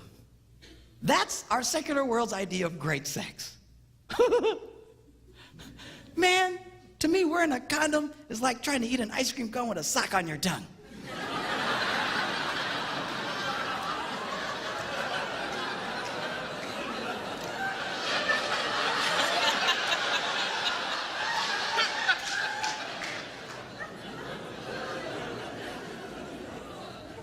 Man, if you want to practice birth control, use something else than a condom, man, don't you? If you can't tell the difference between real sex and a condom, we need to have a telethon for you, man. Raise money for a cure. That's it. And boy, that gets these experts really angry. When I say that, they get so angry. Oh, you're giving dangerous information. You're getting dangerous information. No. For the record, camera one, for the record, let me state, if you're going to have sex outside of marriage, by all means, wear a condom. If I were you, I'd wear 2 or 3.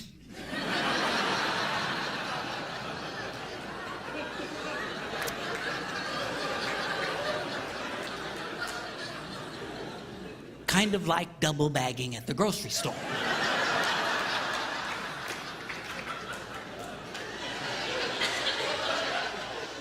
But do not delude yourself.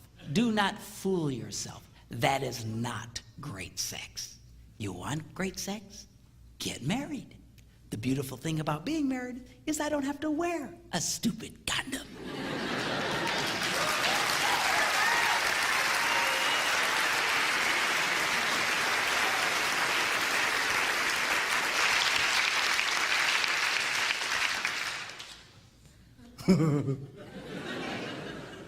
I know I'm freaking some of you out, but I don't care. I'm on a mission, man. Let's get this stuff right. Let's get this stuff right, man. God knew what he was talking about when he talked about one man focusing on just one woman. That is great sex. That is incredible sex. That'll blow your mind, knock your socks off sex. This fantasy nonsense and all this other stuff is destructive. It is poisonous. It is not great sex. It robs these people of great sex, and they're constantly looking for better sex, trying to get satisfied somehow, trying to up the level somehow. It's like a heroin addict. It doesn't work. It just doesn't work. And if there's any group in the world who should have this together, it ought to be Christian people. in my opinion. Christians ought to be known for great sex. We should. People ought to be saying, man, stupid Christians, I hate them. Yeah, a bunch of self-righteous hypocrites, yeah. Here they got great sex lives, though.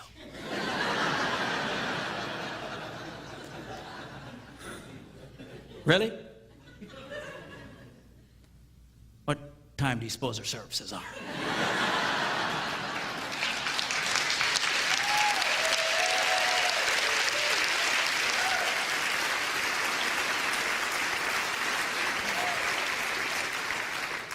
And we need to get this right. I know it's hard. This whole sexual thing can be a real struggle between men and women, that perfect standoff that we talked about. But don't neglect this area. Pay attention to this area. The church is getting sucked in just like the rest of the world, and it's sad. Christian Partnership Marriage Magazine, whatever it's called, did a survey a year or two ago. They asked this question: how many times did you make love in the last week? You know what the number one answer was among people of faith? 0. 0. And we wonder why we're having the problems that we're having. You know, men struggle with sexual temptation like you have no idea. And men cry out, God, what's your answer for my sex drive? What's your answer for... You know what God's answer for your sex drive is? Have sex. I like this answer.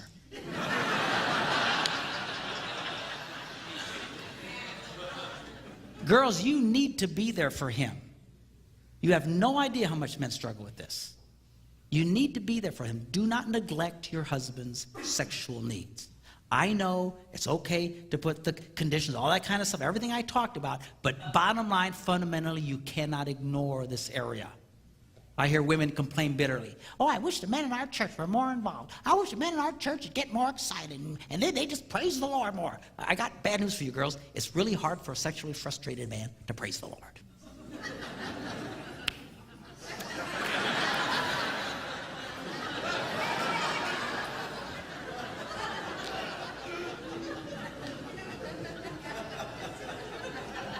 You want your husband praising the Lord tomorrow morning?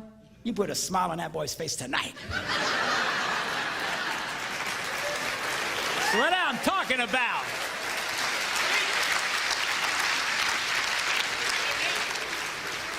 He'll walk into this place going, hallelujah, somebody sing a song, let's get going. Ha ha, bingo. All right, do y'all still love me? All right.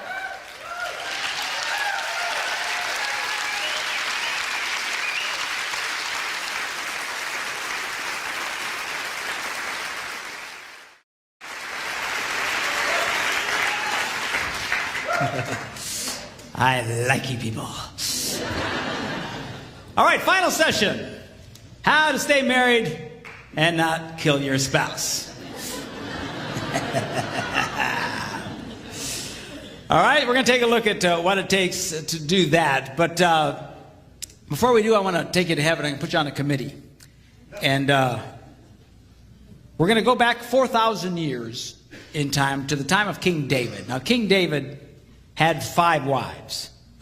Why any man would do that to himself is beyond understanding. But he had 5 of them. And now we need to decide on our committee which one of these women is going to be the mother of the next king of Israel.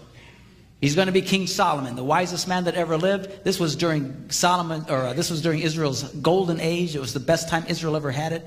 It was glorious. You talk about a run on the stock market. I mean, prosperity, no wars. It was fantastic because this king was so incredible.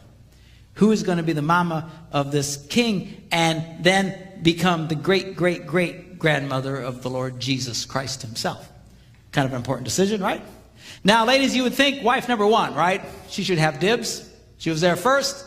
But we know it wasn't her because David got mad at her and quit having sex with her, which is easy to do if you have 4 more in the wings.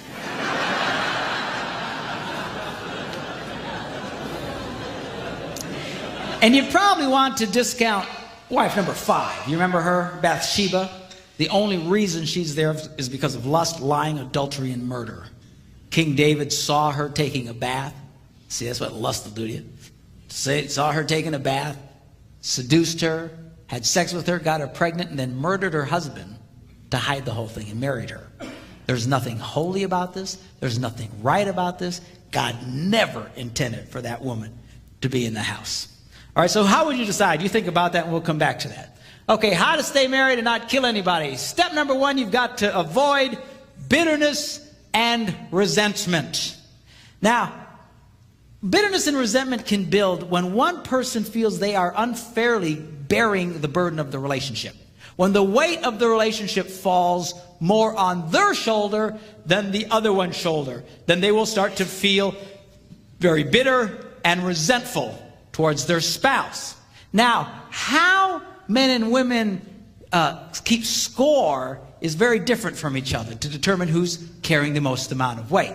Now, what I'm about to share with you, people ask me a lot, where did you learn all this stuff? What are your different influences? And, 32 years of marriage, that's one influence.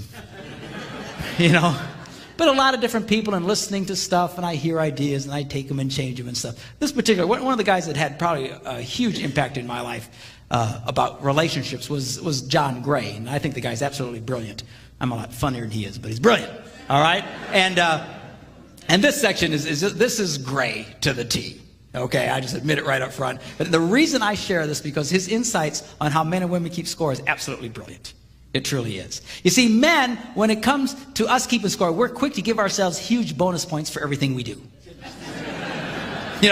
We crawl out of bed when we'd rather stay in, and just for that, we give ourselves 500 points.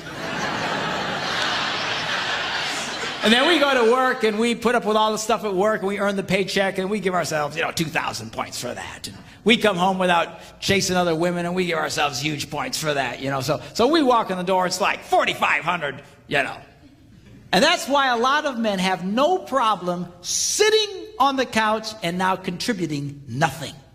Because in his mind, he's way up in points for the day, and now he's giving you a chance to catch up.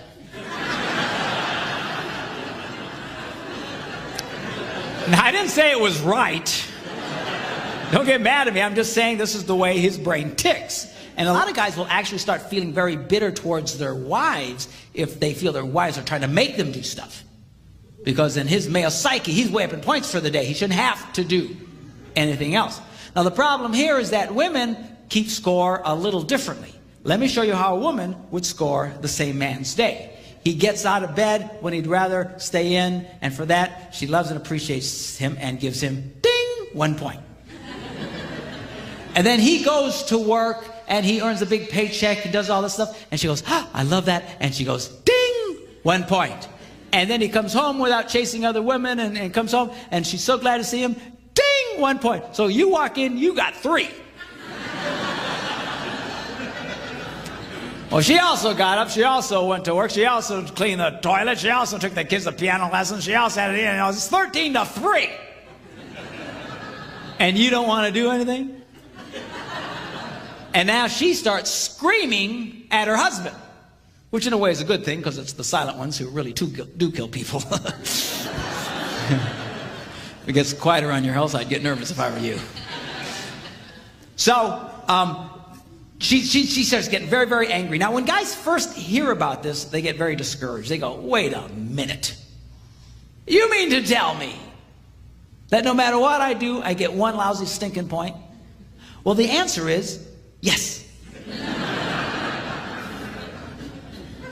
But the good news is you can make this work for you. Because what men fail to realize is that women respond to virtually any simple act of kindness and reward it the same way as they would a big act of kindness. Right? Now, guys don't understand this. They think it's got to be big. It's got to be special. Girls, you have to understand the reason why we don't do a lot of small things around the house is because to a man, it doesn't mean anything. It's not that we hate you. We just couldn't possibly care less. It means nothing, and because it means nothing to us, we think it should mean nothing to you. But guys, you can't make that mistake. She scores very differently from you. Simple acts of kindness. It's those simple, like I told you last night, it's those simple acts of kindness that got her to fall in love with you in the first place. It's relatively easy to get a woman to fall in love with you if she'll pay attention to you in the first place. That's the hard part. You cross that hurdle, you got it made. As long as you Pay attention. Simple acts of kindness. You do that, you can keep a woman crazy in love with you for your entire life. Simple acts of kindness. Every time you do a simple act of kindness. Ding, ding, ding. But guys, we don't think that way. If it's got to be big, it's got to be important. That's why a lot of guys, they'll only go all out for their wives, about 4 times a year. Birthdays, anniversaries, Christmas, and the obligatory Valentine's Day. And we think we'll do something real special and real fancy, and we think, well, that'll hold her. But that doesn't hold her. To her, you've done 4 things all year, you bum.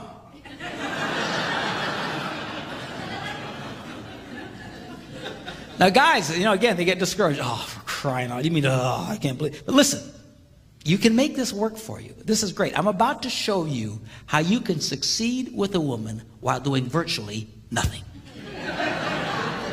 All right?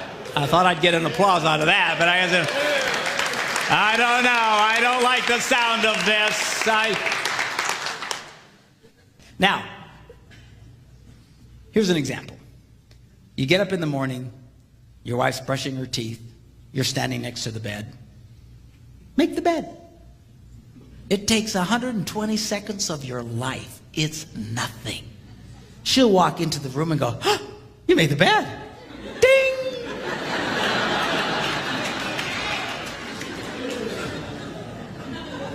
You know that monument that you're building in the middle of your bedroom of old underwear?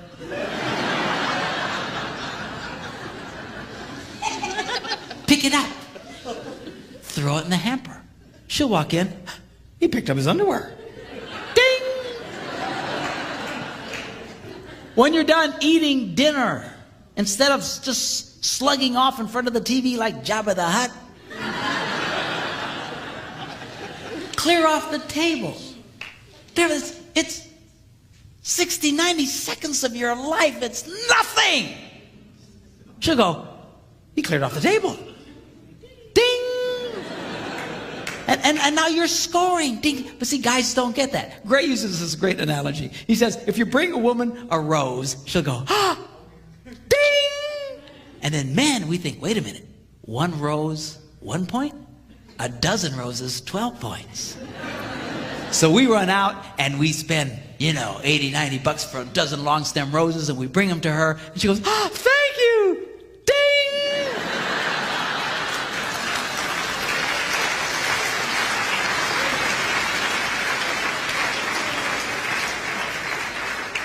In fact, by the raising of your hand, how many women would say, I would rather receive a single rose 12 different times than a dozen roses once? Let me see your hand. See, now a guy looks at that and goes, that's so inefficient.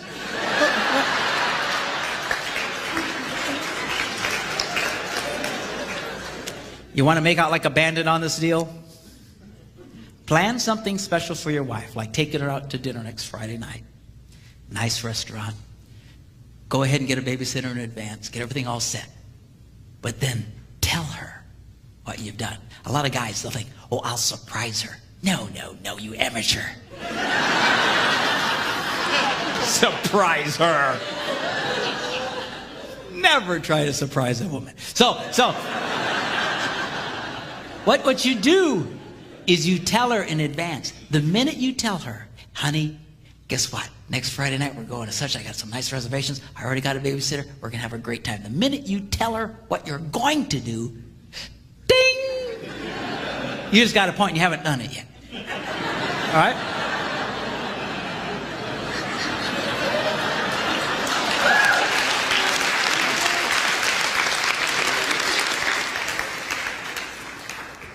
Then, because she's a woman, she's going to tell all the other women in her life about what you've planned.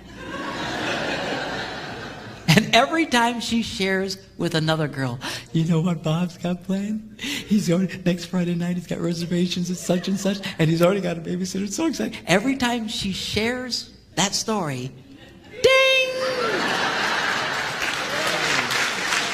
You get another point. And now you are literally doing nothing.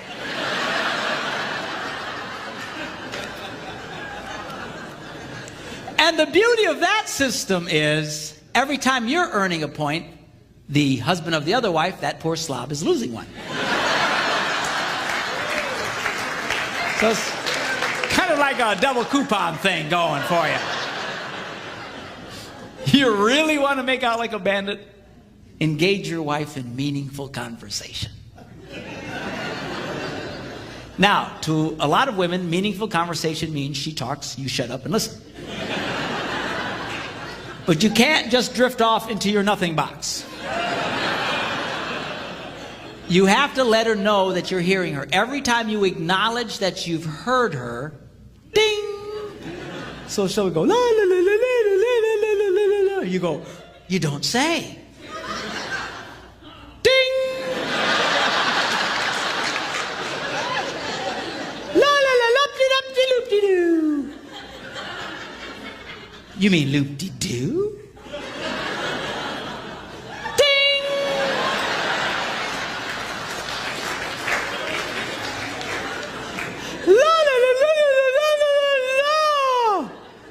Really well. How did that make you feel? Ding, ding, ding, ding, ding, ding, ding, ding, ding.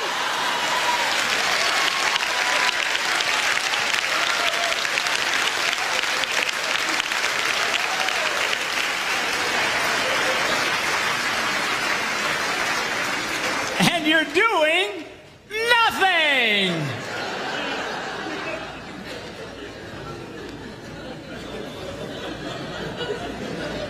Now, guys, girls, sorry. Now, girls,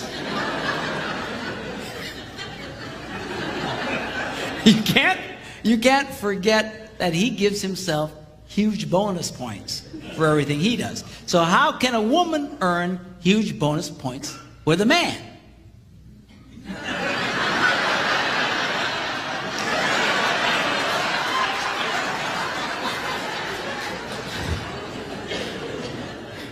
So, sex is a great way to earn great bonus points with a man. But there's another way. And that is when you believe in him. Every man wants his wife to believe in him. Now, that sounds like a simple thing to do, especially to you young girls who haven't been married very long. But that's because you haven't heard the incredible, stupid ideas he's going to come up with yet.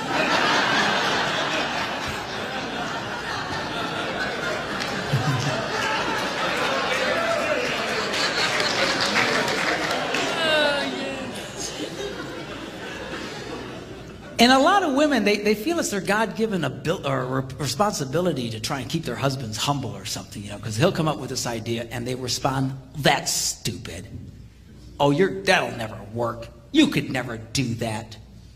And they don't realize when you talk to a man like that, you are doing incredible damage to him and to your relationship with him.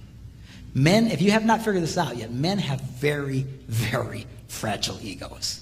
We just do. We might look like tough guys on the outside, but we're girly men on the inside because we can't handle that kind of, rejection and all that kind of stuff and criticism. Most men don't handle very well. And when women treat their husbands that way, when he tries to share his dreams with you and you dismiss them as stupid and ignorant and he can't do that, that's very, very, very damaging. Now, that's not to say you can't challenge his ideas. Keep him from destroying himself and the family. That's okay. But you need to be his number one fan. Because I'll tell you what happens. When you do that, you know what he learns? I cannot share my dreams with this woman. And men will stop telling their wives their dreams. If your husband never tells you his dreams, you guys might need to have a serious talk. And the reason he's not telling you is probably because you have given that kind of reactions to him. And it's very damaging to a man. And now you got yourself in a really bad place because almost miraculously at work there's some bimbo there who just accidentally hears one of his ideas and goes, "Oh, that would be a great idea." "Oh, really?" "Oh, yeah, you'd be great at that." "Oh, well, thank you very much." And now you're in serious trouble. You need to understand something, girls. Most affairs do not begin for sexual reasons. They begin for emotional ones. And you need to let that boy know that you are his number one fan. And it's hard for a lot of women. I'll tell you who really struggles with this: women of professional men. doctors, lawyers, preachers' wives, a lot of them really struggle in this. Why? Because they get so tired of hearing everybody praise their husband. Oh, you're so great. He's so great. He must be wonderful. He must be wonderful. I've heard with my own ears a woman, as soon as they came into the door, she says, everybody thinks you're so smart. I know what an idiot you are. I think, what is she thinking? She's doing God's work somehow? Everybody thinks you're so great. I know how stupid you really are. Huge damage to the relationships. You need to let that boy know you are his #1 fan. And as much as I love it when people come up to me after these seminars and say, oh, you were great, I loved you, and I do love that because I have an ego the size of Texas, and the one that means the most to me is when that cute redhead comes up to me and says, you did a great job today. And I know the only reason she says that is because I just said this now.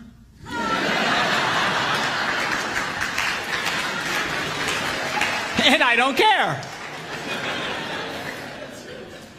All right, so be careful with the scores. Now, what do you do? What do you do if the scores get so unbalanced and everything gets so out of whack? Well, then you got to do #2. You need to learn how to keep the reset button handy.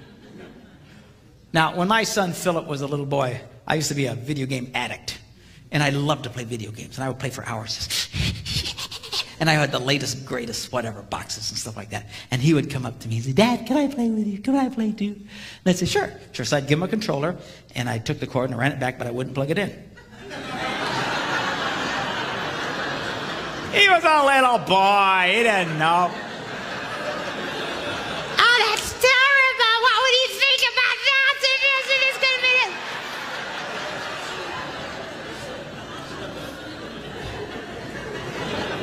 He's just a little boy. He was thrilled. He got to have a controller in his hand. And we would play for hours just laughing and giggling and having a great time. But it did dawn on his brain at some point that something was amiss.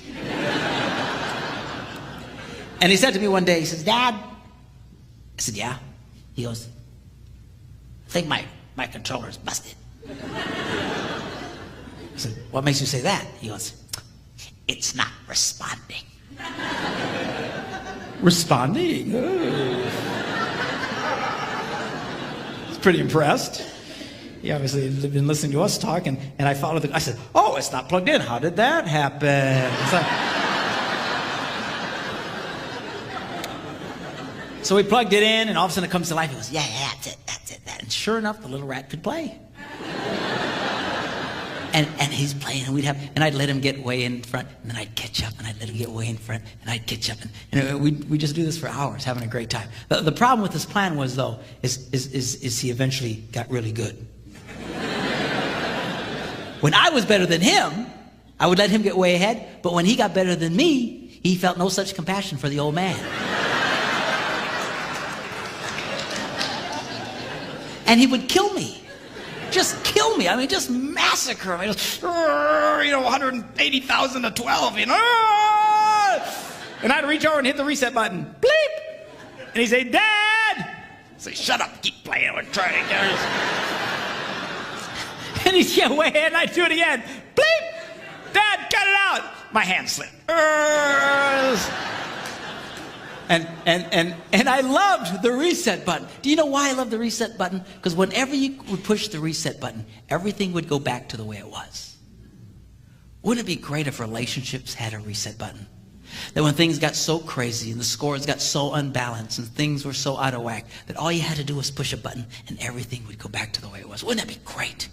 Do you know God has given us just such a button?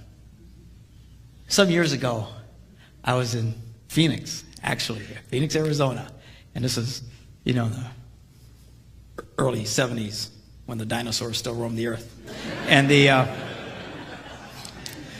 very young man, I was part of a revival meeting. You ever been in a revival meeting? They'd have meetings every night, and you never had an ending time. You just would keep going and going and going and going until people quit coming. And our meetings would go sometimes for months on end. As long as people kept coming and asking Christ into their lives. It was very, very cool. We had a lot of fun. During the day, we would go out, we'd hand out flyers inviting people, and at night we'd have these meetings. Well, my favorite place to go in downtown Phoenix was in front of the downtown porno shop, because it was hilarious to hand somebody a flyer about Jesus on his way into a porno shop. because it would just freak him out. You know, he'd go, oh, thanks. And he'd go, all of a sudden he'd go, oh, wait a minute, this isn't J.C. Penney's? What am I doing here? It was hilarious. I'd keep myself entertained for hours doing that, you know. We weren't protesting or just hand, how you doing? Yeah. Hi. And it was just great entertainment. Well, the guy who owned the porno shop, though, wasn't having nearly as much fun. And he was losing tens of thousands of dollars. And he thought we were never going to leave because there was no ending on our flyers. And we just kept going and going and going. And he became very desperate. And desperate people do desperate things. And this man hired a professional killer to come to the meeting to shoot the evangelist to get rid of us, so that after he would kill the evangelist, we would all freak out and leave town. Well, the perfect scenario would have been for, you know, the evangelist always came out in the beginning and welcomed everybody, and as things were kind of settling down, he could have just boom, and in the confusion taken off. But this particular night, I'll never forget it, the evangelist calls us over and says, hey, you guys, he says, I don't feel so good. He says, something's wrong. He says, can you start without me? And we said, well, yeah, sure. So we start without him. So, which is really kind of a drag if you're a killer. Because, you know, revival meetings don't exactly go with your mojo. You know, you're trying to get the nerve up to shoot somebody, and now you're stuck in a revival meeting. Well, now he's got to play along, right? He's got to fake it. So he's singing along, la la la la la la la la la la blah, blah, blah, blah. And you know, we start singing the song. Give me that old time religion. Give me that old time religion. Give me that old time religion. It's good enough for me. And we're swinging it. All of a sudden we stop and say, now hold on a minute. We're going to sing this next verse. And this verse goes, makes me love everybody. And when we sing makes me love everybody, I want everybody over here to come over here and hug everybody over here. And everybody over here to stand up and go hug everybody. I want you to hug as many people as you can. So we start singing. Now this professional killer is being accosted by all kinds of people. They're all hugging on him. Hey, man, good to see you. God bless you. Hey, praise the Lord. Man, everyone's hugging on him. He's getting more hugged than he's been hugged since he was a baby, I'm sure. His mama probably never hugged him, you know. And he's like, he's got to fake it, right? He's got to hug everybody. And then we all sat down, and then people got up and started sharing testimonies. You remember testimony services? You know, people get up and talk about how God had changed their lives. And we had some pretty dramatic stories of people who were drug addicts or, you know, whatever their deal was, and how when they asked Christ into their lives, how God totally changed their lives around. And they got tears running down their cheeks while smiling at the same time. You know, kind of like the weather in Phoenix. And sunny yet raining. I don't understand. But you know, it was so powerful, and he's just listening to all these people. Then finally, the evangelist comes out. And by this time, the guy is frozen. He cannot act. He's in a state of shock. And this evangelist starts preaching what all evangelists preach. You know, the fact that God loves us. He loved us so much, he sent Jesus to take our punishment.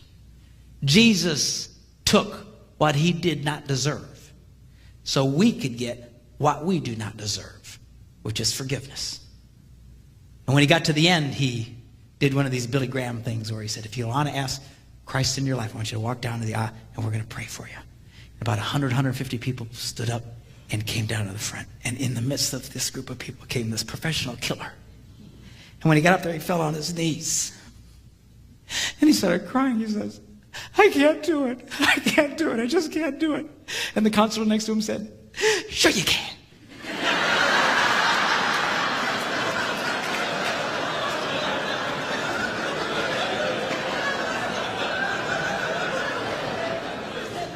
You can do it. I want you to know, God wants you to do it. And he's going, no, you don't understand. You don't understand. And he pulls out the loaded weapon and hands it to him. And that's how we found out the story of how this guy came to kill somebody, but instead had his life dramatically impacted by the love of God.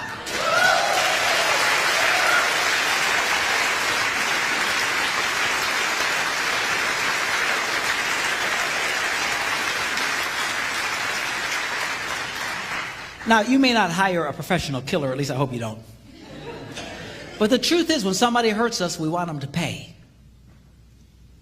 So our version of making them pay is we get bitter and unforgiving. I'm not going to forgive you. The problem is the only one it hurts is the person who doesn't want to forgive. Unforgiveness is like taking poison hoping the other guy will die.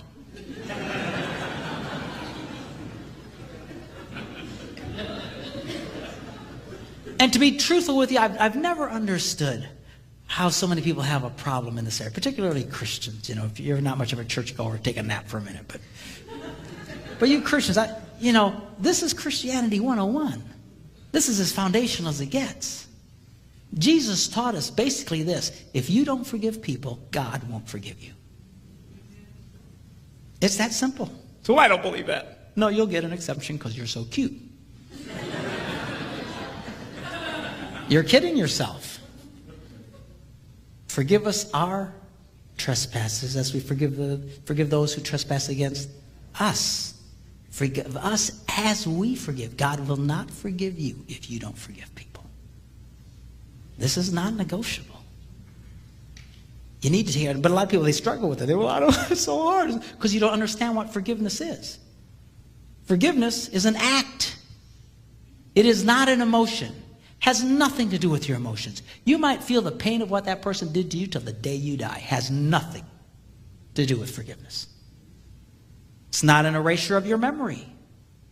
You might remember what that person did to you till the day that you die. And let me ask you a question. Do you think God has Alzheimer's? Do you think he can't remember what you did? Do you think he looks at you and goes, something about you really ticks me off? Like,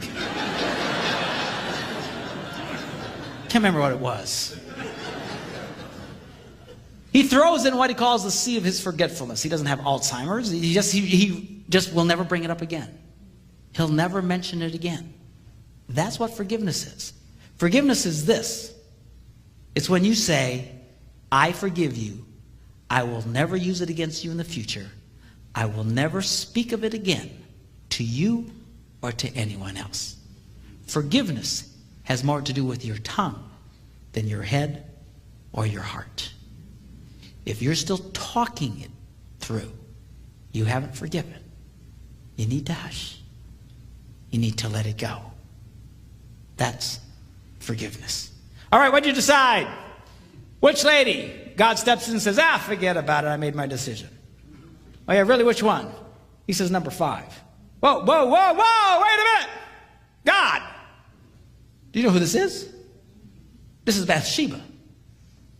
The only reason this woman is there is because of lust, lying, adultery, and murder. There's nothing holy about it. There's nothing righteous about it. It was never in God's plan. God never intended it. But Bathsheba becomes the mother of Solomon and the great-great-great-great-grandmother of the Lord Jesus Christ himself. You could make the argument, had it not been for lust, lying, adultery, and murder, Solomon would have never been born. You could make the argument, had it not been for lust, lying, adultery, and murder, the Lord Jesus would have never been born. Oh, well, praise the Lord that happened then.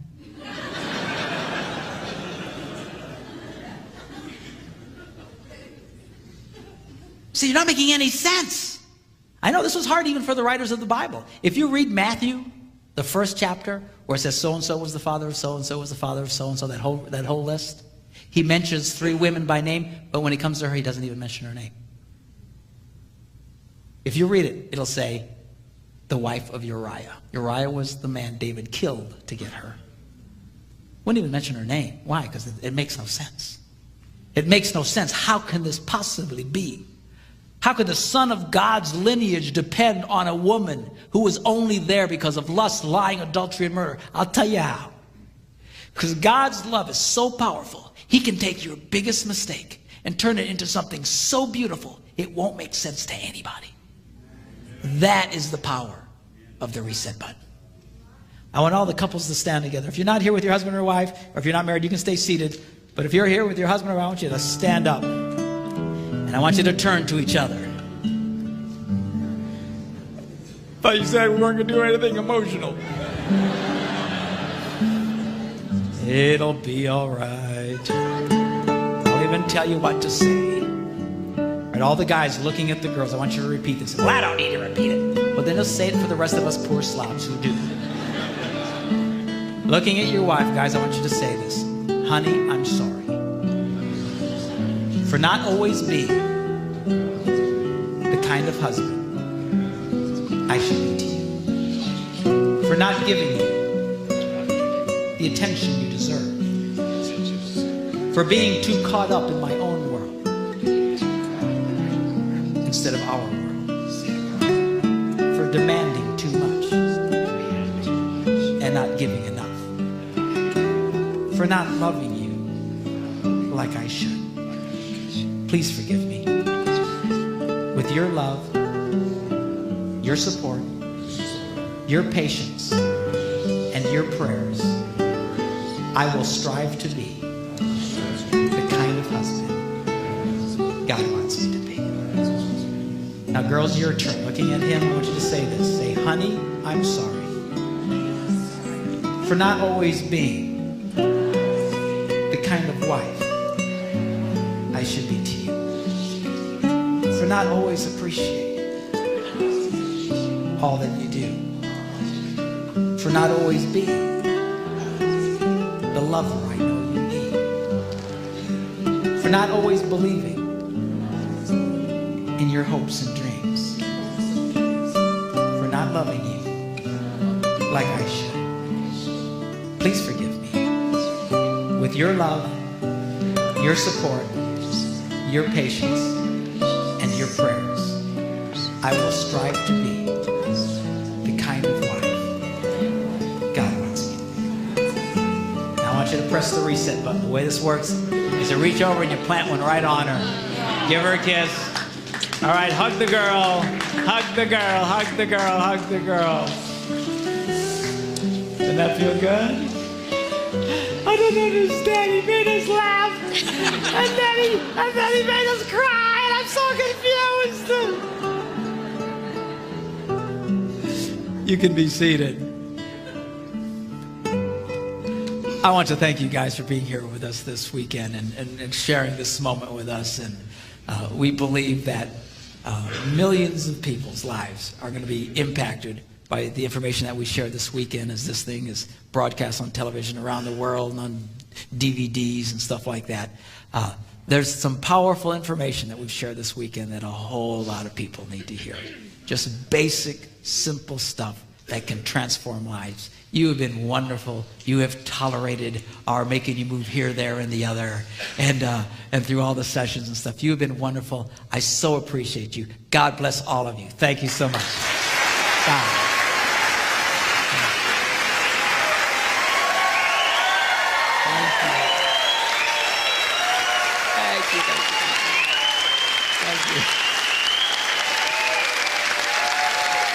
Amen. God bless you guys.